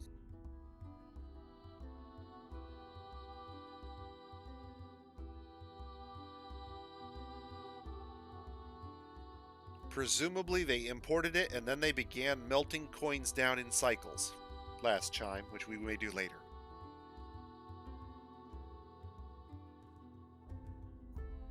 You can use melting and coins and certain other objects to get more metal out of them than you put in. Otherwise, I have no idea how you end up with steel but no iron access. Maybe they imported iron at one point and then they lost access to it in a trade arrangement, so they still have access to steel based on stockpiles, I guess, but I don't know. Alright, so one thing that new players are going to run into, and this is directed at you guys specifically, something you may have run into already or that may snag you in future. Your seeds. Currently in Dwarf Fortress, there's a new change in how dwarves handle hauling. It's been there. It's not new for us players that have been around for a while, but if you're coming back after a long time away, dwarves now haul a container to go pick things up, and they pick a bunch of stuff up at once and bring it back, instead of bringing up one thing at a time, over and over again. That's good for most things, but it's bad for seeds, because what happens is your seeds are all stored in bags in a barrel, and somebody finishes up a meal of a plump helmet down in the dining room and leaves a seed behind. Somebody grabs the entire fortress's supply of seeds, that one barrel, and takes off running downstairs to get their seeds. Now, while that entire barrel is in motion, nobody else in the fortress is allowed to use it. So, all of your fortress farmers start spamming you with crabbygrams that there are no seeds in the fortress. We don't have any seeds. We don't have any seeds. We don't have any seeds. On and on and on. Okay, great.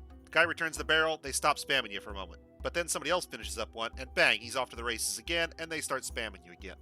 Now, it's not because you don't have any seeds. You can check the fortress stockpile and see that there are very clearly seeds in your fortress. But your fortress planters can't use them because they're constantly being drafted into motion all the time to pick up more seeds. The way we will get around that is with a stockpile logistics chain, 2 stockpiles linked.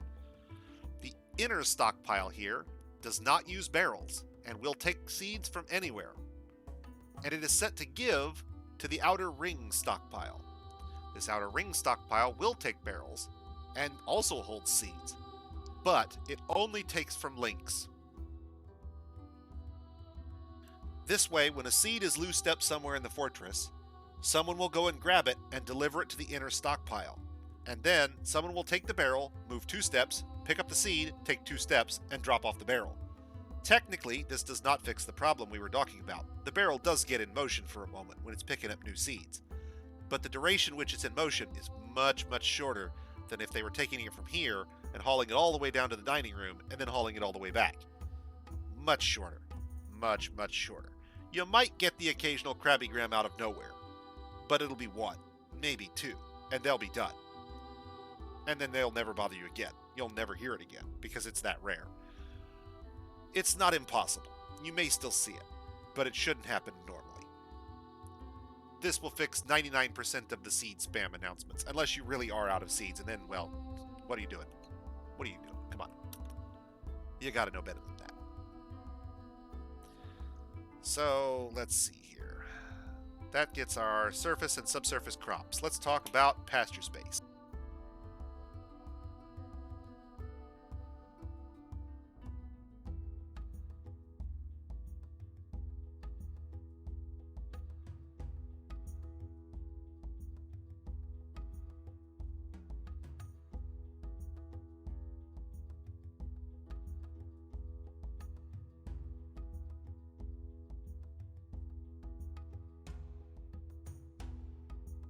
Petition.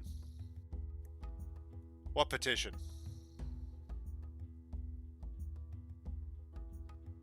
You mean these guys? They're just asking for eradicating monsters. They'll stay until I ignore them and then they'll go away. I have no use for them. We're not opening the caverns for a long time yet. I have other things we have to do first. Yeah, I just ignore them. Unless it's a guild petition.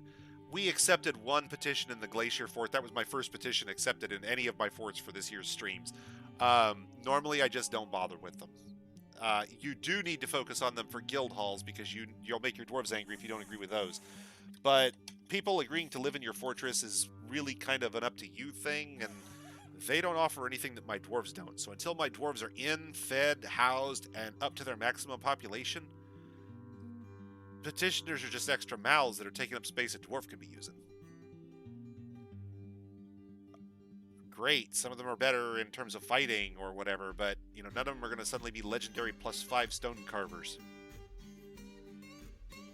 They're not going to do martial trances for me. So, dwarves. Dwarves. Now, we're going a little bigger on this floor than we did on the last floor. The soil here is quick to dig out, no big.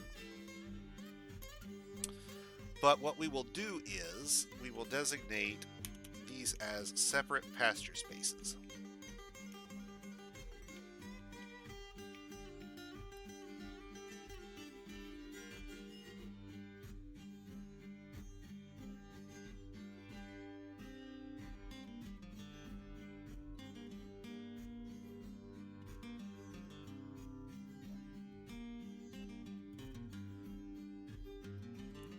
We can use them for anything. Dogs, cats, sheep, whatever.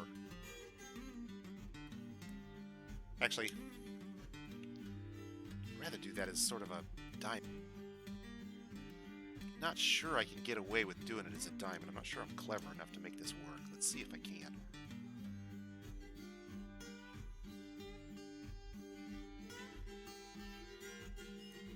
Of course, the other way I can do this. Yeah, let's see if we can do it that way.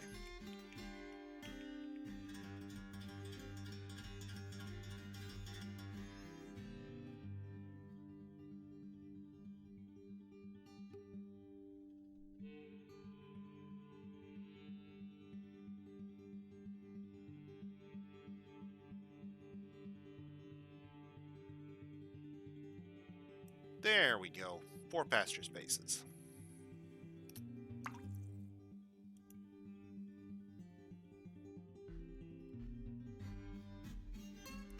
put a door in each of the corners. Summer is here.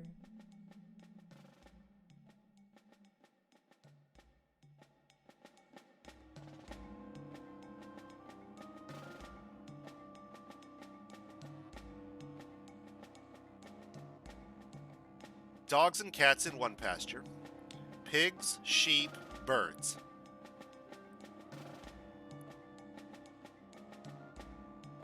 And the only cats that show up in this pasture are extras, pets, basically. Pigs, sheep, birds. And that's everything in my fortress normally. It's sometimes the case that I'll have rare breeding animals like, bears or whatever. But again, for new players, we're focusing on what you're going to have out of the gate, what you're going to be doing day 1. You want to start exploring Dwarf Fortress on day 300? Well, there's a whole bunch of channels out there, some of which I host when I'm not online, that you should probably check out.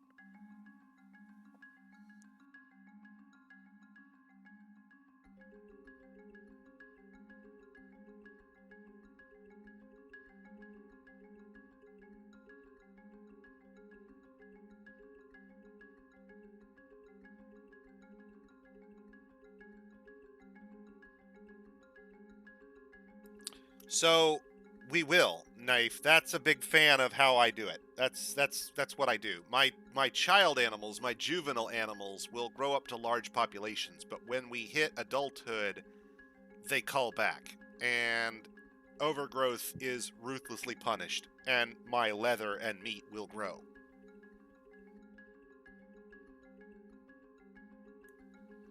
Birds, we will alternate between cycling them for eggs and cycling them for meat and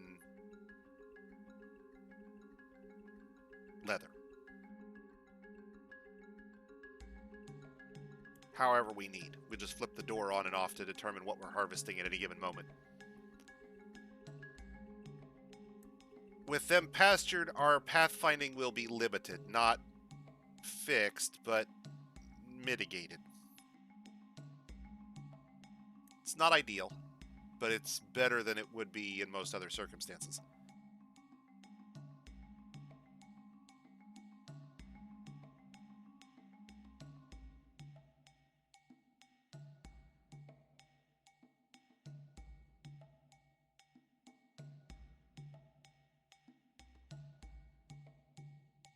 Now, I'm a big fan of planning mode, so we're going to use it extensively here as we go down through the fort to lay in sort of blueprints for eventual furniture that will get built down the road.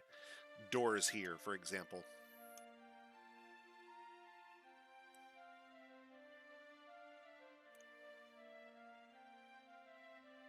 See, here's what I was talking about it warning us about damp stone. My suspicion is that if we dig this floor back, this floor will drip down into it. We can test that by digging it out.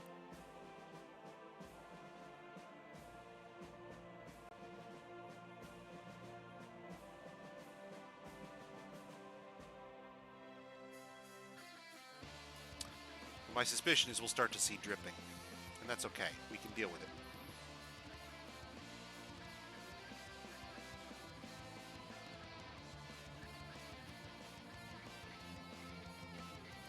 That's actually, yeah, basically we've embarked in the swamp, so you'd expect there to be a low water, or, a high water table where sedimentary stone is found, right? We've got chalk and marble, so yeah, lots and lots of calcium carbonate here.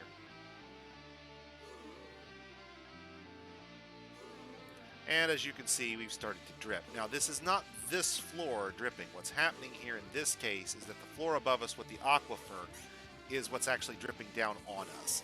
So we're going to trim this floor back to where we want it to be. And then we're going to go up one floor, remove the walls in the inner area, and trim it back so that it no longer has any of its tiles solid above the floor below.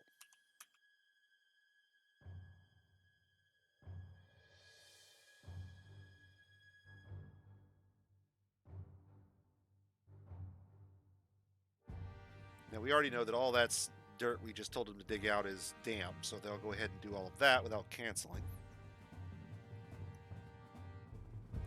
Taking them a minute to get rid of the logs we put up earlier. There we go. And we don't lose those. We can get them back and reuse them. All good. As soon as they discover that last tile, we'll tell them to dig out the next layer. And we'll just repeat this stuff on down.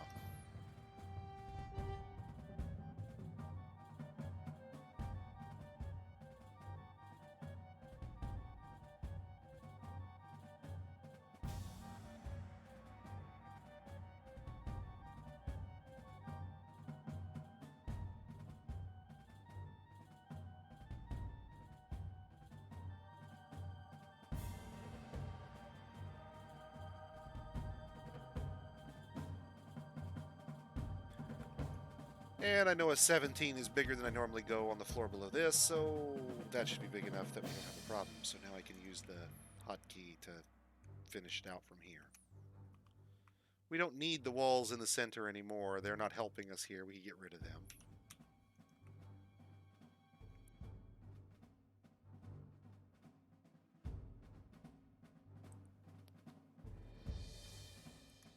And it's time to start getting a dormitory. Now we know we have a river stream here for water purposes and an aquifer on top of that if we didn't have enough water from it.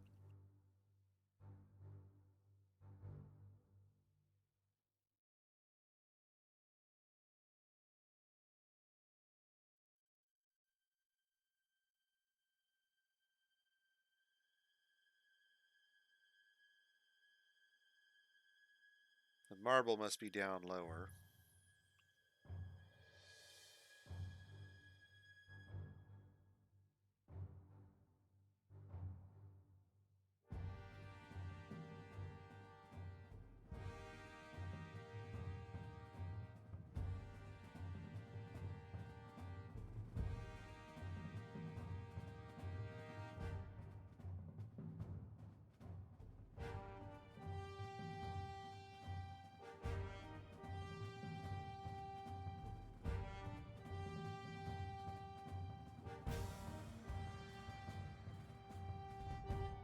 Okay, so we're assumed that this is our hospital.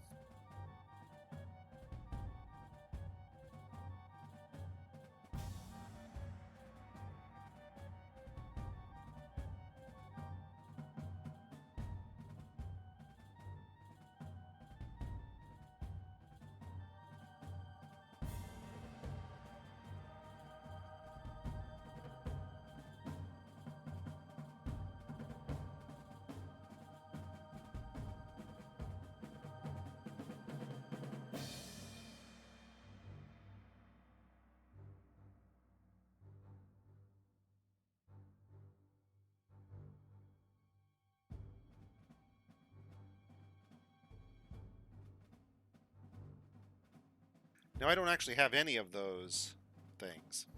My grazing animals are probably not okay since they're still in a cage. But the pastures are not yet ready, so we just need to release them at the moment.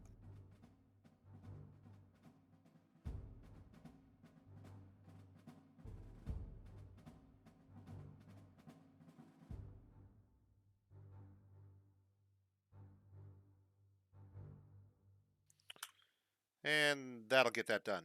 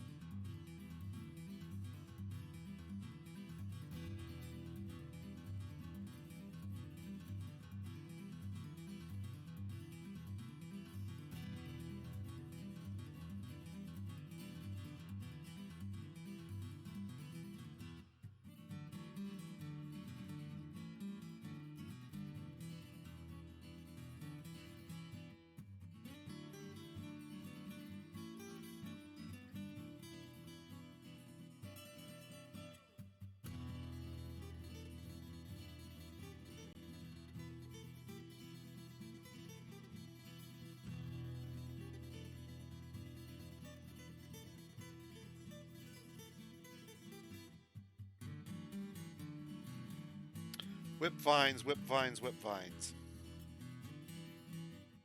Nope, this is the main fortress. We're on pause, unfortunately. Our glacier fort crashed. 3 crashes is my maximum. You crash 3 times, I toss you and move on. Usually it's very stable, I don't have that problem, but when I get a crashing fort, it inevitably starts crashing repeatedly.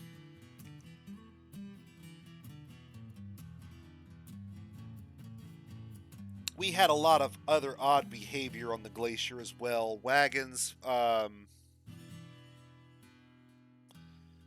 wagons that would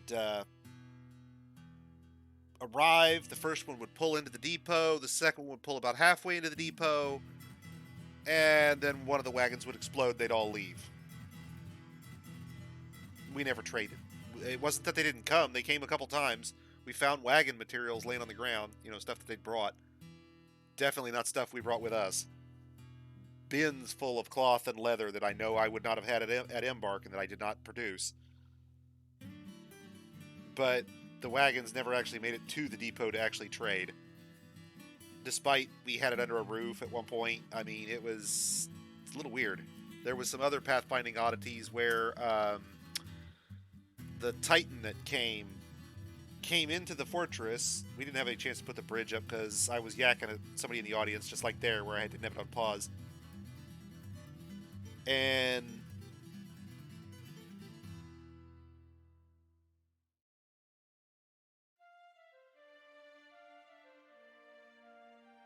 so, Big, you got about 10 seconds to explain that one to me right now.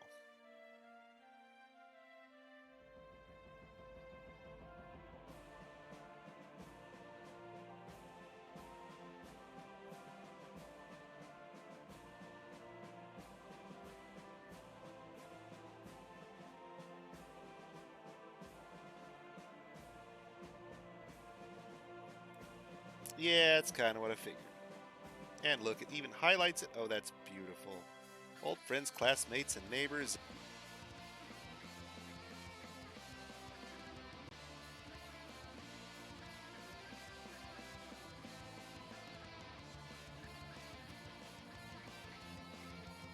Thanks for playing. Have a nice day. For those of you who didn't catch it when you came in, down there below the channel, where it says, don't do that. Yeah, don't do that.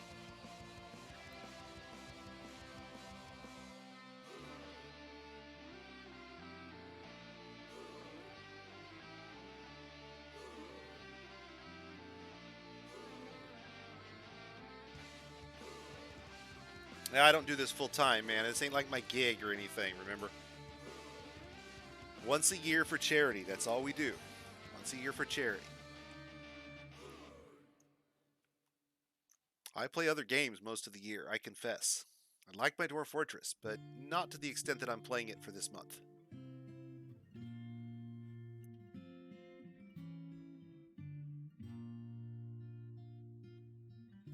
Oh, well, let's be honest, Nafe. It's had a lot of time if that's how it was going to start. I've been doing this since 2012, 2011, something like. Not for Extra Life, but yeah, well, for right now, we're going to manage it on ourselves. Doing all right. Well, anarchy means I temporarily shut the channel down and kill chat. I mean, if it really came to that, I'll come back on and nobody will talk. I mean, I don't want to go there. I'd really rather not, but no, I just disable. Clunk. Babysits like Jigsaw. See down there at the bottom? Yeah, it's not a game. I don't play game like that.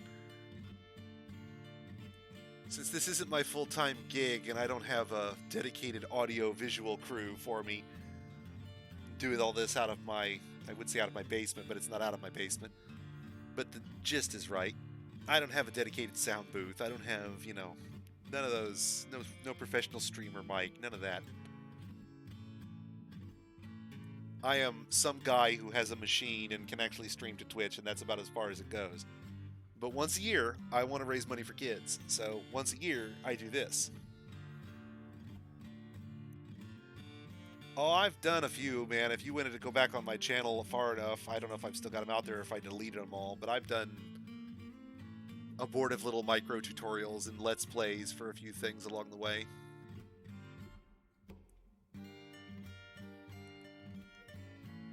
Alright, so with that pruned back,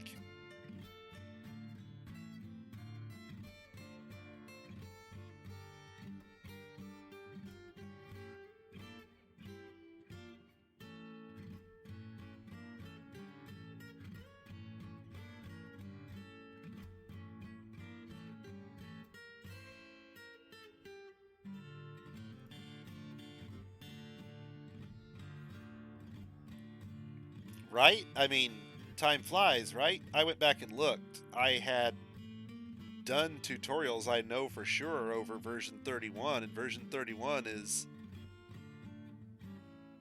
I don't know any streamers personally, man. Sorry. You have fallen into the middle-aged dad zone.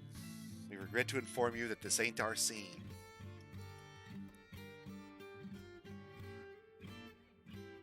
I'm not actually dad and just middle-aged, but my point remains. I don't see myself giving up my daytime gig.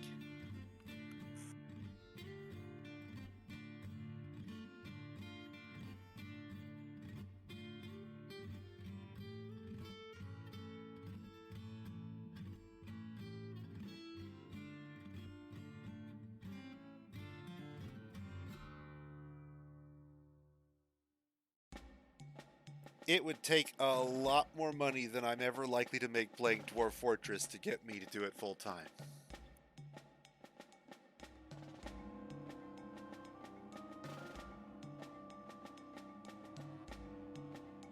A lot more money than I'm ever going to make doing this.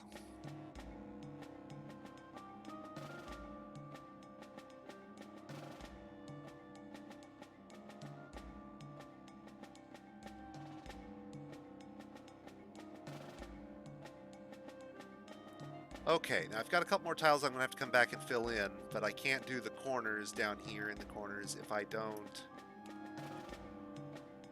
leave them the room.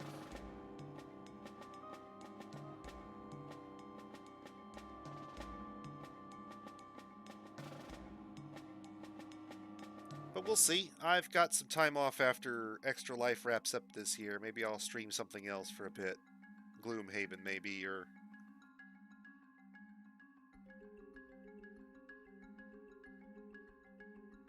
Yes, yes, but first you must have the audience, and that means doing it around the clock to get the audience. And I've got another gig, remember.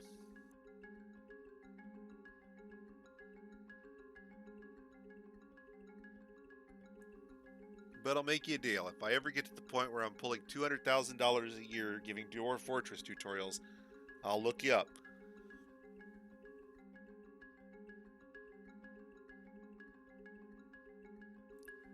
I know, I understand.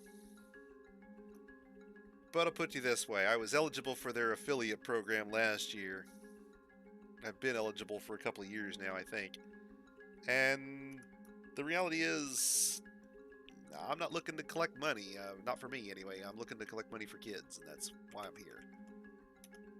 And I have, to this point, pretty well always resisted the notion that I would, at any point, get any of this for me. To the point that earlier on stream, yeah, I'd rather you donated to Extra Life than to sub to me. I'm not really looking to become the next PewDiePie or whatever, you know. Don't get me wrong. I'm not trying to disrespect the folks that do it for a living or anything. That's not my point. It's just that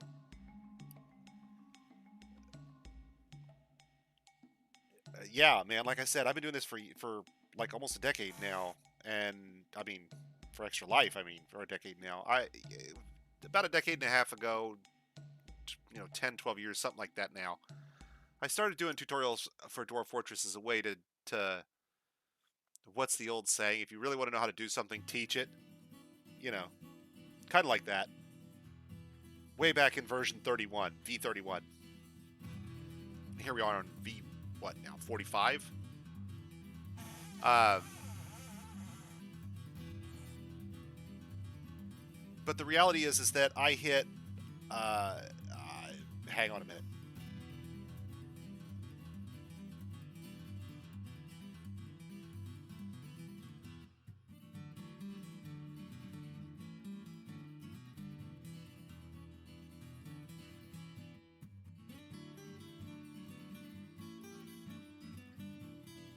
All right, for those of you who aren't already familiar, around 2009, I was diagnosed with trigeminal neuralgia. I've dropped a link there in the chat for you, for those of you who are not familiar with the condition.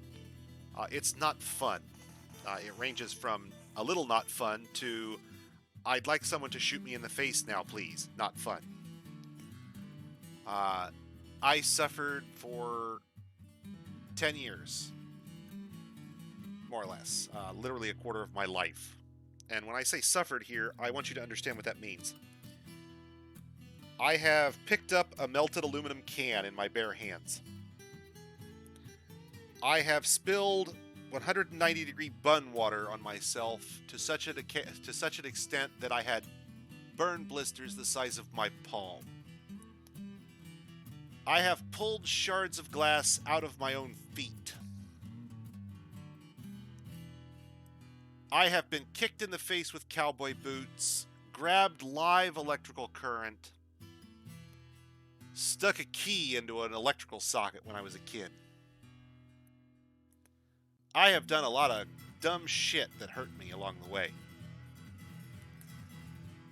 But nothing in my experience, nothing in my understanding, nothing in my grasp of the world prepared me for the literal hell that is trigeminal neuralgia when it really gets going. So at one point I had thought maybe I might do this, for a career, for a living. And, right. No, make no mistake, guys. I'm happy to have you. I'm absolutely happy to have you. Stay, please. Help me help kids, help me help other Dwarf Fortress players. But I'm giving you this story because I did think about doing this professionally at one point. But the reality is, somewhere around 2012, my neuralgia got really bad. And I mean, like, what I thought was bad then. Like, stupefyingly bad. Like, every day you're going to have somebody meet you randomly on the street at no particular time that you choose, and they're going to stab you in your face with an electrified, flaming, acid-covered bayonet. The trigeminal nerve runs from your ear out to your eyeball, along your upper jaw, out along underneath your nose, and along your jawline, out towards your chin. It runs all three of those branches. And trigeminal neuralgia is when that nerve suddenly decides that it hurts, for no particular discernible reason in many cases. Literally, someone could look at me and I look fine. But at the time, I could have episodes of pain that you literally whited out. And I mean, like, literally. I have done a lot of stupid shit that hurt me. Nothing whites me. Yeah, it was. It was idiopathic. But there was a cause they eventually found. Now I'm getting to that. Last year, height of COVID, right? This is at this point so bad that I'm making plans to leave, folks. That's the way it went. I'm talking about going. Because for 10 years I've put up with it, and it's done nothing but steadily get worse, to the point where now I'm having attacks every 45 minutes or an hour. They're lasting, a minute long. And when I say painful, guys, I mean, take the worst thing you've ever had, turn it up to 11. I've never been hit with a gunshot. I've never been impaled. I've never had an arm, ripped off. I've been kicked in the nuts. I've been curb stomped in the face with cowboy boots. I mean, I've had some bad shit done to me along the way, and none of that shit compares to trigeminal neuralgia. Not one bit. None of it. White hot electrical burning metal fire. Yeah, I can't speak to that. I've never been in combat. I've never been shot. I've never been impaled. You know, I never had a Humvee roll over on me or whatever. Hey, I can't go there. I don't have that comparison. I have all my limbs and fingers. But easily the worst pain I've ever had. And I mean easily. I have, like I said, I've had burn blisters that they lanced by going in underneath the burn blister because they don't come in at it from the top. I'm talking nightmarishly level pain. Just blinding. Okay? And for 10 years, I was seeing a doctor who, you know, prescribed me orthotics and gave me anticonvulsants, and some of these things would work for a time. I mean, I would get some relief for a bit. But it inevitably came back, and it was getting worse. And last year, like I said, I was making my plans, folks. I was prepping my goodbyes, because I had done it long enough.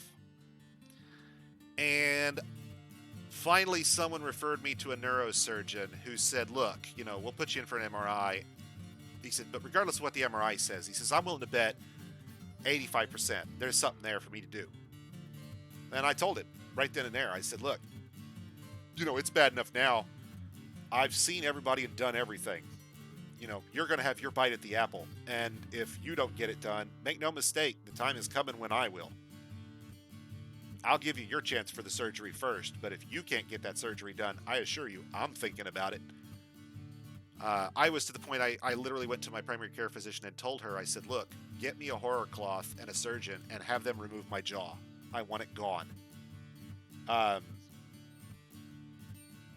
not sure how I'm not sure how to express that clearly otherwise. I've been around a bit, and there ain't nothing like it. And I hope like hell none of you ever go there. Ever. But they sent me in for the MRI, and the neurosurgeon said, look, it's inconclusive, but if you want to do this, we'll schedule you for surgery. And I said, sign me up. Like I said, he'd get his bite at the apple. I'd done everything else. Anticonvulsants, and I mean, they don't give you painkillers for this. They can't. There's no point. The amount of painkillers they'd have to give you to not feel this, you'd be an insensate vegetable for your entire day. I went in for an MRI. The MRI was inconclusive.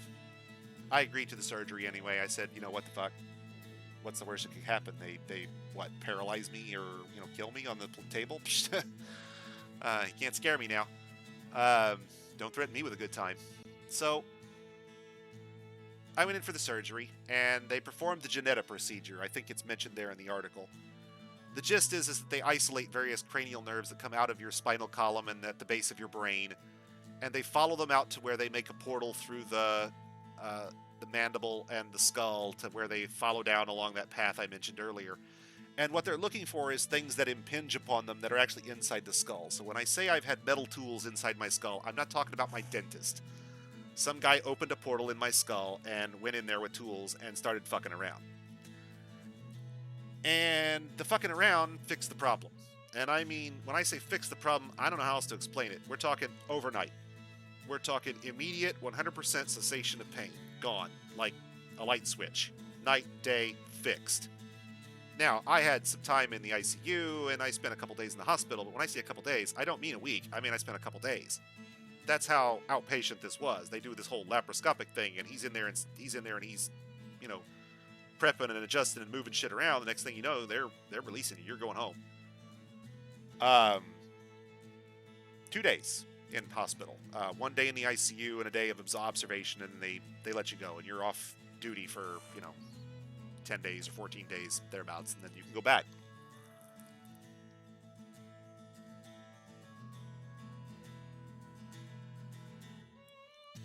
What they found was I had a cluster of veins, blood vessels, that were actually pressing on the nerve. And when I say pressing, I mean, imagine, you know, 2 or 3 blood vessels, a cluster of them, kind of like loops, kind of just pressing on the nerve, which meant that every time I got angry and my blood pressure went up, I got hurt. And every time I got excited and my blood pressure went up, I hurt. If I ran, if I got excited, if I exercised, if Fuck, man, when I was fucking my wife, I hurt. Let's be blunt about it. That shit was nasty. And I hope like hell none of you ever have to go through that. I hope like hell. But that kind of put me off wanting to talk for a living. You can imagine how precious your words get when everything you say can cause you the worst pain you know. Daily, minutely, hourly, whatever. Often, regularly, frequently. Eating, talking, all of it was just horrifying. I can't even... I don't have the words. And those of you who've listened to me for any length of time, absence of vocabulary is not really my primary issue. I mean, if you can get around the swearing, I'm not stuck for words much, but horrifyingly awful. I have no basis for comparison. I've done a lot of bad shit to my body over the years, and none of it comes close to that pain. I'm fortunate that I can say that it's over, and I'm crossing my fingers that I do not relapse. Some people do even after that procedure, and they either have to have it done again or they have to have a nerve damaging procedure to stop the pain that way. We're not going to borrow trouble. We're going to cross our fingers and hope all is well, and that's great. But long story short, I'm not banking my future on being able to talk for a living. It seems inordinately risky in my current circumstance. I'm happy to collect money for charity once a year, but my notions of maybe doing this as a side gig or even as a main gig at some point, I'm a little hesitant to say that. I would ever do that now. I don't know. I can't say no. You never say no. But I'm not willing to say yes. Not yet. Not now. I have a gig. It pays me enough to get by. I'm good. I'm pain-free. That's where I want to be. I write software.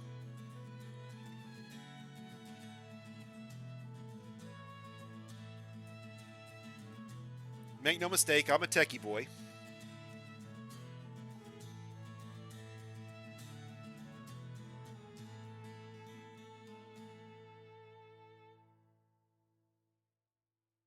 Yes, I am. I work in back office applications for a company that most of you have probably never heard of.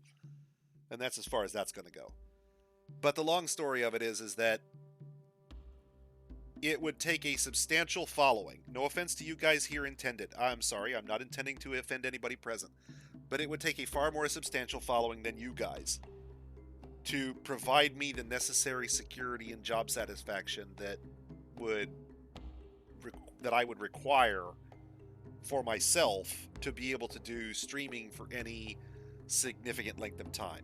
But I'll tell you what, there have been a few things that I've thought about doing along the way. So for those of you, and I know you all came here for Dwarf Fortress, and I'm not trying to steal you away from that, and I'm sorry I've been speaking so long, and I'll get back to the game here shortly. But yeah, I'm not going to show myself coding. A, my company wouldn't like it. B, I don't consider myself dev enough to show myself off as a streamer. And C, it's not something I do for fun. No way would I be doing code on stream. No.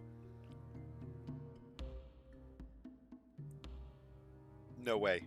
I'm not going to let somebody code over my shoulder, if you will. I'm happy to do code reviews, but that's about as far as it goes. So that's worth a mention, okay? And this is one of those things I'm going to tell you folks out there in viewer land, all right? Fair warning. Everybody loves to say, go do what you love for a living. And you'll never work a day in your life. I'm sure you've heard something like that when you were a kid, or now that you're an adult. People tell you to go do what you love, okay? And I'm here to tell you that it's not that simple. And I don't want to be depressing or down about it, but it's not that simple. When I was 20, I loved what I do for a living. I loved to write code. I loved to solve problems I didn't necessarily love 3 a.m. wake-up calls when shit really hit the fan, but I liked fixing problems. And even though I'm working in a fairly, let's call it, capitalist industry, where I'm not really doing much to help the common good, as it were, I enjoyed helping my clients. I enjoyed helping people. The same way that I enjoy... no, I started as operations, actually. But that's neither here nor there. I liked helping people. I like solving problems. At the end of the day, if you don't like solving problems, you don't want to be in tech. God help you, you don't want to be in tech. I don't care how much money you think you're going to make. If you don't like solving problems, you are in the wrong business if you're in tech. Because you are going to solve problems. Oh, are you ever going to solve problems? But I liked it when I was 20. I loved it when I was 20. Loved it. Loved to get up in the morning, go to work. When I was 30, I liked it. It was still pretty good. I had moved along from operations to development. I was coding. I'd been coding for a while at that point. And I'm still coding today. Not the same company, same industry, not the same company. And I loved it when I was 20. And I liked it when I was 30. And I tolerate it now that I'm in my 40s. Because while I like solving problems, I don't necessarily like everything that comes along with the problem solving in this case. I don't like the feeling that I'm feasting on work 1 minute and famine for work the next. I want something a little steadier than my current gig affords. It's not that I am paycheck unstable that way. I'm salaried, but the work is always hilly. So I never feel like, and since we're now all work from home, of course, I constantly feel guilty that I'm not doing enough, and then feel, crushed if I ask for too much to do. So it's a real delicate tightrope, and I don't like it. I legit do not like working from home, which is hilarious to most devs. Most devs would kill to work from home. They love the idea of working from home. Oh my God, please let me work around my stuffed animals and my toys and my TV or whatever. But it's not a lot of fun for me. I don't have a good home office environment, and the cats want attention, and there are distractions.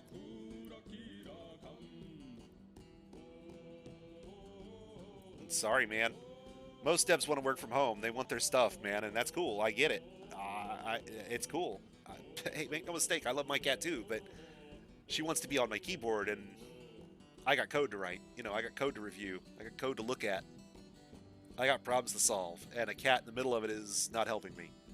And like I said, I don't have a good home office setup. It's not like I have a good work from home setup. I was never intending to work from home originally. I worked from an office, and that's the way I liked it. I like not having the transit. Make no mistake, that's cool. But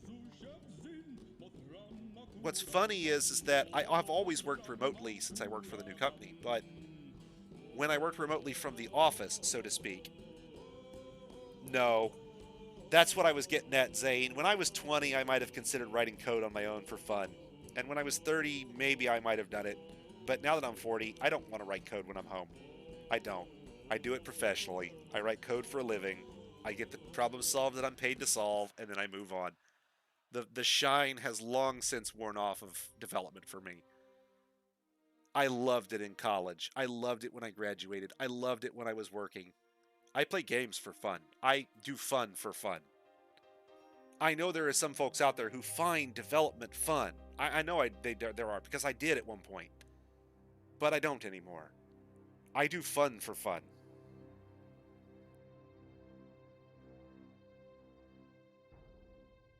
I don't work for fun. Or I do, but only in the sense that money is fungible.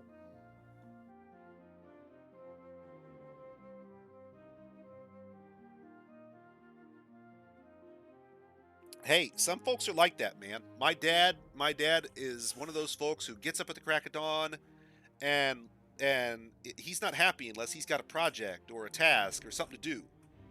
That man is going to be running till he dies. And that's cool. Knock yourself out.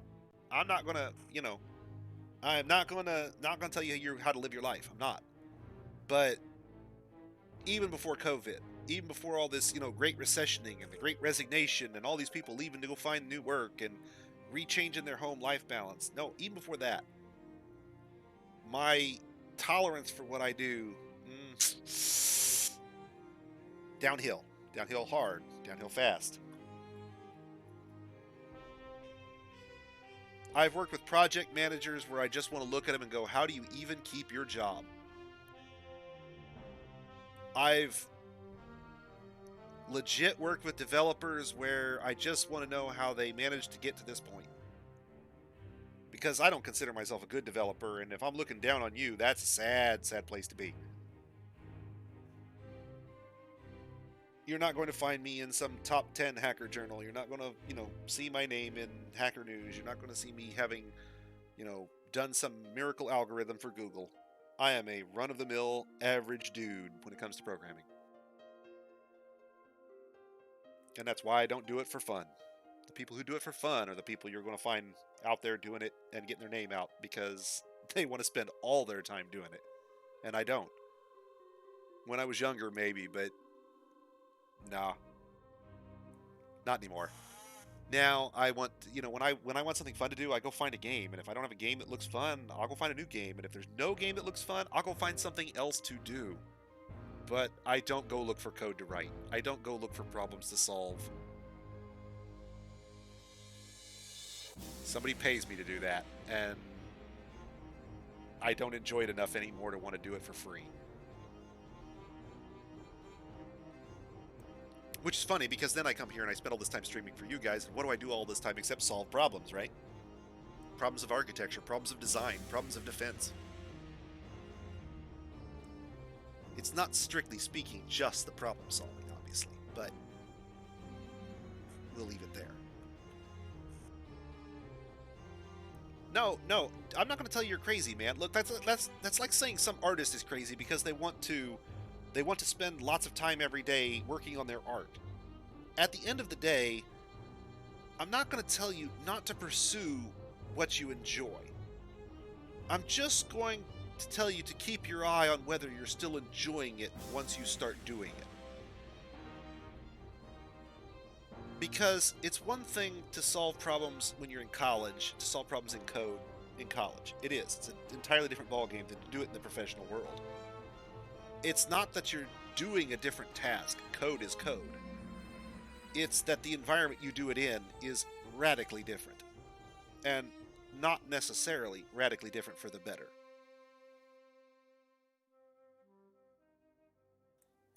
Okay, so, wow. That was a lengthy segue, wasn't it? I'm sorry. No, man. I'm not faulting it. There are guys I work with who I really think enjoy it. And I mean enjoy it in the would do it for fun in their off time kind of sense. I don't ask. I don't care. But there are plenty of guys older than me that have been doing it for 30 years and they love it so much that it wouldn't surprise me if they were doing it in their spare time. It wouldn't surprise me, man, if they were coming in on weekends, so to speak, and working on company code just to work on code. That wouldn't shock me, per se. You're not going to find me doing it, but it wouldn't shock me. There are some folks who just find the act of coding so enjoyable that they want to do it, and more power to you guys. Knock yourselves out. But I'm not in that ballpark anymore. I'm not. I'm not sure if it's the neuralgia combined with the stress of the job, or some form of all this all rolled together as some sort of PTSD or whatever. I'm not sure I can answer that question, where this originates, why I don't like it anymore. But with a prescription, hell, man, I only was on steroids for like the 2 days, and then I wasn't even on steroids. It was just here's 2 days worth of steroids and then some light painkillers. And I don't mean like giant narcotic, horse med tranquilizer painkillers. I mean like some light painkillers.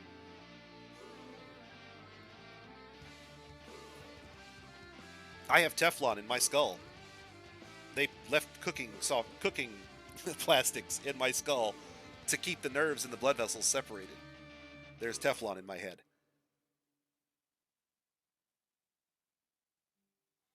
I had a really wicked scar behind my ear. That's right, non-stick brain pan. I don't have to learn anything anymore. It just slides right off. No, like I said, guys, I loved code when I was a kid. I loved it, and somewhere I grew out of my love with it hard. Um, I still find the Zen moment knife. You're gonna know what I'm talking about when I say the flow moment, right? I still hit it sometimes, but not often enough to make me want to do the job for free.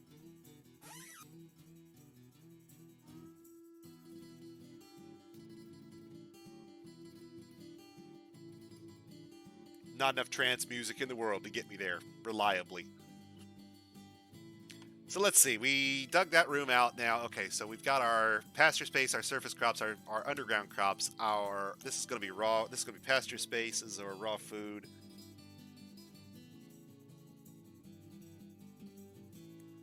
So the people that pushed my code to prod, if someone of those was a coder themselves and a crypto guy,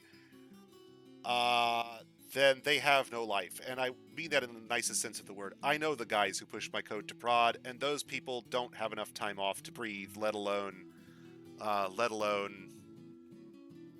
do anything that I would consider fun. I am shocked that they allow those people to leave the office.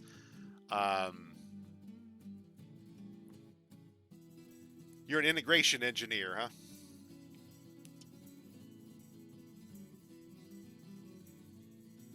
I suspect our integration engineers aren't doing much more than deploying our package on prod and calling it a day. I'm the guy who writes the scripts that deploy it all. I'm the guy who writes the code that it's running. I'm the guy that... Yeah, don't be that guy. Yeah.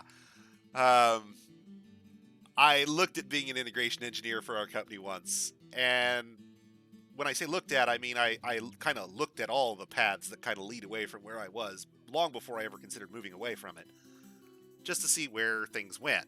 How do I grow from here? That's what the common question is, right? And the answer is, I don't want to grow that way. I don't care how I grow as long as it's not that way. I would rather pull my toenails out than grow that way. I'm not sure it's an option because I'm not sure my company will ever hire anybody else to do those jobs. I think they will continue to use the same people until those people retire or quit, and then they will be shocked that they don't have anybody to do those jobs.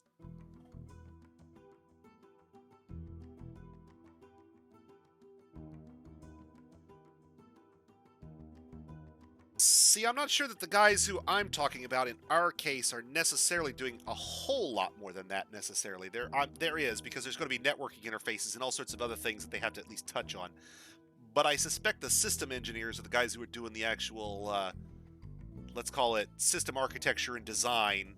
And so the integration engineers are kind of like patch fix for us, break fix kind of patching sorts of stuff, with the exception of deployments. And in the modern... No, I'm not saying yours. I'm not saying your case. I'm saying in my company. That title kind of has a fence around it, in a sense, yeah? Different stovepipes. As a back office app guy, I write the scripts that the integration engineer runs on deployment night, but I don't have to be there on deployment night unless it breaks. So he's the guy up at 3 in the morning doing the push to prod, but the only reason that we're getting to that point is because there was a whole lot of weeks or days or months before that where I did development and QA did testing and somebody else did consumer testing.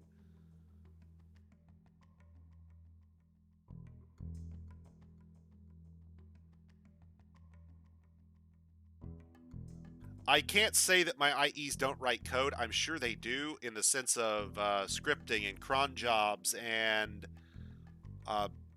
system care and feeding, let's call it sysadmin stuff, yeah? And they very well may write more code by volume than I do.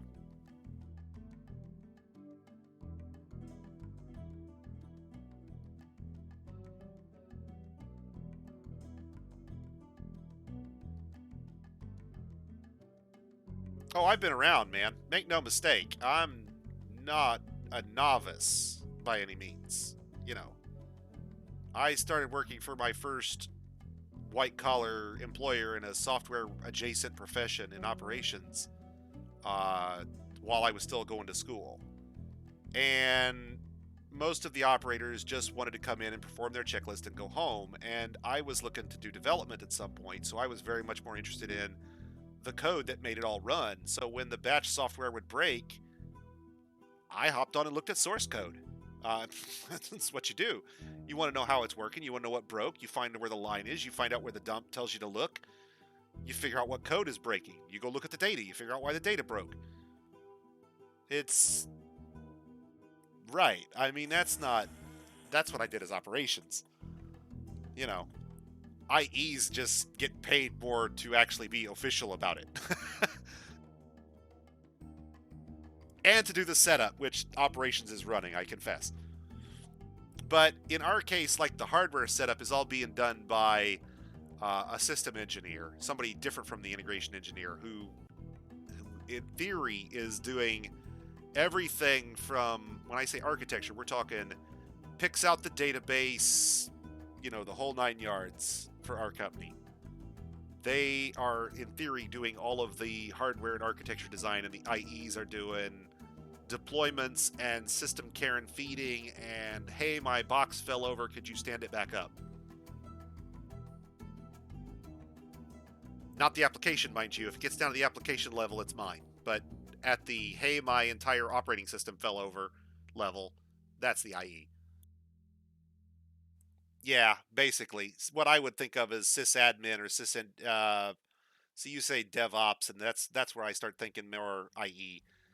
But the problem is that all of those careers or titles are kind of headed for a collision course. You know, the guy who's doing operations management is going to be also doing tier 3 or tier 4 support on ops calls when shit goes wrong. So he's going to be doing code or code analysis very quickly if he didn't start out that way. When the application engineer says, hey, it's broke, somebody else has to come in and clean up, you know, what the application isn't responsible for. There's going to be somebody who's doing that for the database, and somebody's doing that for the system, and somebody's doing that for the operating system. And traditionally, those would have been 3 separate guys. And now they're 2, or sometimes even 1. And I don't know that that's a good direction, really.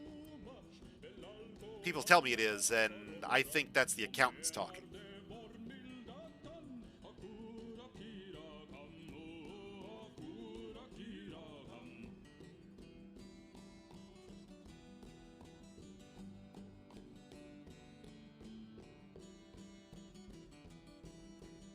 But when I say cron jobs here, I literally mean at the operating system level. Any cron job running in my application, any timed process that runs in my application, my transaction processing engine, and the whole 9 yards, I got to deal with that.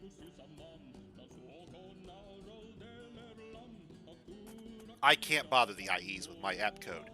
Good Lord, they got way too much to do to sit down and talk about code with me. Hell, I feel bad when I got to bug the guys who've got 30 years experience doing what I do. Because it's some element of code that I don't touch normally, and I want to make sure that I'm not going to, you know, through a lack of understanding, create a race condition or something, you know? No, see, I've had people that...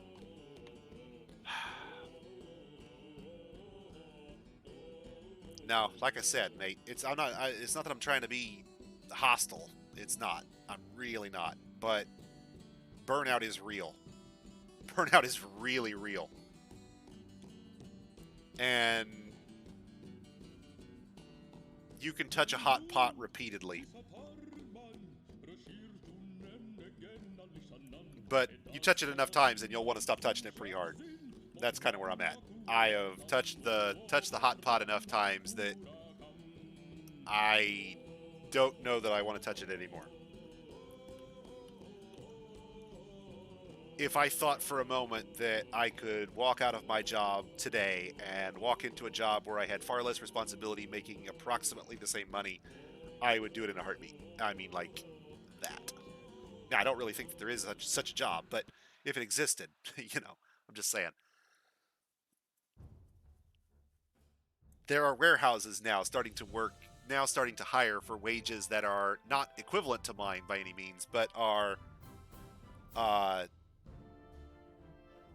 approaching it, let's say, since I live in the Midwest, not in a particularly big city. I don't work on the latest tech stacks. I don't work on, Google's never going to find my resume, and I don't care. It's possible that in 20 years, in 20 years, I may not be doing it anymore. And if I'm not, that's not going to kill me. Some people out there would hate it, and I'm not sure that I'm one of them. I'd want to have a job, make no mistake. I'd want to do something.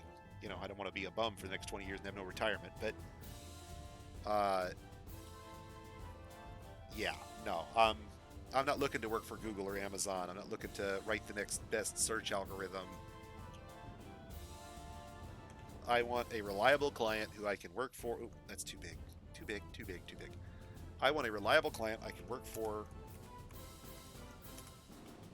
I don't want a gig thing.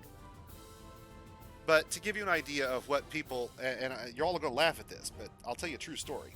Okay? Now, it's been a while since this story happened, but I want to give you an idea what the software industry looks like in my area. Locally, mind you, since, again, I'm not real keen on working remote if I don't have to. Locally. But I was asked to interview for a position with an engineering company. Not a software engineering company, mind you. They do mechanical and civil engineering, that kind of stuff. But they have software that they work on. They need to interface with all kinds of different things. And so I interviewed for a position with them at the request of a guy who had come to work for my company for a brief time before returning to this company. And he was a good friend of mine and somebody who I respected very much. And when he, suggested that I interview for them, I went up and interviewed for them. My position with my original company was coming to a close, and it wasn't certain that I was going to be able to pick up with the new company. So I started looking around. And I went to interview with this company, and they told me what I was going to be doing, and I'm kind of hesitant because it sounds like they're expecting me to kind of jump in at the very, very deep end, like they've been told I'm some sort of expert, at a level that I'm not in this thing that I'm doing at the time. I'm a smart monkey, make no mistake. I will learn quick. You can put me in front of anything, and if you've got somebody who can show me the ropes, I can figure out quite a lot. But I'm not looking to lead your project. Reliable, stable, that's me. Not your rock star. Not trying to be. Don't want the pressure. So they asked me about salary, and I said, actually, first I asked about, vacation, benefits, insurance, that kind of stuff. I want to know what I'm getting myself into. Where I'm coming from has certain perks, and then while salary isn't, chief among them, I make a decent living, and good insurance and other things.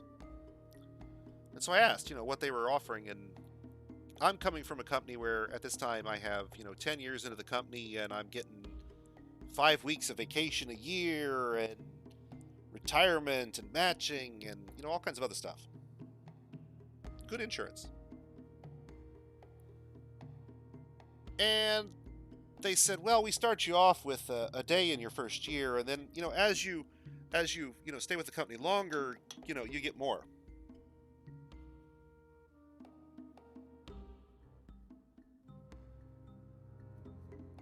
Yeah, see, I don't think I quite have that luxury out here in the wild, wild Midwest, Nave. So,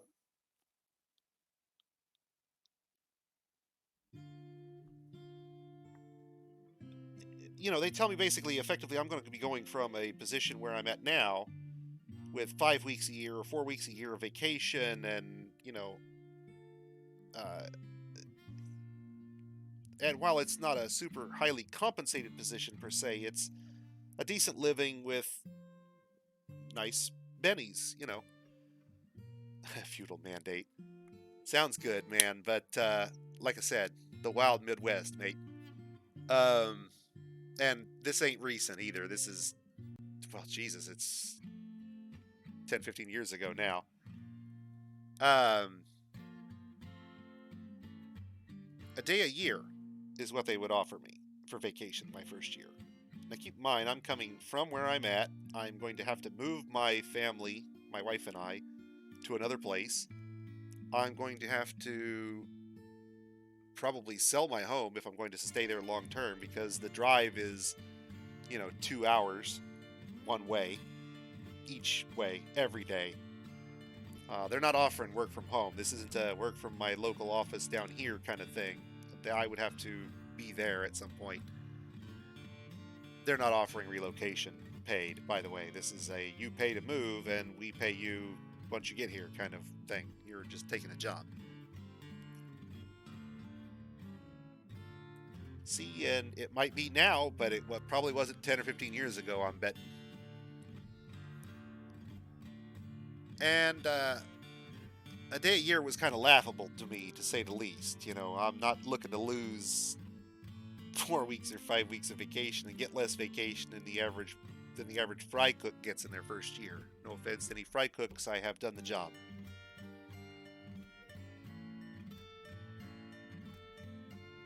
But what the hell? We'll give him a shot. I'm not a real vacationing kind of guy. I'm kind of a homebody by trade anyway. It doesn't really bother me.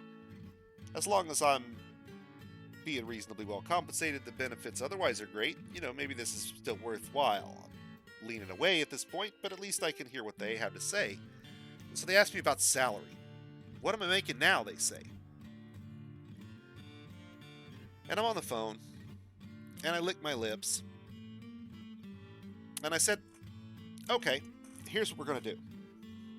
I'll tell you what I make, okay? But if you lowball me with your offer, you won't hear from me again. That'll be it. There will be no negotiation. We will be done. And I told them something slightly higher than what I made. And they tacked on a whopping $1,000 to that and made an offer. And I never returned a phone call after that.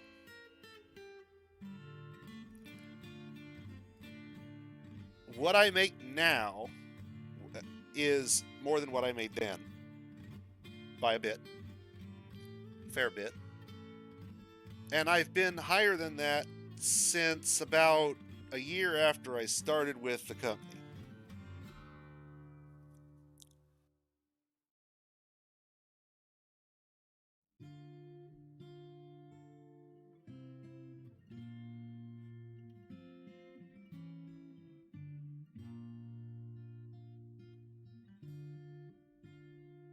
Oh, make no mistake, boss. My company is no problem following the law vis-a-vis that. They do business all over the world. If there's a legality, they're following it to the letter. But this company we're talking about, they ain't doing business worldwide.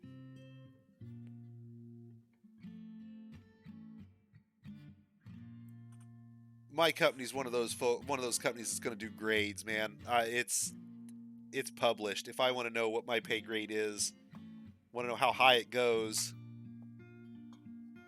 what the guy above me is making, it's black and white. There's perks, in terms of bennies and options and whatnot, but base pay, no, that's grades. You can take a real clear guess at what the guy above you is making.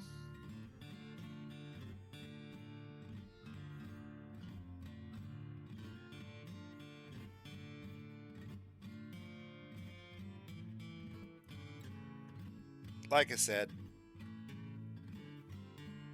they're in the business of promising more than they're ever going to deliver for me. so I'm in the business of giving them no more than exactly what they ask for. I don't want to use... Oh, damn it, I did it again. Got me monologuing. Damn you, you've got me monologuing. I don't want to use terms like malicious compliance, because that implies that I'm, being a really hostile, negative sort of person, and that's not really where we're at here. But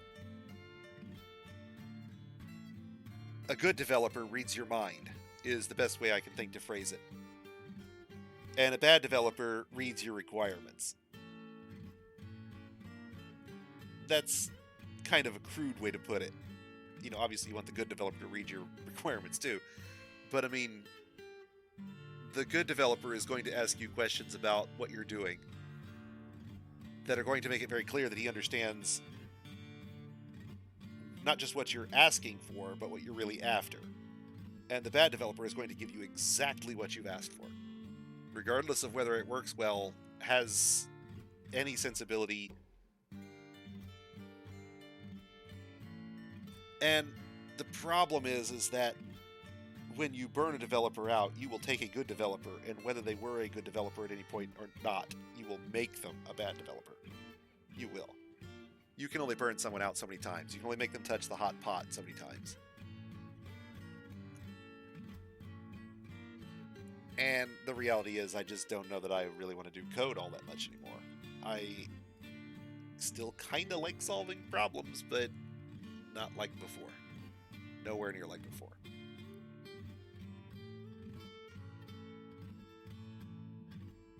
And I don't know that I want to do QA, because I've seen what they put the QA guys through, and I don't like it.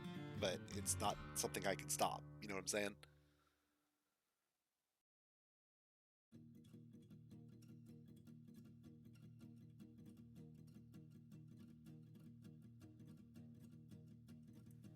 When the new company came in, I had the option to take a development position or a QA position. And they asked me, they thought I was going to take the QA position. There was another developer there at the company originally, and he did take a QA position. And I told him, I said, that's not what I want. It's not what I did with the old company, and it's not why I'm here. And I interviewed with them for this position that I am now. And they were like, can you write code in C? And I'm like, yeah. I said, it's been, 20 years. I said, I've been working in this other language all this time, but, well, at that point it'd been 10 years, but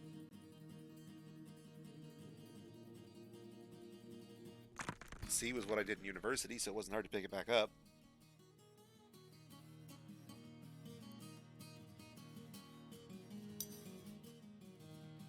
Same industry. Pay went up. Benefits went up.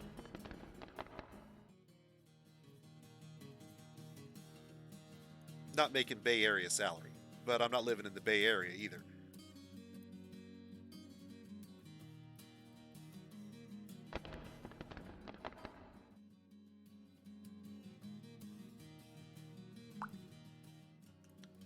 Now, those little chunks that they're not digging out are due to these single tiles of water.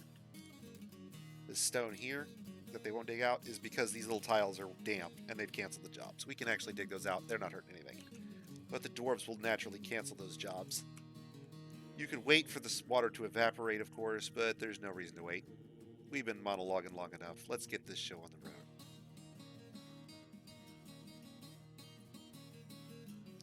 We've got to get a little further done tonight than we're going to call it, because it's already after midnight, which was a song.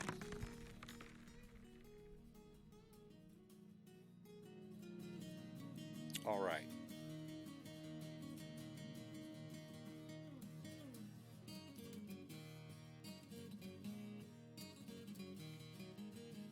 Areas dug, and that's dormitory and wood.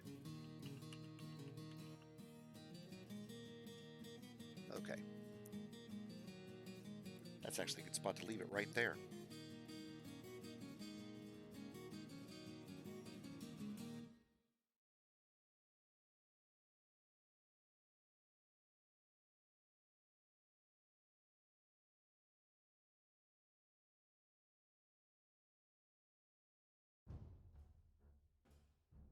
Alright, guys.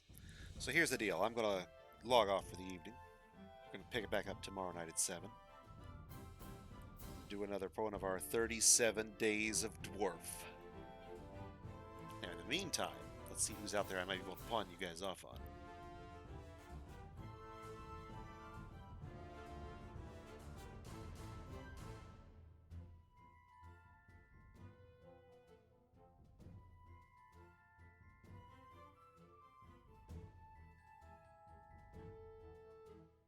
Looks like the only folks out there right now are the ones who are doing the 24/7 Dwarf follow. You guys got a preference, or?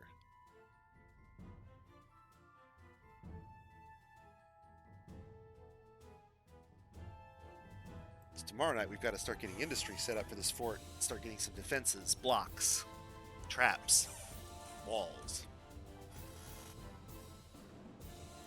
It's already the 5th month. We got the wagon underground quick, but we've taken a lot of time digging soil areas out, which is fine for where we are, but if we were in evil terrain, we would have wanted to do defenses first rather than do that. Get everything underground and then call it good.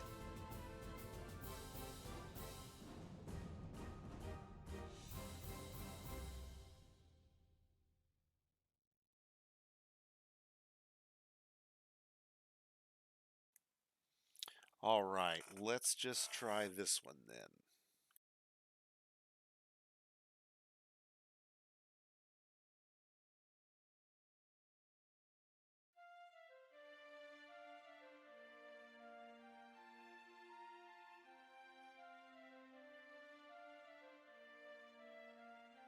Don't forget, guys, we're back tomorrow night at 7. Have fun.